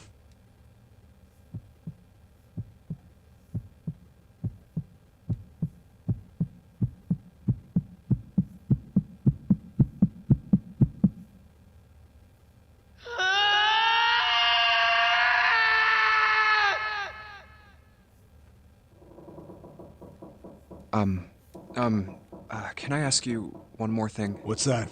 The girl, Akane. What was her last name? What does it matter to you? Just tell me, okay? Please? Kurashiki. Her name was Akane Kurashiki. No, that's impossible. You were there that day, weren't you? The tall kid in the jacket. That was you, wasn't it? Yes, it was. You are correct, Detective. Don't misunderstand me. I told you before how Zero threatened me. There was nothing I could do. I know. I couldn't say anything about what happened 9 years ago. So you're saying you're not working for Zero, right? Of course not. Clover, what about you? Hey, come on! You really think I'm working with Zero? I told you before, you idiot! I was in Nevada, in Building Q. I did hear that a detective rescued the kids on the boat, but I didn't know it was you. Yeah. Well, I guess I believe you. All right, let me ask you another question. Santa's real name is Aoi Kurashiki. He's Akane's brother. You know that? No, I didn't. Did you? Well, yes. I know Aoi Kurashiki was her brother, but I didn't know he was Santa. At least not from the beginning. 9 years ago, he was in the middle of puberty. His voice is entirely different now. I'm ashamed to say that even my exceptional hearing wasn't able to make that connection. As such, I had no reason to think Santa was Aoi. When did you figure it out? Clover told me that Santa might have been one of the subjects of the initial experiment. It was only a short while ago, while we were leaving the library. When she told me that, I had a feeling. Santa is Aoi, Akane Kurashiki, June's brother? There's still a lot we don't know. I mean, like, a lot.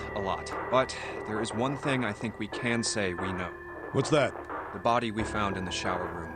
It had to be Nijisaki, dressed up to look like Snake. What? Come on, man. What kind of detective are you? You didn't figure that out already? Hey, go easy on me, man. I just got my memory back, all right? Cut me some slack. Well, if he is, the 3 murders make sense then, don't they? Yeah, that's right. Murder. Kubota blew himself up, but that was murder too. So why did these murders take place? If Junpei is correct, and the body in the shower room was Nijisaki's, that means all of the people who were murdered were involved with the creation of the Nonary Project. Correct. Kubota, the person who conducted the actual experiments. Nijisaki, Hongo's assistant. Musashido, the man who financed the project. You mean this was all just revenge? Yep. Santa is Zero. He's getting revenge for the death of his sister. That's why he killed them. No, I don't think Santa actually murdered anyone. If I'm right, then it's not hard to figure out who the next victim's gonna be, is it? I'm pretty sure I don't have to tell you. Yes. Yep. Right. The next target will be Gentaro Hongo. The person who planned the Nonary Project. In other words, Ace. What? What the hell's going on here? It must be 6 a.m. Our time is up. Shit! Come on, we need to get out of here. How? I'm betting this sucker opens the exit. Come on, let's go. Neutral added the file stream. Nine-pound cross puzzle. Does 9-pound cross puzzle the first draft on it was found in the filing cabinets fall cluttered? Presumably improved upon the second draft, the third, and so on.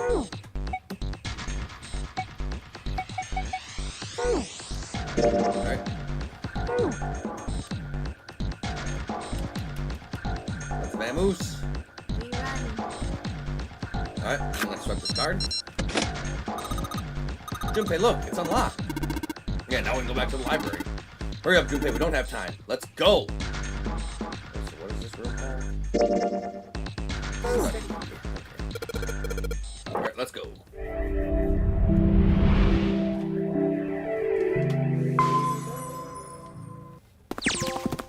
Huh. Seek a way out again. I think the Gain shaking all the memories stopped. of escape in 999. Which means 1, 2, 6, 7, 8. Cool. That was the last puzzle.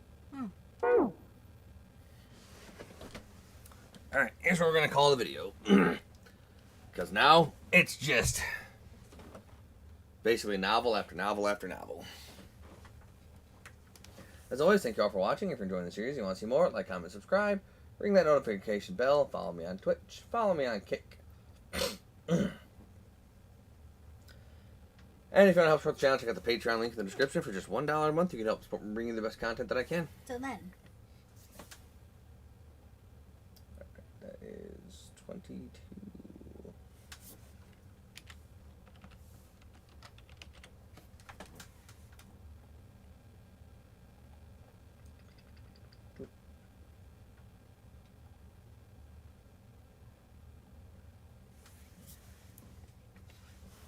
Hey everybody, Arkin over here. And focus heal.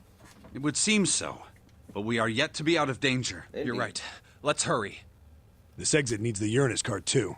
We got that. Hey, Junpei. Yeah, I know.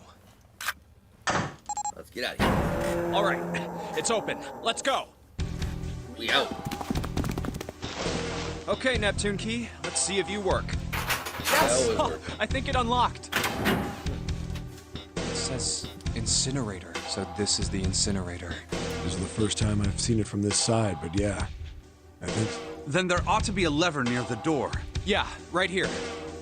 Pull that and the door should open. Got it.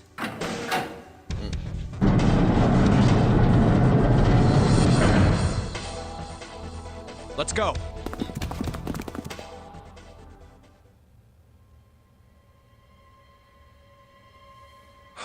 What the hell is going on? What's wrong? Are you okay? Jumpy, you came to get me. Of course I did. I made a promise. I'm so glad you're here. So glad. Got one question for you, Jude. You a ghost? Hey, what happened to you? I'm fine. I just fainted. I wasn't feeling very good. I'm feeling a lot better now, though. Feeling ghost? Are you sure? Yes. I just need to rest a little longer. I'm sure I'll be fine. You shouldn't worry about me. Santa. Hey, where is it? Where's the gun? You hide it somewhere? I don't have it. I got sucker punched and they took the gun. Well, yeah, you're a child and they're two grown-ass men. What? Who took it? What? Isn't that obvious? I took the gun. Ace. Just what the hell do you think you're doing, Ace? Or maybe I ought to say Gentaro Hongo, CEO of Cradle Pharmaceuticals? You have me at a disadvantage. And I don't like that. You know me, but I don't know you. Do you have any idea how much I've suffered? Can you even begin to understand my pain? Nope. The pain of prosopagnosia, right? Another irritating insect. And how do you know that? Good question. No matter. If you don't want to answer, it makes no difference to me. This is a waste of time anyway. It's time for me to go. First is 1. Give me your hand. 8. And with this, 9. The ninth man. Kubota's bracelet. I believe I've won this game. I've had quite a time playing with you. I must thank Zero, I suppose. Wait, what? Ace doesn't know who Zero is. What the hell are you planning, Santa? At any rate, this game ends now.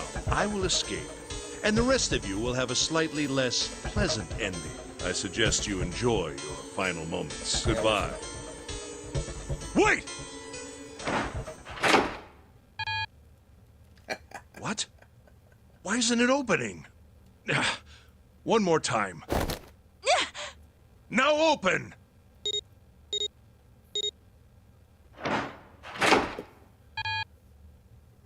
No! What is this? Why? That digital route should be 9! It has to be 9! Then why? Why isn't it opening? Now! Boom! Mountain tackle. Oh, that was close. Too close. Thank you, Seven. Grab the gun. Don't mention it. Just one punch ain't enough for this piece of shit. After what he did 9 years ago, I ought to rip him to pieces. But if a suspect can't talk, they ain't much good. Once he's locked up in a cell, we're gonna have a little chat. 9 years ago? Then you must be... Yeah. You finally figured it out, dumbass. Take the gun. Ace, you killed Kubota, Nijisaki, and Musashido, didn't you? Wait, Nijisaki? Oh, right. You don't know yet. All right. We'll just go through them in order then. Let's start off with Kubota. You talked to Kubota and managed to convince him to go into door 5 alone. You killed him without making it look like you killed him. The way I figure it, you had 4 motives.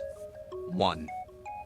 In the nonary game, the number 9 is dangerous. Whoever had the 9 bracelet could join whatever team they wanted. Adding 9 to any number doesn't change the digital route, which means that number 9 could do whatever they wanted. You wanted to remove that threat as soon as possible. 2. You wanted the number 9 bracelet for yourself, so that you could make use of its power. In fact, you did use it in the murder of Nijisaki. 3. Even if his number hadn't been 9, Kubota was a problem. He knew your past. He knew what had happened 9 years before. You needed to silence him before he told anyone. 4. But last, and perhaps the most disturbing, you used Kubota as a test. You wanted to know how serious this nonary game was. Was it truly life or death, or simply a harmless prank? How do we know these things? You convinced him to break the rules so you could see what would happen. That was why you killed Kubota. But he was only the first. Next was Nijisaki. While everyone was off looking for the missing parts for the Reds, you ran into Nijisaki near the big hospital room. However, because of your prosopagnosia, you didn't realize he was Nijisaki. Chiefly because, when you met him, he was dressed like Snake. That was why you thought Nijisaki was Snake. No, that's not... That was Nijisaki? Why? How did... I'll get to that. Anyway, you thought he was Snake. Snake was one of the kids in your experiment 9 years ago. You remembered him because he was the blind kid, but his presence made you think. Snake was one of my subjects 9 years ago. He probably hates me. But if that's true, why isn't he saying anything? Is he keeping quiet because he can't see? Or perhaps he's working with Zero to get revenge on me. Whatever the reason, anyone who knows my past is a threat. Before he tries anything, I need to get rid of him. That was when you decided you had to kill. The murder weapon was Kubota's bracelet. You just waved it over the red. Verified your own number and then grabbed Nijisaki's arm and forced it over the scanner panel. Then, when the door opened, you kicked him in. 9 seconds later, the door closed. Which means they must have taken friggin'... There must have been a second number 2 bracelet. And then 81 seconds passed. And poor Nijisaki was dead. And you mean to say... Snake is still alive? Yo. Sorry to disappoint you, but I'm as good as new. Well, Thank you for killing the wrong man. But I can't say I like knowing that you wanted me dead. Although, to be honest, even if you hadn't tried to kill me, I would still hate you very much. Well, I wouldn't blame you. Last but not least, let's talk about Musashido's death. When Clover and I were investigating the chart room, you came over to talk to me. Do you remember what you said? Oh, a pocket watch. Might I take a look at it? I handed it to you, and you left the room. You had been in charge of the nonary project. Of course, you would have known the solution to every puzzle, which would mean that you also knew how to get out of the wheelhouse. All you had to do was place the watch in the indentation on the door to unlock it. With the door open, you could enter the captain's quarters. Musashido was conveniently placed next to him was an axe that practically begged you to kill him with it. You picked up that axe and buried the blade deep in the other man's chest. One blow was all it took, and then you returned to the chart room as if nothing had happened. There was something I wanted to speak with you about, Junpei. Could you come with me for a moment? I had no reason to say no, so I followed you to the wheelhouse. When we stepped inside, remember how you slipped your hand into my vest? You pulled out a piece of paper, the one I used to cheat during the vote. But that wasn't really what you were after. Your true purpose had been to slip the watch into my pocket. It wasn't a very good... It wasn't a very good plan. It had way too many holes, and someone saying the wrong thing could have brought it all down around. You must have been desperate. But what made you willing to risk it all to do it? Ace, Musashido's murder is the only one I don't understand. You obviously did it. But why? Because of this. What's with the paper? Just read it. Let's see. Number 1. There are 2 ways you might survive this ordeal. The first is to win the nonary game. The second is for you to confess your sins of 9 years past. I have prepared a camera in the captain's quarters. The images captured by that camera will be streamed through a satellite and distributed across the world. Obviously, you chose not to do that part. Simply look into the camera and repent. Once you have confessed everything, I will release you from this ship. To make your confession more credible, I have left you a witness in the captain's quarters. Perhaps he will confess with you. The decision is yours. Do as you please. Zero. When I awoke in that room on D-Deck, I found that in my pocket. That was why I chose door 1 when we voted. If I went through that door, I knew I could get to the captain's quarters. As you said, I knew how to enter the wheelhouse. My plan was to find the pocket watch before anyone else. And you did. If I could, then my alibi would be set. At least, that was the plan. Unfortunately for me, you got to it first. That sleight of hand was the best I could manage on short notice. You meant to kill him from the beginning then? Musashido, I mean. I only knew Musashido was the witness after I reached the captain's quarters. I asked him, and he answered. He seemed groggy. Perhaps he had only just awoken from sedation. I suppose Nijisaki was in much the same state. He seemed confused and disoriented when I encountered him. But yes, you are correct. I intended to kill him from the beginning, even though I didn't know who he was. I proceeded to the captain's quarters in order to remove this so-called witness. Ace, you figured it out, haven't you? You were being manipulated. Yes, so it would seem. Yep, you're a It was loser. little more than a puppet, in many ways. Everywhere I went, everything was already prepared. The Reds in the large hospital room were dismantled. Nijisaki was dressed like Snake. There was an axe in the captain's quarters. Musashido was delirious from the anesthetic, so he couldn't fight back. Nijisaki as well. In retrospect, I can't understand how I could have fallen into such a simple trap. Because you're a loser. But yes, yes, this was a trap. Yeah. It was Zero's trap. And I fell for it, hook, line, and sinker. I did everything he wanted me to do. Yeah. By manipulating you, Zero was able to kill 3 people and keep the blood off his own hands. All of this was revenge for what happened 9 years ago. That's why this nonary game happened. Am I right, Santa? Huh? What the hell are you talking about? I don't know any... Ain't no point trying to play dumb anymore, Santa. Actually, I guess I should call you Aoi Kurashiki, huh? My memory came back to me, kid. You're Aoi Kurashiki. No doubt about it. Never thought I'd be back in this room talking to you. But hey, I guess this was all part of your plan, right? After all, the person who planned the nonary game this time around was Zero, and Zero's you. Looks like you really do have your memories back, huh? Well, I guess there's no point in hiding it then, huh? Yeah, you got me. I'm Aoi Kurashiki. I was one of the kids in the nonary game 9 years ago. Indeed. I made it out. So did Snake over there. But there's one thing... Nah, I guess there's 2 things you got wrong. Number 1, I ain't Zero. What? Wait, what? Sure, I was helping Zero out, but I'm really more of an assistant, like a secretary. But an assistant's only an assistant. I didn't come up with all this. All I did was follow Zero's orders. Then, if you're not Zero, who is? Calm down there, Junpei. Didn't I say 2 things? You made one more mistake. Junpei, you just said all of this was revenge for what happened 9 years ago. That's why this nonary game happened, but that's not it. Revenge isn't the only purpose. There's another reason you guys were playing the nonary game. To save someone. Save someone? Right.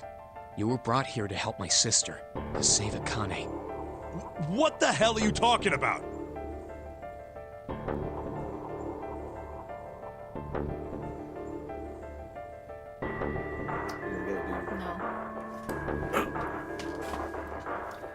If we solved the incinerator room puzzle, blue, blue, blue, blue, field, blue, blue, blue, blue, blue, past, blue, blue, blue, Akane brain. No. That's the morphogenetic theory. Akane Kurashiki died 9 years ago in this room. I was there. I saw. So we're trying to give the information to the past. What? What the hell? Where is she? Where's Akane Kurashiki? Ugh! Oh, my head! My head, it feels like it's gonna pop. 7! What the hell is going on? I don't know. I just... Oh! I swear to God, my head feels like it's about to explode! What was the Nonary Project? I'm sure you know already, but I'll tell you one more time. It was a project designed to test a particular phenomenon. And what was that phenomenon? For two organisms to communicate with one another in the absence of physical contact. The morphogenetic field theory. Could human beings use these invisible fields to exchange information? That was what this experiment was conducted to determine.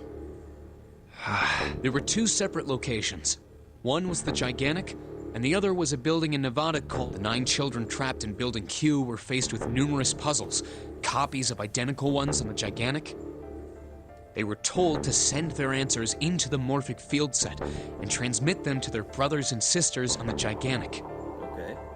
The transmitters were put in Building Q, and the receivers were put on the Gigantic. Each sibling pair was supposed to be split up, but there was a mistake. Akane was a transmitter. She should have been in Building Q. However, for some reason, she was placed on the Gigantic with the receivers, like me. Perhaps she was mistaken for someone who was supposed to be in Group A. Whatever the case, Akane ended up on the Gigantic. I think I've told you enough. You get it, don't you? I'm pretty sure you know where this is going, Junpei. Where what is going? Don't play dumb. You know things you shouldn't. Things you couldn't. How did you know Ace had prosopagnosia? How did you know why Ace wanted to kill Kubota and how Nijisaki was killed? Were you surprised when you found out Ace was Hongo? And what about the coffin Snake was trapped in? How the hell did you open it? Well, that's...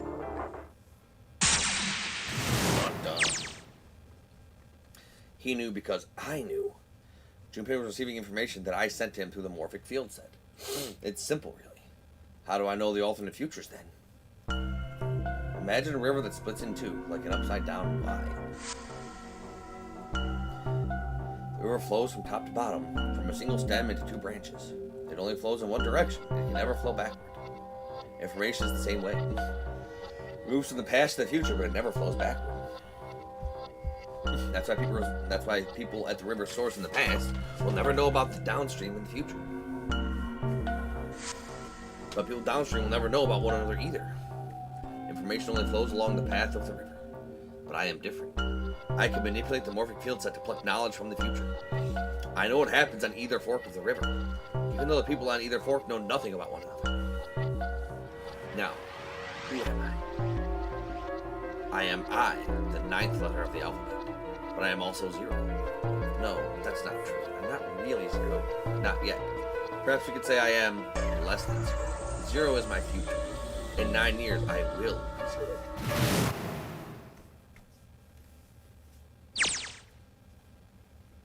0. Where did she go? June. No, Akane. Where did you go? Santa! Why is Clover? Oh, shit. Freeze. Santa's got the gun. Guess he picked it up when we weren't watching. Looks like he turned the tables on Ace, though. Wonder how he likes having a gun to his Get head. up. Sure isn't about to take that gun off him for a minute, is he? Ace isn't putting up any kind of fight. I mean, I don't think I would either, but he just looks drained. I guess he's going for the door, huh? He doesn't need to verify to go through that door, but... Hey, what's your plan, Santa? What are you doing? He can't get through any numbered doors with just 2 people. What the hell is he thinking? Didn't I tell you? I'm Santa Claus. It's time for me to go make a wish come true. That's it? That's all he's gonna give us? What the hell does that even mean? Shit, they're out!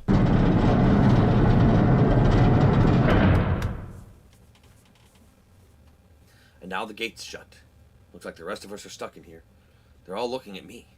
At least Seven's headache is gone. He seems to be alright. Well, I guess there's no harm in trying.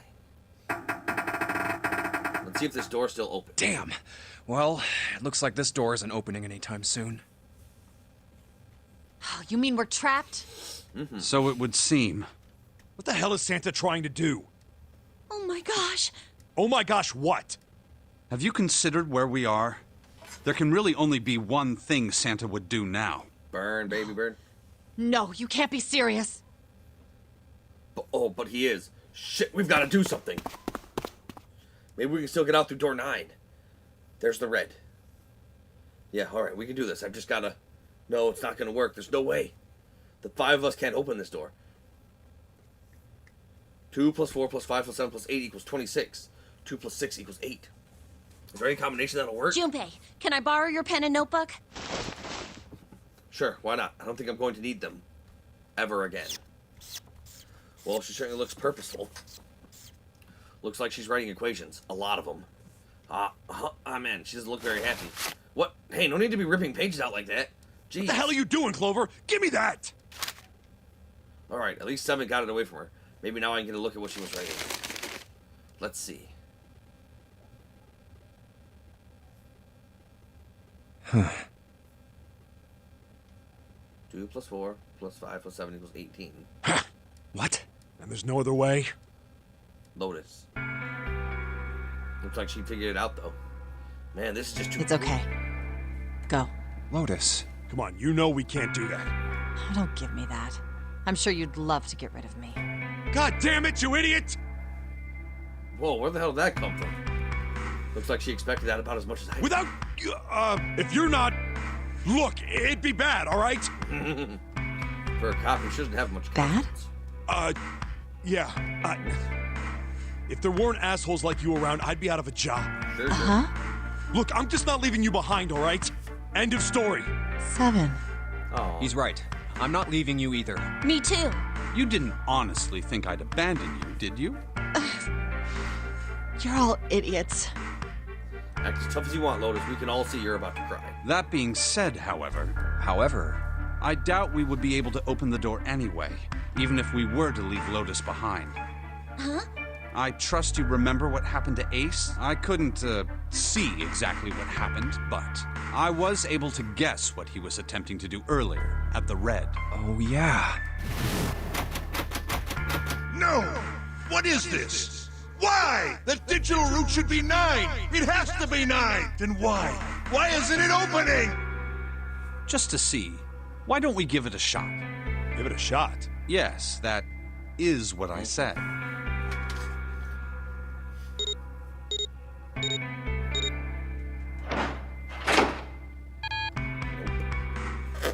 plus 4 plus 5 plus 7 equals 18. 1 plus 8 equals 9. You were right. It ain't opening. But it did open 9 years ago.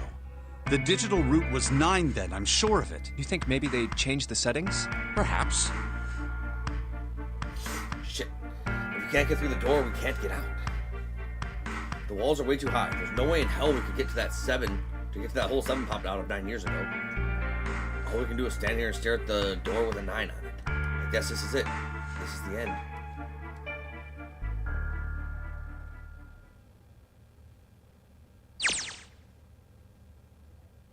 I was watching. I had watched everything that was reflected in his eyes. I was listening. Every sound that vibrated in his eardrums, I heard. Smell, taste, touch. I felt everything he felt. I knew. I knew everything about him. This is Akane vision. Oh. What he was thinking, what he was feeling, what he was sensing. All of his feelings and worries and fears became mine. My mind, my consciousness was inside of him. Through the morphic field set, we were resonant, and we were as one. I was him, and at the same time, I was an observer. It started with a tremendous noise like the clap of thunder. That was approximately 9 hours ago. A bomb had gone off in the ship. That's when my resonance with him began. My resonant event melted into him, and we became one. Inside of Junpei. Somehow I found myself in Junpei's mind, 9 years in the future. But I didn't lose myself. I was living in two realities at once. One was the present, and the other was the future. Perhaps you can think of it as two movies showing on the same screen at the same time. Eventually, it becomes difficult to separate them and determine which movie is which. However, if I concentrated, I was able to focus on one or the other. That was why I was able to grasp what was happening in front of me, and why she was constantly getting fevers and headaches. Come on, over here!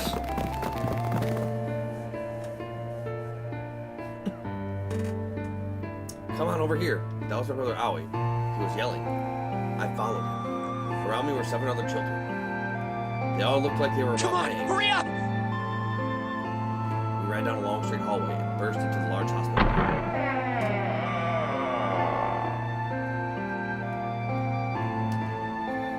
Everyone was arguing. 2 of the boys got into a fist fight. A girl watched them and began to cry.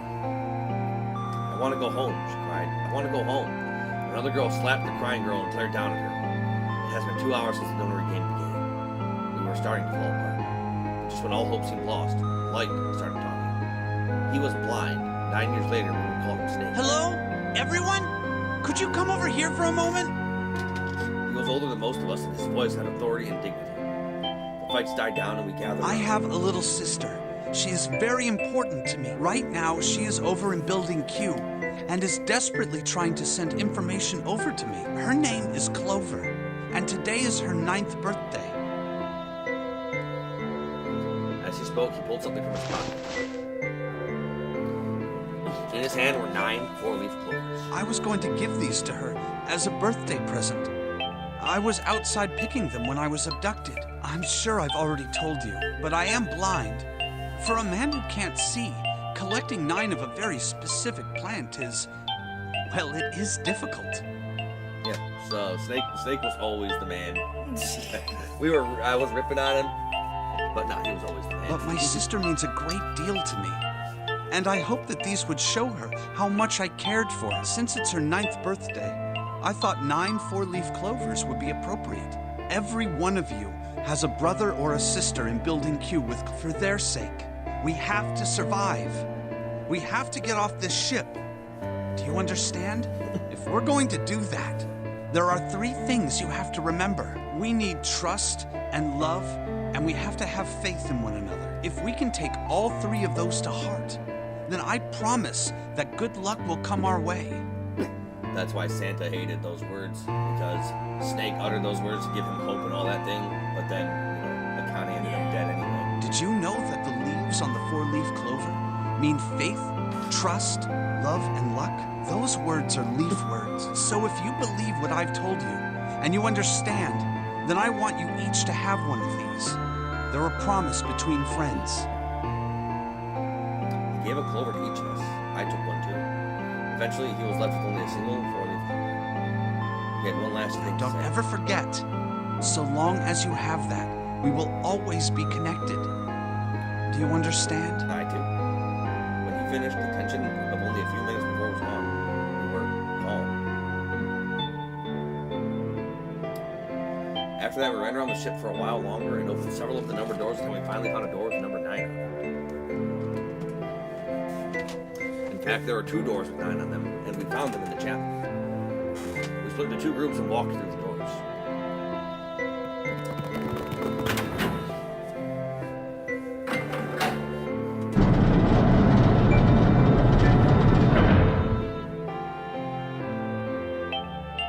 For long, we all found ourselves in a room with a ceiling that looked like an upside-down funnel. For some reason, this room had another number 9, but this time, it was only the 1.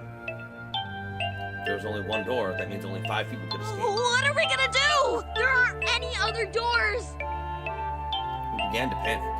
Then, as if things had not gotten bad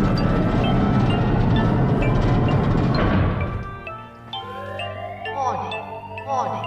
Emergency incineration command has been acknowledged. Automatic incineration will take place in 18 minutes. Please evacuate the incinerator immediately. Repeat.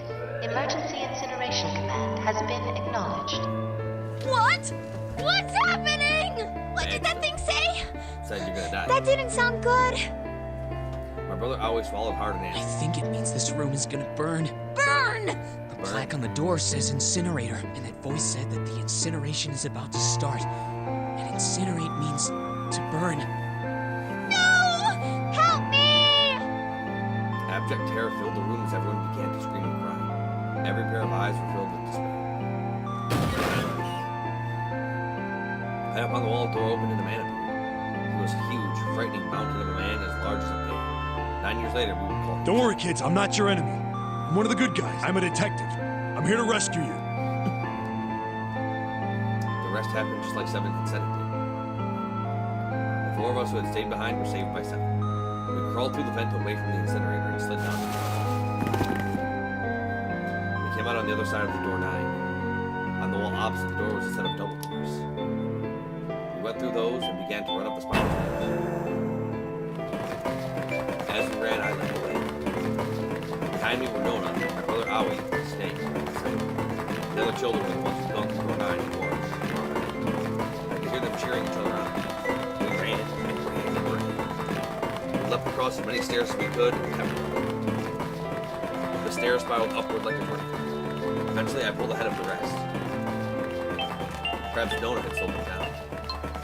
I didn't want to lose them, so I slowed down as well. I didn't stop, but I glanced over my shoulder from time to time to see if they had caught it.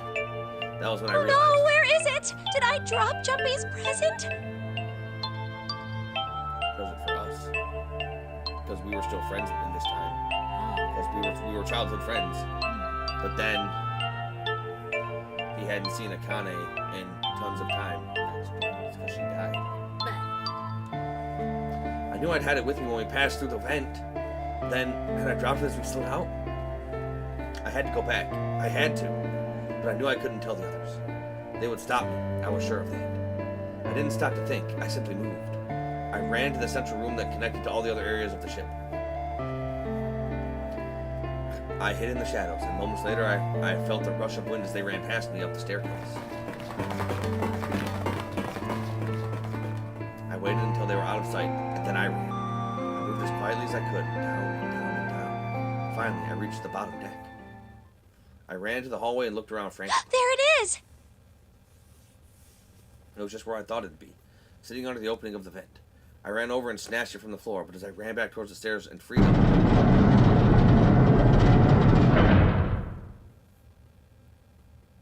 the door to the incinerator opened and a man stepped out.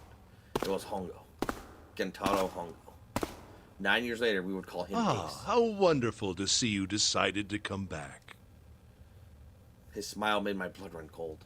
It looked mechanical, as if someone had simply pulled up the corners. Come with me. We must continue the experiment. I shook my head, eyes wide. Slowly, I began to walk backwards. 1 step, 2 steps, 3 steps. Then I spun around and broke into a run. I felt Hongo's hand close over my left wrist.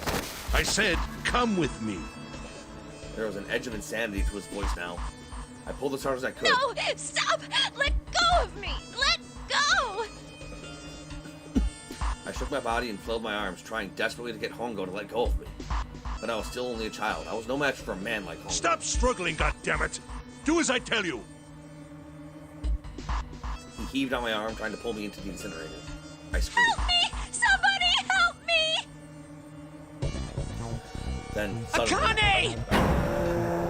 the door to the stairs flew open, and my brother Aoi burst out of it. Behind him came Seven and Snake. Akane! He cried my name again and again as he leapt toward Hongo. You came back! I cried out. Ha! You're too late, idiot! Bag. Hongo threw his full weight against my arm, pulling us both into the incinerator. Ah! The force of it threw me to the floor. I scrambled to my feet and looked toward the open number 9 door.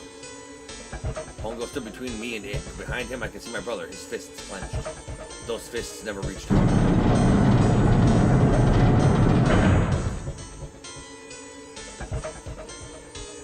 With the cold, heartless screech of metal on metal, the doors slammed shut. Hongo glanced at me mechanically, his face registering that there was an object there, but not anything he would consider a human being. Then he turned away and walked to the red that sat next to the door. He reached into his pocket and removed 2 bracelets. He waved them both over the scanner panel. 2 asterisks appeared on them. He checked the screen and tossed the bracelets carelessly on. What was he doing? What was the point? He made no effort to explain himself, of course. He said nothing at all and walked past me as though I were nothing more than a rock by the roadside. A few moments later,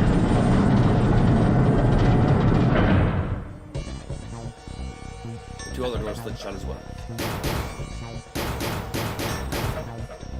Faintly, I could hear someone pounding on the door behind me.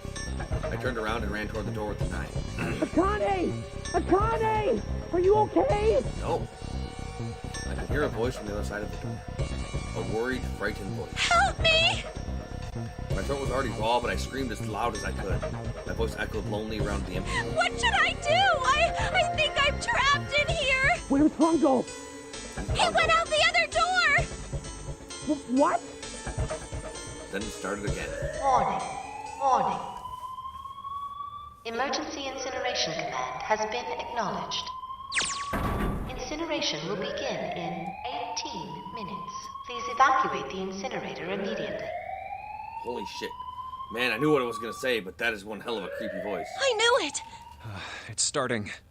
Santa started the incinerator. Now we're in Junpei vision. So, this is Akane looking through our eyes. And Akane vision is looking through her eyes in the normal time. 9 years ago is Akane vision. Is when Akane's looking through her own eyes, happening in 9 years ago. And in Junpei vision, she's looking through our eyes in the now time. Fuck! Man, I never thought I'd hear that damn voice again after 9 years. What the hell? What the hell? What in God's name are you talking about? It's 9 years this and 9 years that, and when it's not 9 years something, then you're talking about some sort of fucking experiments. You aren't making any sense. I'm sorry, Lotus, but we really don't have time to explain it right now. I promise. I'll tell you everything once we get out of here. But Incineration will begin in My earbuds are again. 17 minutes. You know what that means, right? Incinerate means burn. Yeah. What kind of idiot do you think I am? I know what incinerate means. Well, God damn it! Okay, I won't ask anything else. Talk about whatever you want. But you have to do something for me. 7, figure this out. What? Why me? Just shut up and stop this thing! How the hell? You're the detective. There has to be some sort of emergency shut-off button. There isn't anything like that. How the hell do you know? Because I looked for it 9 years ago. Yeah, Lotus isn't happy about that. Can't really blame her. Wait. The floor. It's moving.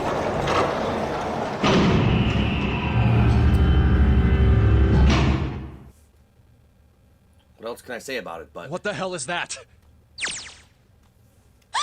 what is that? What is that? So we have to solve that puzzle. And with Junpei solving that puzzle, Akane's going to see exactly how he solved that puzzle and be able to solve it in this 9 years in the past time when she's in the incinerator and not die. Yeah. So she sees Junpei solving this puzzle. Okay, I'm just going to use round numbers. So Akane got taken here in the year 2000. Junpei is here in the year 2009. Akane in the year 2000 is able to see everything Junpei is seeing and feeling and sensing in the year 2009. So everything Junpei sees and does in 2009, Akane sees in the year 2000. So she is in the incinerator in the year 2000. Junpei's in the incinerator in the year 2009. Oh, it can't go in the... She couldn't go in the past, but she's looking in the future. Yeah, she's looking through Junpei's eyes 9 years later. Okay, I see. So Junpei's here solving these puzzles, and 9 years ago, the year 2000, Akane is seeing how he solved these puzzles and solving those puzzles. Huh. So when Junpei solves this exact puzzle in the year 2009, the Akane in this same room in the year 2000 is seeing him solve it and solving it herself to get out as well. Oh. Morphogenetic field. What is that? What else could I say? The floor opened and a machine rose up out of it. And this is the whole reason. This right here, this final puzzle right here, this is the whole reason for the nonary game. Everything culminated in Junpei solving this puzzle and transmitting that through Akane's eyes 9 years into the past when she was locked in this room and solving this puzzle and getting out. That's the reason this nonary game is happening. is so Junpei can solve this puzzle and save Akane 9 years ago. It's crazy. The floor opened and a machine rose up out of it. It looked like a computer. At least, it kind of did. There was a monitor, a keyboard, and a cross-shaped device of some kind. Something about the machine scared me, but I forced myself to walk up to it. I was terrified. Tears poured down my face. I wiped them off, even as more took their place, and forced myself to look forward. Finally, I reached it. I looked at the screen. It was blank. All I saw was my own frightened face staring back at me from the glass, drenched in tears. All I can see on this screen is a reflection of my own face. I'm looking kind of freaked out. I know I'm sweating like crazy, but seeing it kind of drives it home. Okay, Junpei, just calm down, alright? Everything's gonna be okay. Gah! Man, I wish this thing would just shut up. Incineration 15. Alright, back to this thing. If it's only showing up now, it's gotta be important. But what the hell am I supposed to do with it? Hey, move! Gah! Hey, we're all tense, lady. That doesn't mean you get to shove people around. It's turned on. There's nothing on the screen, though.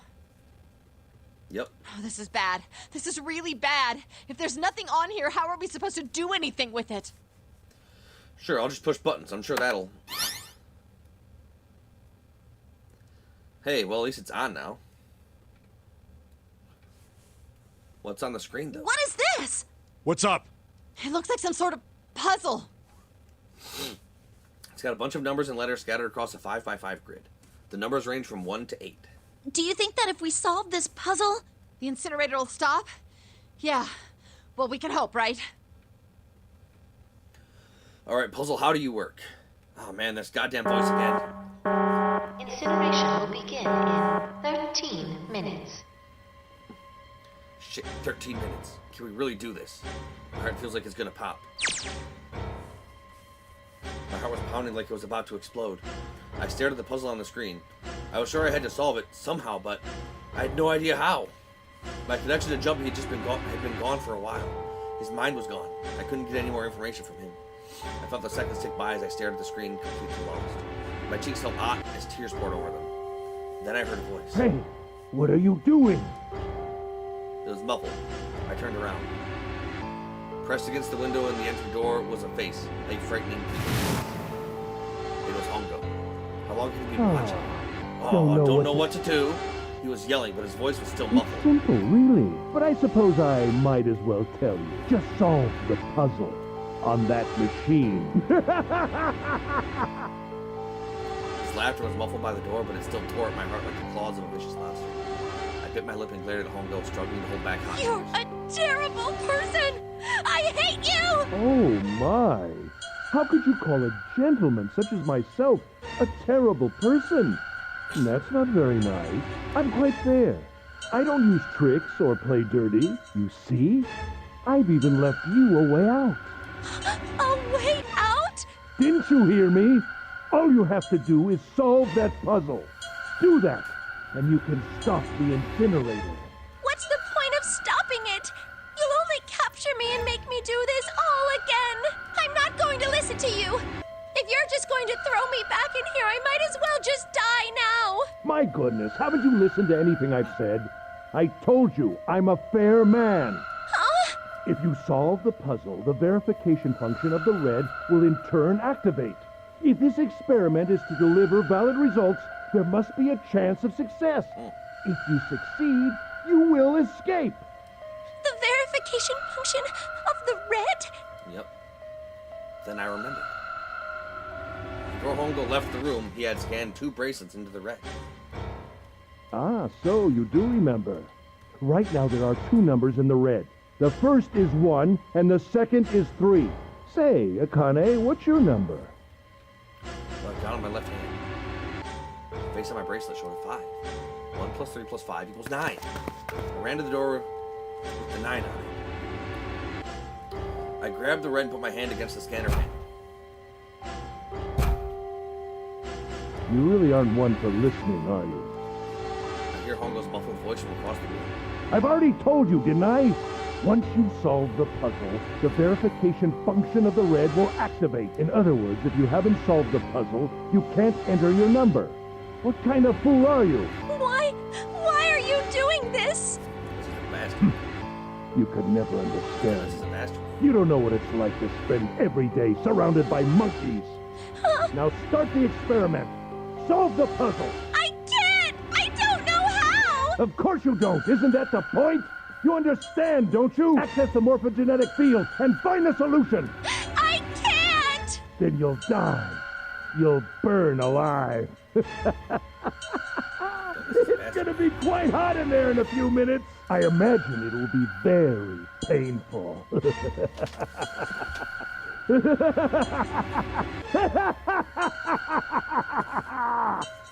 dead.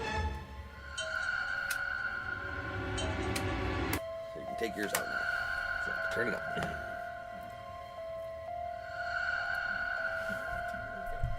I guess we could. Alright, gents, sorry. I might get a little echoey now because my earbuds died. His horrible laugh echoed against the room. And even after his face disappeared from the window, I could hear it. Incineration will begin in 10 minutes.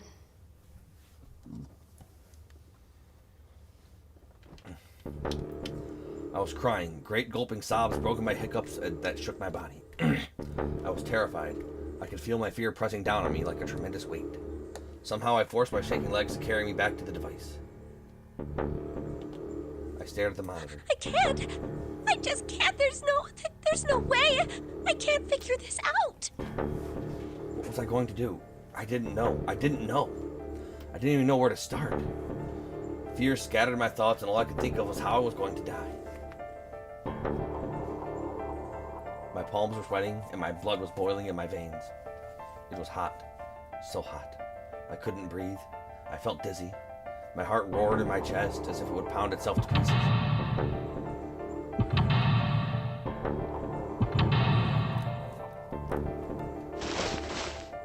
I reached into my pocket.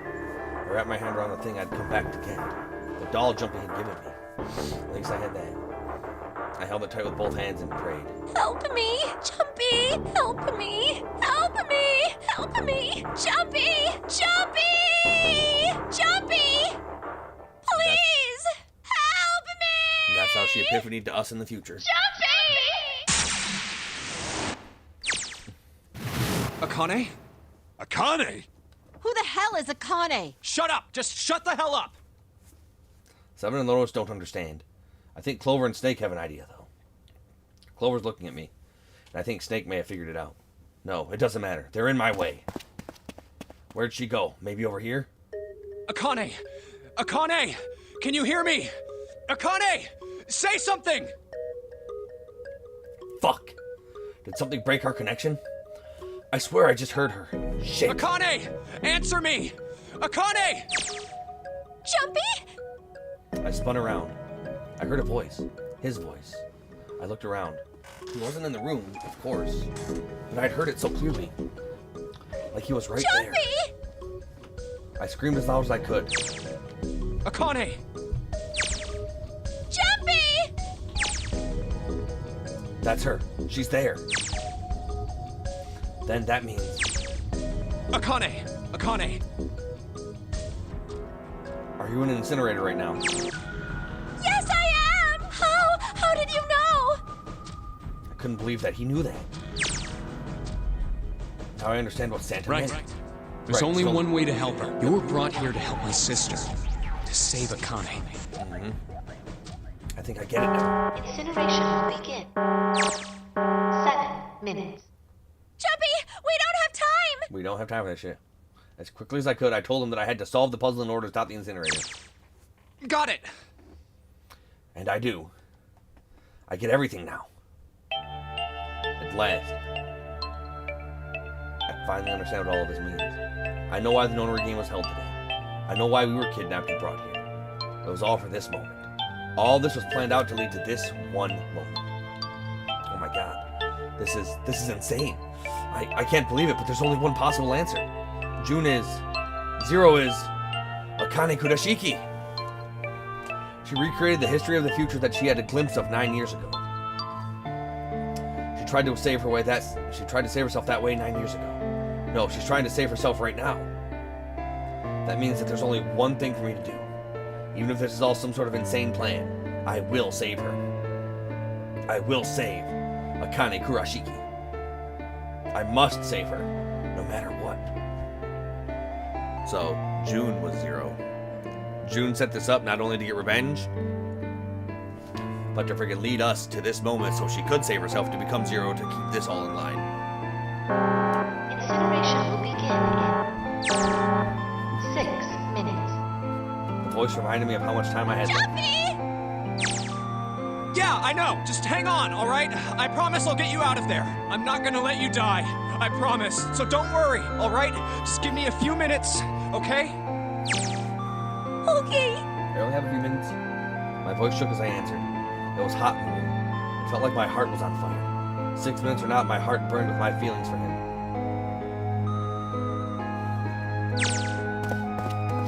Alright, time to get to work, Junpei. Is Snake talking to them about something?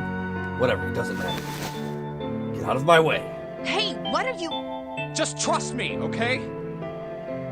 Sorry, Lotus, I didn't mean to snap, but there's a lot more at stake here than your pride. I'll apologize later. Alright? No, let's have a look at this thing. We've got numbers all over this grid. I think the panels are out of order. So I just need to switch these out. Staring at it isn't going to accomplish anything. I'll just have to plot. Just think of what I did all those times before. I'm gonna do this on my own, with my own mind. I'm gonna solve this problem.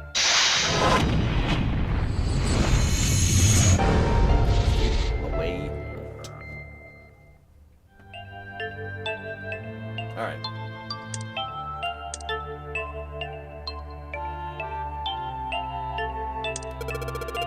Press the hint, numbers appeared in the empty spots on the grid. They're all single digits. I get the feeling these numbers change when I switch out the yellow squares. This square at the bottom. Why does it stay blank when I press it? Press the button again makes the numbers disappear. Looks like I can turn them on and off. Then is there some special meaning to there being 2 modes? What could it mean? So, friggin', I think that's... It's supposed to be the top screen. Yeah, / switching to Akane Vision. Yeah. But we're going to solve this next time, which should be the last episode. As always, thank you all for watching. If you're enjoying the series and want to see more, like, comment, subscribe, ring that notification bell, follow me on Twitch, follow me on Kick, and if you want to help support the channel, check out the Patreon link in the description. For just $1 a month, you can help support me bringing the best content that I can. Till then.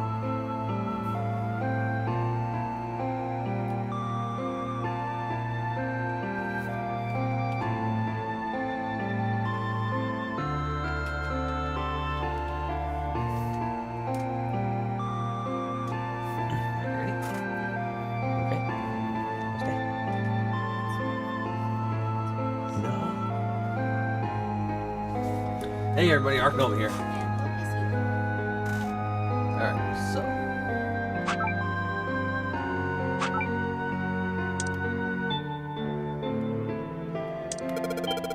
I'll flip the hint all my landing spots look like the ones at the bottom right. Does that mean they're supposed to match? Maybe I need to make all the numbers in the squares the same. So there's a yellow square, the numbers that show up in the hint change too. Looks like the numbers are affected by the adjacent squares. For example, when I switch out 3 with 5, the hint number increases by 2. But the hint just adds the surrounding numbers.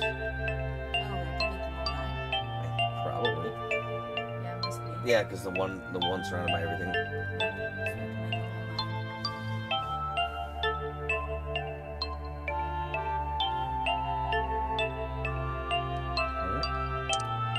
Alright, so.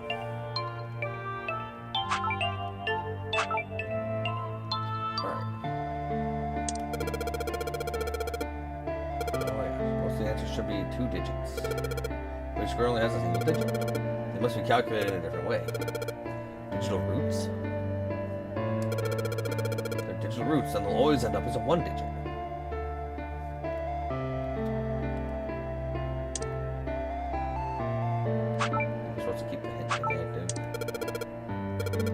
There's letters here too. Wait, haven't I used them? A equals 10, B equals 11, C equals 12. Maybe I need to replace the letters with numbers. Yeah, maybe I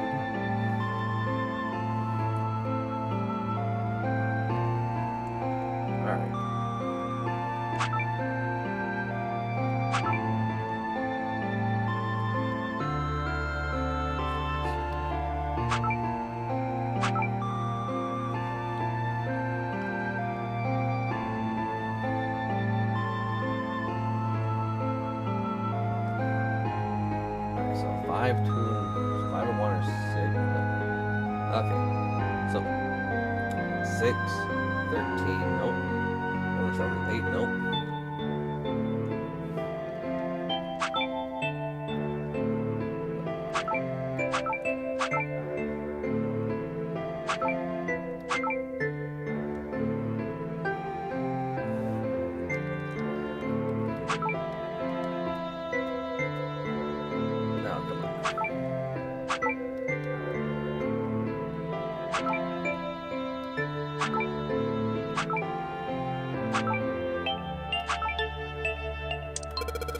I think I got the gist of the puzzle up top. I just need to make all the digital roots the same. What number? Switching out a yellow square affects all hint squares around it. Wait, but one square doesn't get a hint number. The 9th spot at the bottom. Only this one stays blank. Maybe a fixed number goes inside. So the 9th square has a different rule. Do I know what number goes here? 3, 6, 7, 8.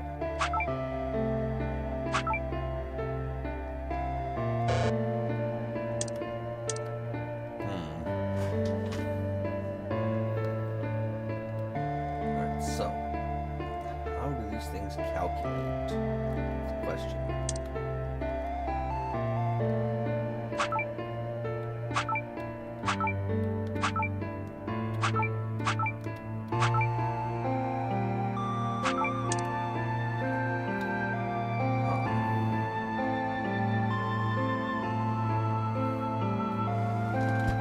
This is like a stupidly simple puzzle if you actually understand what's fucking going on. Let's see.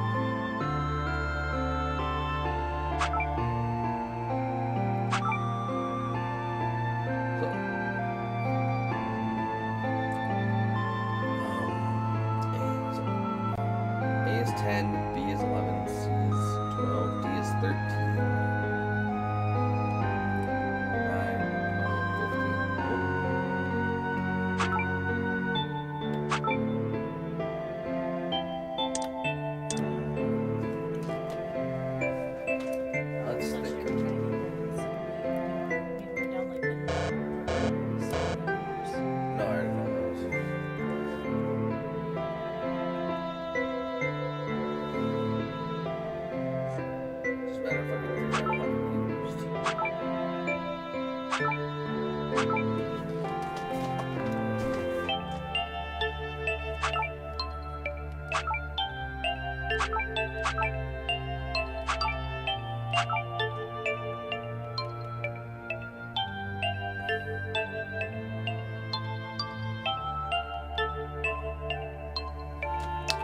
You happen to have that password that was for the coffin on it? What was that?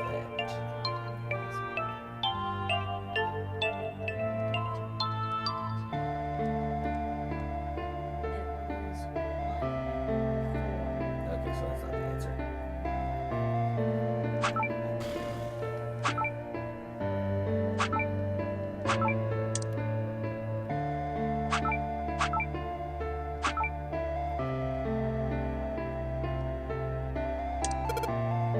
Changing so much, it's just getting messy. Maybe I should reset it. I'll set everything back to its original state. Oh, wait a second. When everything is in its original spot, something lines up in the bottom squares. It's kind of like it should be a word.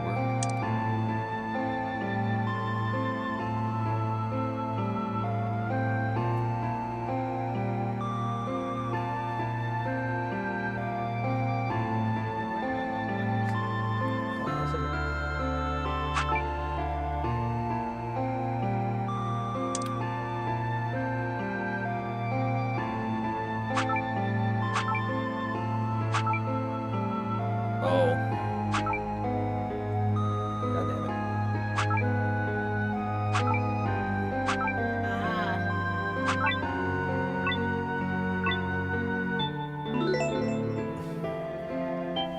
No, it took a bajillion fucking hints. Like, yep, that makes sense.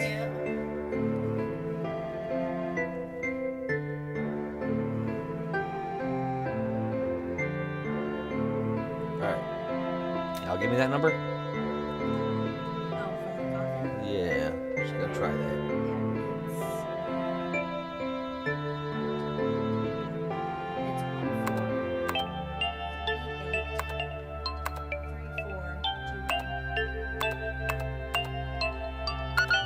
Nope.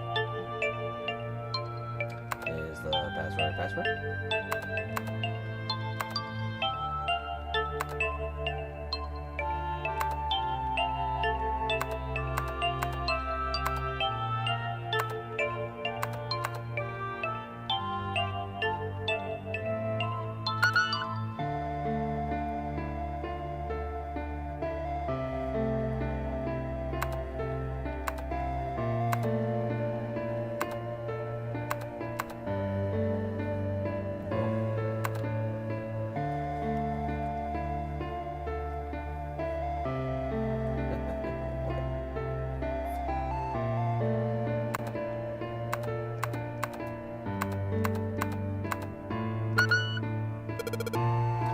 I've been putting a password now then. Are there any hints? What the hell am I supposed to put here?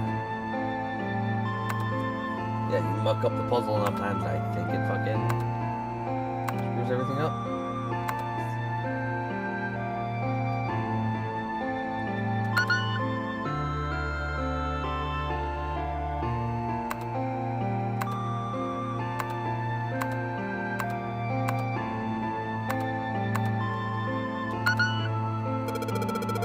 Reappeared after I saw the last puzzle. Maybe the hint was in that one? Well, I can't go back to that one.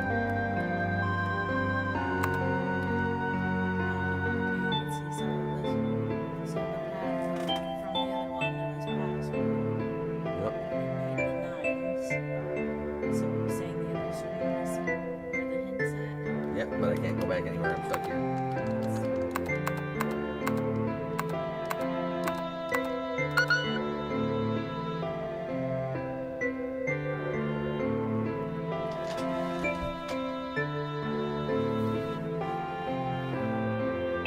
This is where you're supposed to have a second screen, I believe.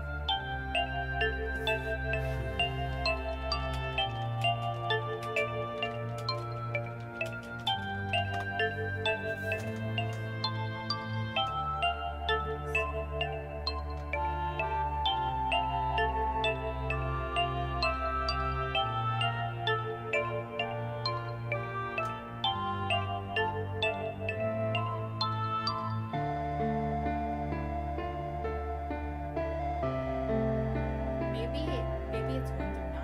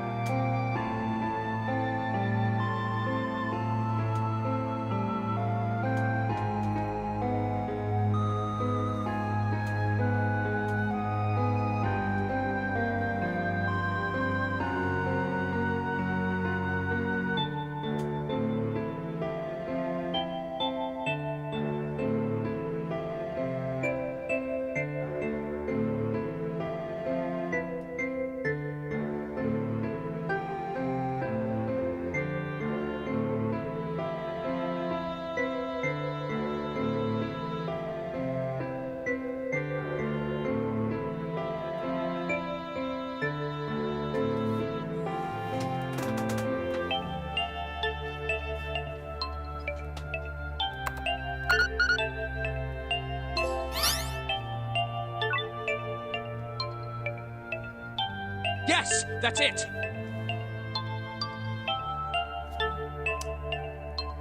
It just doesn't work without the DS. Oh, I see. Akane, did you get it? Yes, I did! I solved it! I mean, really, you solved it for me, but I copied everything you did! Now I just have to press enter! Then what the hell are you waiting for? Push it! Okay, I will. Yeah, push that shit.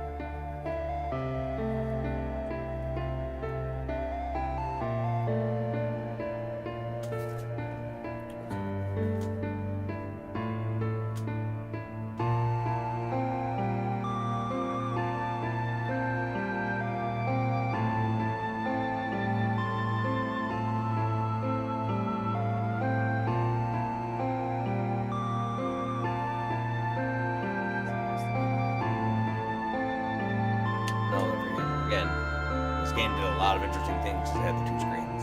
Yeah, I know.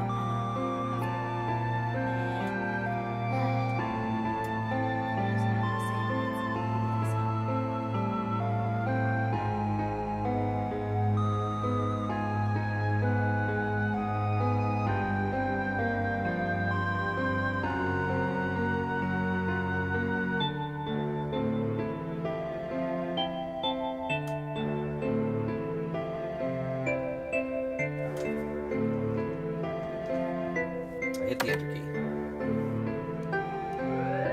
Emergency shutdown command has been confirmed. Incineration system has been disabled.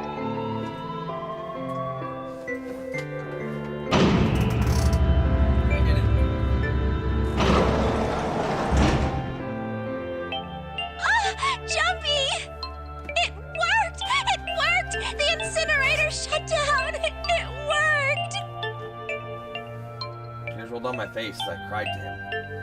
But they were a very different sort of tears. A wonderful feeling of accomplishment and relief flooded my body. At the same time, what strength I had left disappeared and I collapsed to the floor. For a while, I just lay there, laughing and crying and enjoying being alive. Every time I thought about him, I thought my heart would burst. Whew. Can't quite believe I did that. But I am so glad. So glad. I feel like my heart's on fire.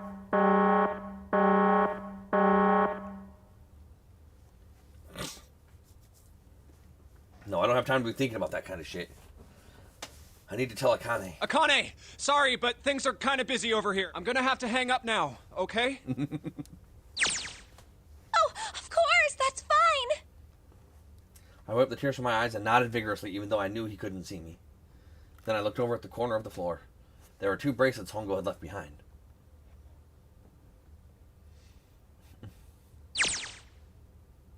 Now. Well, Summon and Lotus don't look particularly happy with me. Not a very nice look to give someone who just saved your lives, guys. Junpei, are you... Okay. Shut it. Right. Okay, so maybe they have a reason to be pissed off. So what if I haven't pressed the enter key yet? Alright, nothing holding me back now. Here goes. Wait. Incineration will begin in 90 seconds. It doesn't sound like it's stopping. What the shit? Why isn't it stopping? I don't know. Okay, maybe I didn't hit the key hard enough. Just hit it again. And again. And again. Okay, that's not working either. The alarm's still going off. What the hell is going on? I've got all the right numbers in the right boxes. It's perfect. So why the fuck isn't this thing stopping? Incineration will begin in 60 seconds.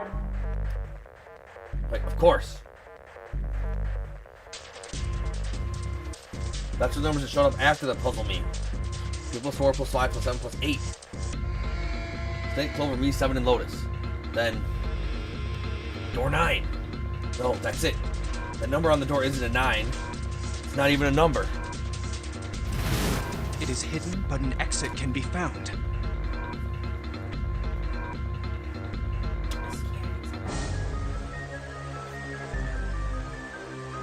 That looks like a Q.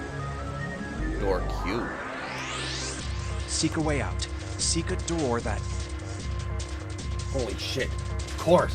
They would just have to put the right number into the red end. Incineration will begin in 30 seconds. Run, guys! Get to the door! Run! Oh shit, oh shit, oh shit, oh shit, oh shit. Don't have much time. Man, I sure hope they can just trust me on this one or we are all fucked. Alright, no time to explain, just go. Verify your numbers on the red! Verify?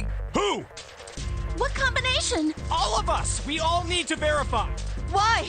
You really think this is a good time to ask questions? Just do it! Hurry, hurry, hurry, hurry, hurry, hurry. Incineration will begin in 10 seconds. 9, 8,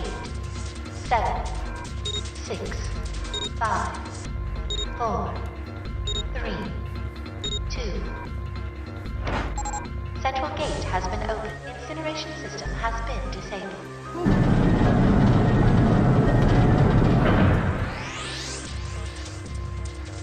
Oh, thank fucking Christ. No time to be happy. Time to go. Hurry! We've only got 9 seconds before the door closes. Go, go, go! Come on, guys, move it. Okay, they're all through. Move it, Junpei. Just in time.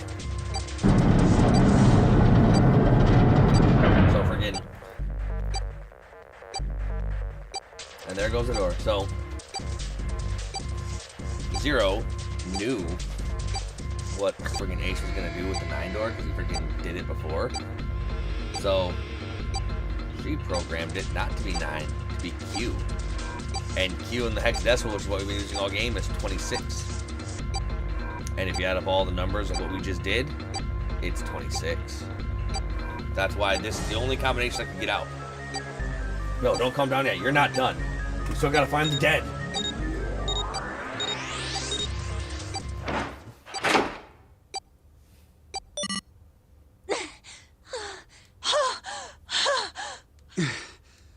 Pant. Shit. That's a lot of pants.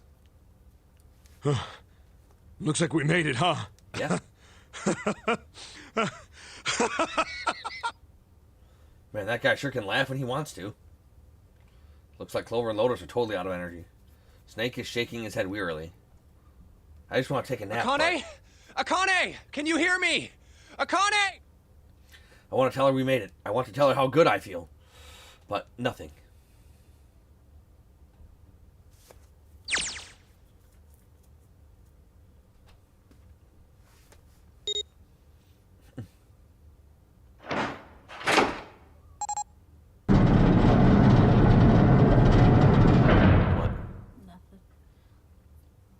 The door opened. Standing in front of it was my brother. Akane! Oi! I cried his name even though my voice was almost gone from screaming and leapt into his arms. Oh, oi! Akane! I buried my face in his chest and cried again. I cried and cried and cried. The steady thump of his heart in my ear made me feel like I was home. Its beat was almost like a lullaby. I wrapped my arms around him as far as they would go and held him as tight as I could. Just to be there felt like a miracle. I hadn't felt the warmth of another human body in what seemed like an eternity. I just wanted to stay there in his arms forever. But I couldn't. The moment I passed through the door, my bracelets had begun to count down to death. I leapt away from him and looked around. The door had already closed. I spotted the dead only a short distance away. It took me only a moment to get to and scan all the bracelets. I left the ones Hongo had dropped on the scanner pan. That was it.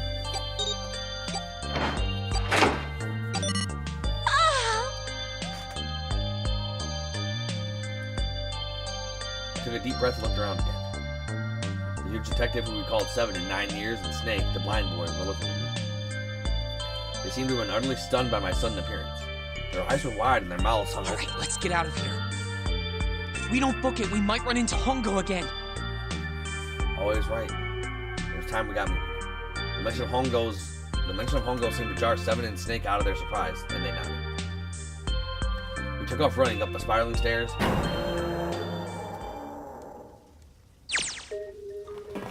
Time for more running. But if they can get us out of here, no wonder we're running so hard. My heart's beating so hard I can barely hear. God, I can't wait to breathe real air again. Is 7 talking? Hey, Junpei, can I ask you something? Not now. What's up? That door, the one with the 9 on it. Why did it... Yeah, all 5 of us verified our numbers on the red. 2 plus 4 plus 5 plus 7 plus 8 is 26. That makes our digital route. It shouldn't have opened. That's not like you, Lotus. I thought you would have figured it out already. Huh? Why? Because you were the person who taught me about the idea of bases. Bases? Yeah. What are the 2 numbers in base 2? 0 and 1. How about base 10? That goes from 0 to 9, right? Then how about base 16? 0 through F. After 9, it starts at A and goes from there. You're right. In other words, A in base 16 is 10 in base 10. B is 11, C is 12, D is 13, and so on. So, what about it? You don't get it? What if we keep going with that pattern? What if you go way past base 16 all the way to base 27? Base 27? Yeah. Well, the numerical digits are the same. So I guess you'd add alphabetical digits. E is 14, F is 15, H is 17, I is 18, J is 19, K is 20, L is 21, M is 22. N is 23, O is 24, P is 25. Yeah, and? What comes after that? Q. 26! And what does that mean? That wasn't a 9 on the door. It was a Q! A fucking lowercase q! All of this because a fucking lowercase q. Yep, that's pretty much it. I guess to put it another way, you could say that it was a 9 in base 10, but a Q in base 27. We're running. God, my thighs are killing me. I swear, any moment now I'm gonna tear a muscle. I feel like every single cell in my body is dying for air. Damn, every breath I take is a chore now. I feel like my lungs are gonna burst. Maybe it's just a short rest. No, can't stop. Don't have time. Come on, Lennox. There can't be many more of these steps left. Let's run. Run like a bullet down a rifle barrel. Like a tornado cutting through a sea of clouds. I feel like we're running along the back of a giant coiled dragon. Finally.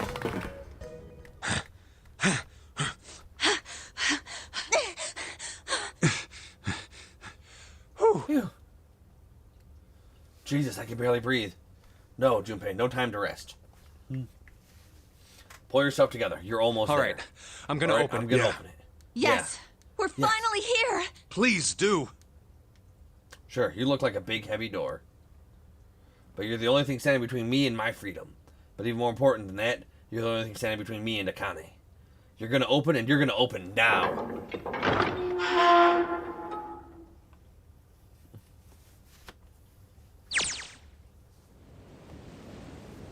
I felt a hand on my shoulder. It was ours. He gave it a small, reassuring squeeze. I was so happy I felt like it could melt. My heart was at peace. And not only because my brother and I were back together again. Thanks to the huge detective, all 9 of us who had been kidnapped were finally able to escape from the gigantic. On the distant horizon, we could see the faint outline of the ship as it sank. It gave a thunderous roar as it finally slipped beneath the waves. A flash cry echoed across the ocean, and then it was It's over. Oh, it was Yeah. It was over. It was finally over. Or was it? Was it really? No, that was wrong. That wasn't it at all. I was sure of it. This wasn't the end. It was only the beginning. This was only a prologue to what would happen in 9 years when we just did.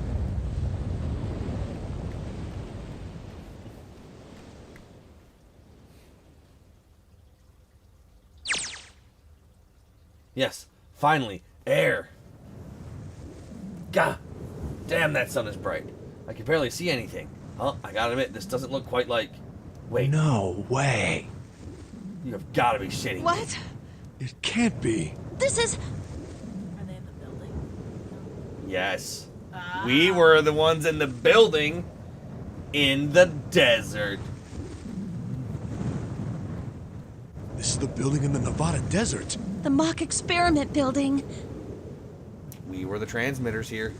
That's why we were here. Oh my god. This whole time we were in Building Q. Sure enough, that's a desert out there with mountains all around it. Hello there, son. Boy, am I ever glad to see you. I don't think I've ever been so happy to see a sunrise. Huh? Did I just hear something fall? Right, our bracelets. I guess I never really got a good look at the underside of one of these. Let's see what's inside you. Just a little electronic chip. Like in an ATM card. That's it. There's nothing else. Nothing that even looks like a detonator. There was never a detonator to begin with. Akane. Akane. Jumpy.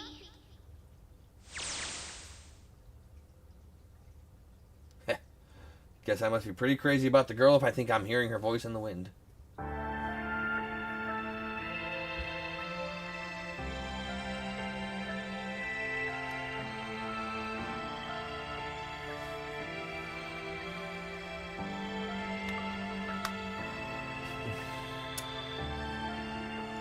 So the only people that had bombs in them were the ones that were intended to die. Yep.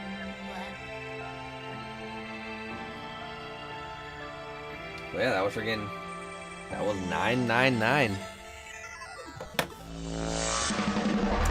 All those, you're like, I'm just like, are you ready for even more ridiculous reveals?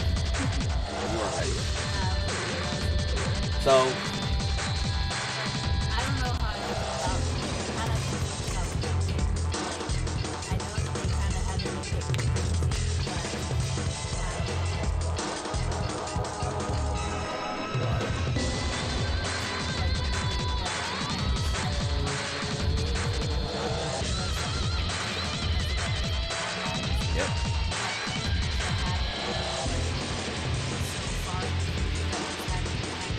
Oh, then you're gonna hate the next two games because they crank, like they run with that whole thing. That's that morphogenetic thing that we just saw at the very end there. That is the central theme of the trilogy. That is the core part of the trilogy. Like.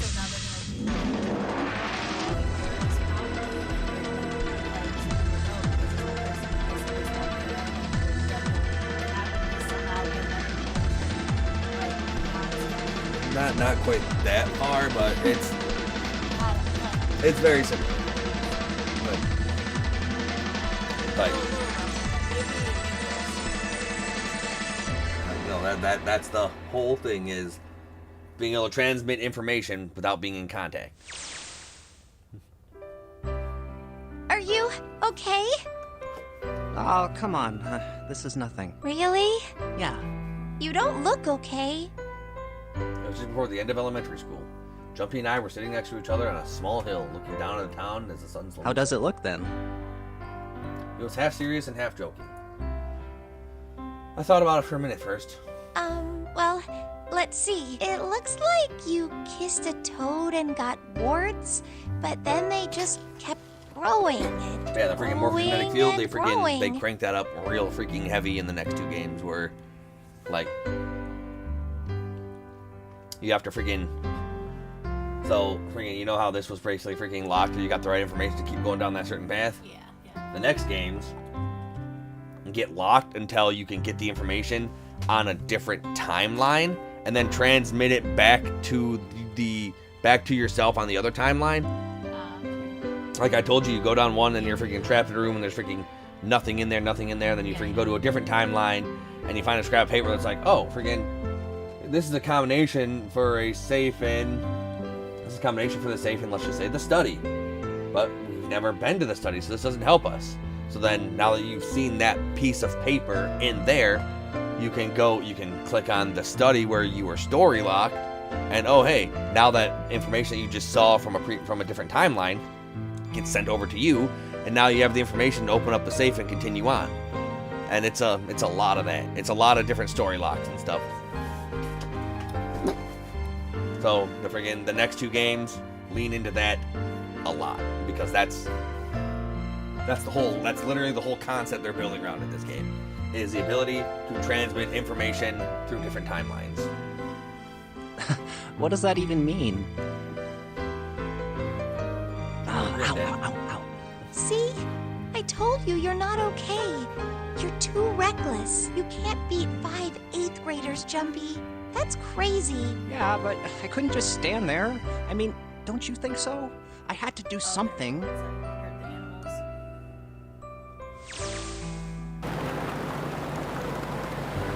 Good thing about it is for an SUV, this thing is pretty smooth running. Sure, it's nice someone to leave it for us outside the building, using the ignition and gas in the tank. Almost like it was a present. Anyway, we jumped in and now we are screaming across the desert. Lotus over there in the passenger seat. Snake and Seven and I are all squeezed into the back seat.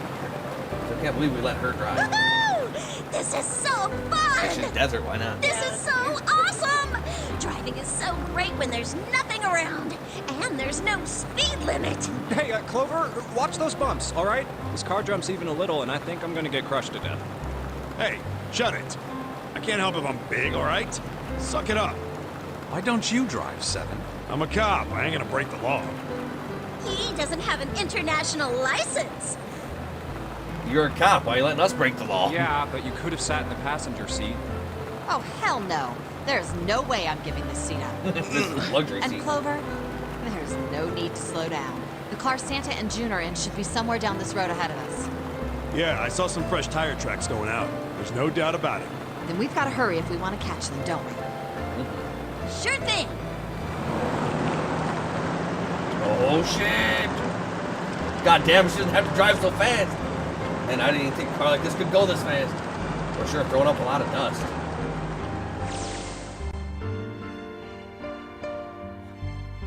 It was a couple hours after we'd run into the junior high students. They'd been hiding in the bushes on the back of one of the hills, drenching a kitten in gasoline. When we saw what they were doing, Jumpy ran up to them furious. Hey! What the hell are you doing? Then he jumped on him. He quickly scooped up the kitten and tossed it to me. I caught it and ran for the police station as fast as I could. Help me! Officer, please! You have to come with me! The policeman and I headed back to the hill. All we found was Jumpy, sprawled on the ground with a face covered in a big swelling lump. You couldn't run away after you threw the kitty to me? I asked him. No, they would have chased you. He stuck his tongue out through the hole in his mouth where a tooth had fallen. Yeah, I guess I could've... Then why didn't you? I didn't want to. I wanted to beat him up.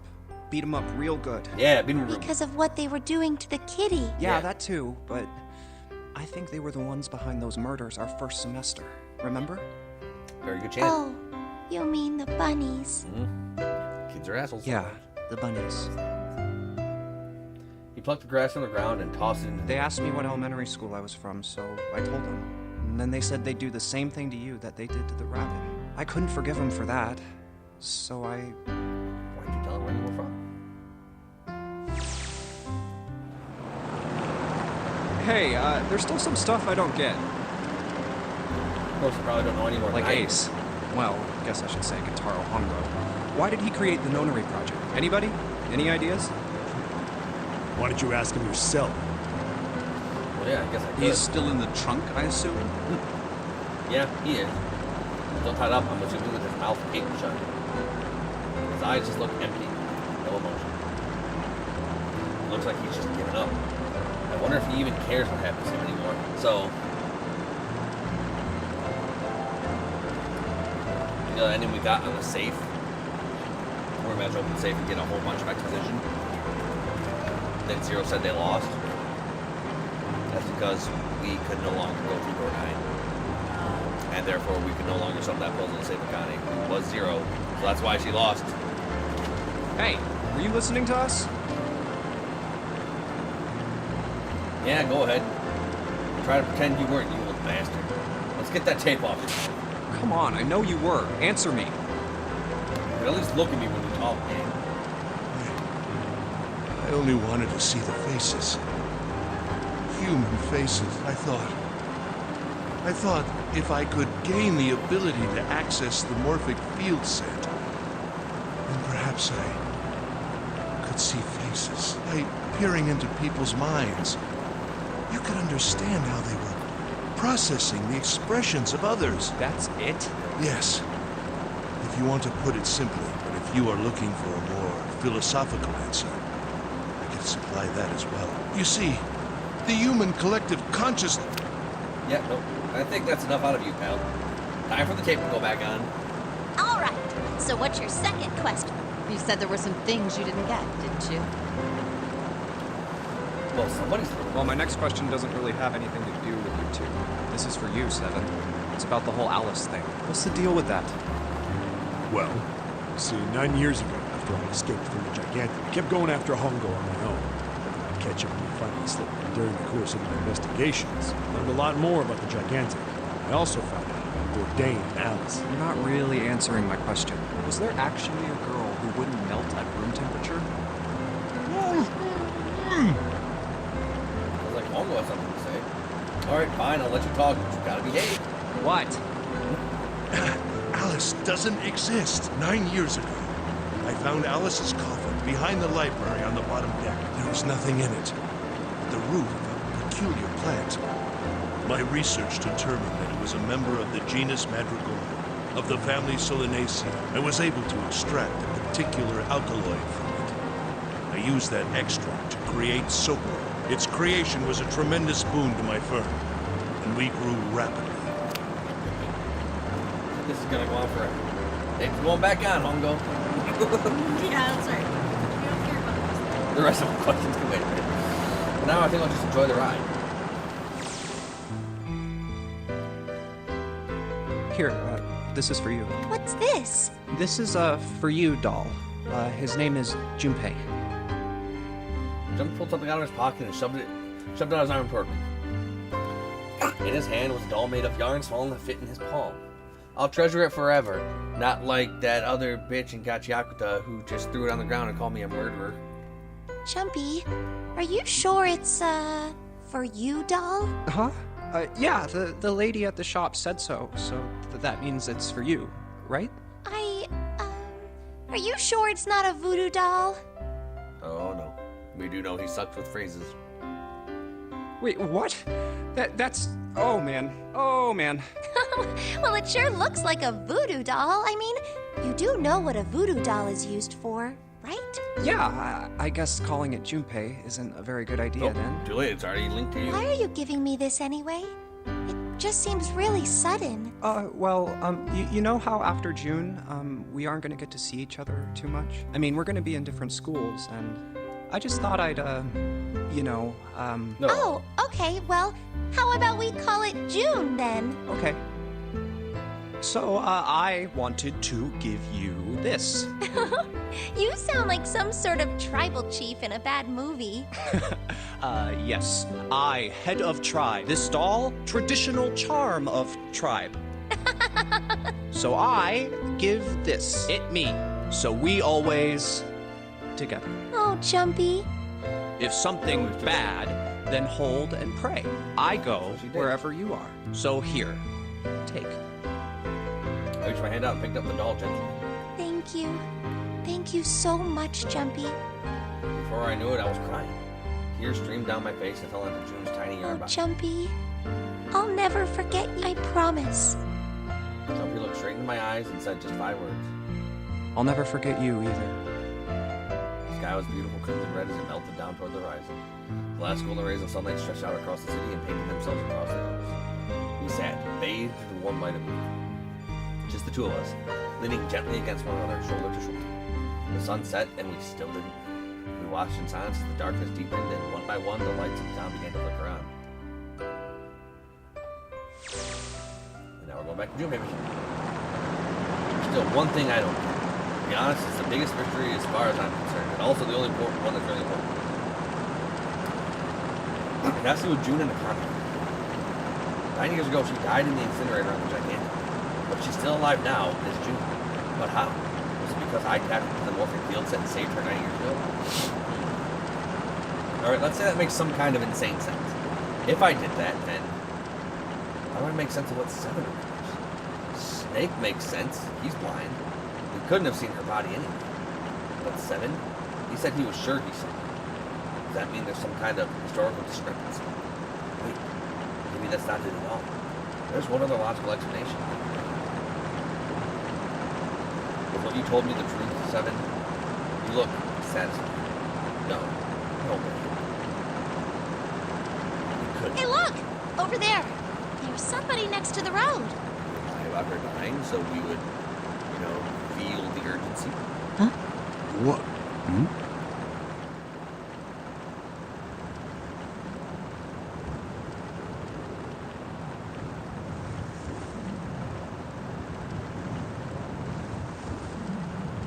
Ready to meet Alice?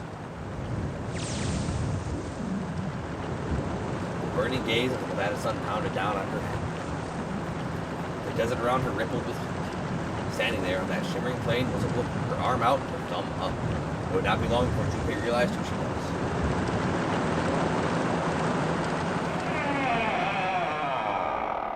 And that's the end of 999, officially. What a great game. Yeah, I personally really like the ending of this game and how it, I like all the friggin' different time travel without traveling through time shenanigans. Yeah. So I really like that concept. That's why I really like this trilogy, is because it's like friggin', okay, well, you're locked in room A. with a whole bunch of puzzles you can't solve. And so you're going to die because you can't get out of room A because you're going to die. You're locked in and there's no way to solve the puzzles. So basically, the game, the sequel games take what happened there with the Junpei Akane puzzle, and they use that as like the basis for their story locks. And the stories, oh, the stories get fucking nuts. Like, you thought that was nuts? Oh, it gets nutser. What'd you think? It's pretty good. Like, I like the puzzles, the twists and turns, the bad people, the murder. It was crazy. Thought Snake was got. He did not get got. We managed to save Snake. Crazy. Yep, we managed to save Snake when Clover didn't die. Yep. Yeah, freaking. So we needed all those freaking pieces from the experiment to get the information out of Clover. So, you know, stuff. But yeah. I like the whole freaking different branching paths in the later games where it's like, if you're stuck in room A and you don't know what to do, send your consciousness to yourself, and then you go to room B and you might get stuck there, but you'll get information there. Yep. And then you can send and then they send their consciousness to themselves in the other room. So you're just fucking shooting your consciousness back and forth. Yeah. Which is really cool. Alright, that's 999. But super good. I love this game.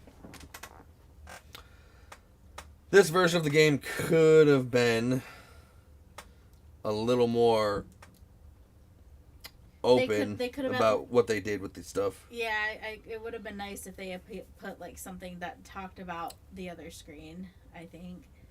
But, well, that's what the hint button was. Yeah, I know, but that's what all they really could do was the hint button. Yeah.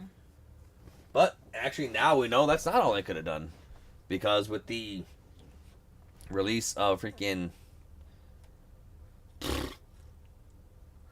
so I guess if they could potentially re-release this game, because now we know on the Switch 2 they have Bravely Default, which is a DS game, and they have 2 screen DS games for the Castlevania DS collection.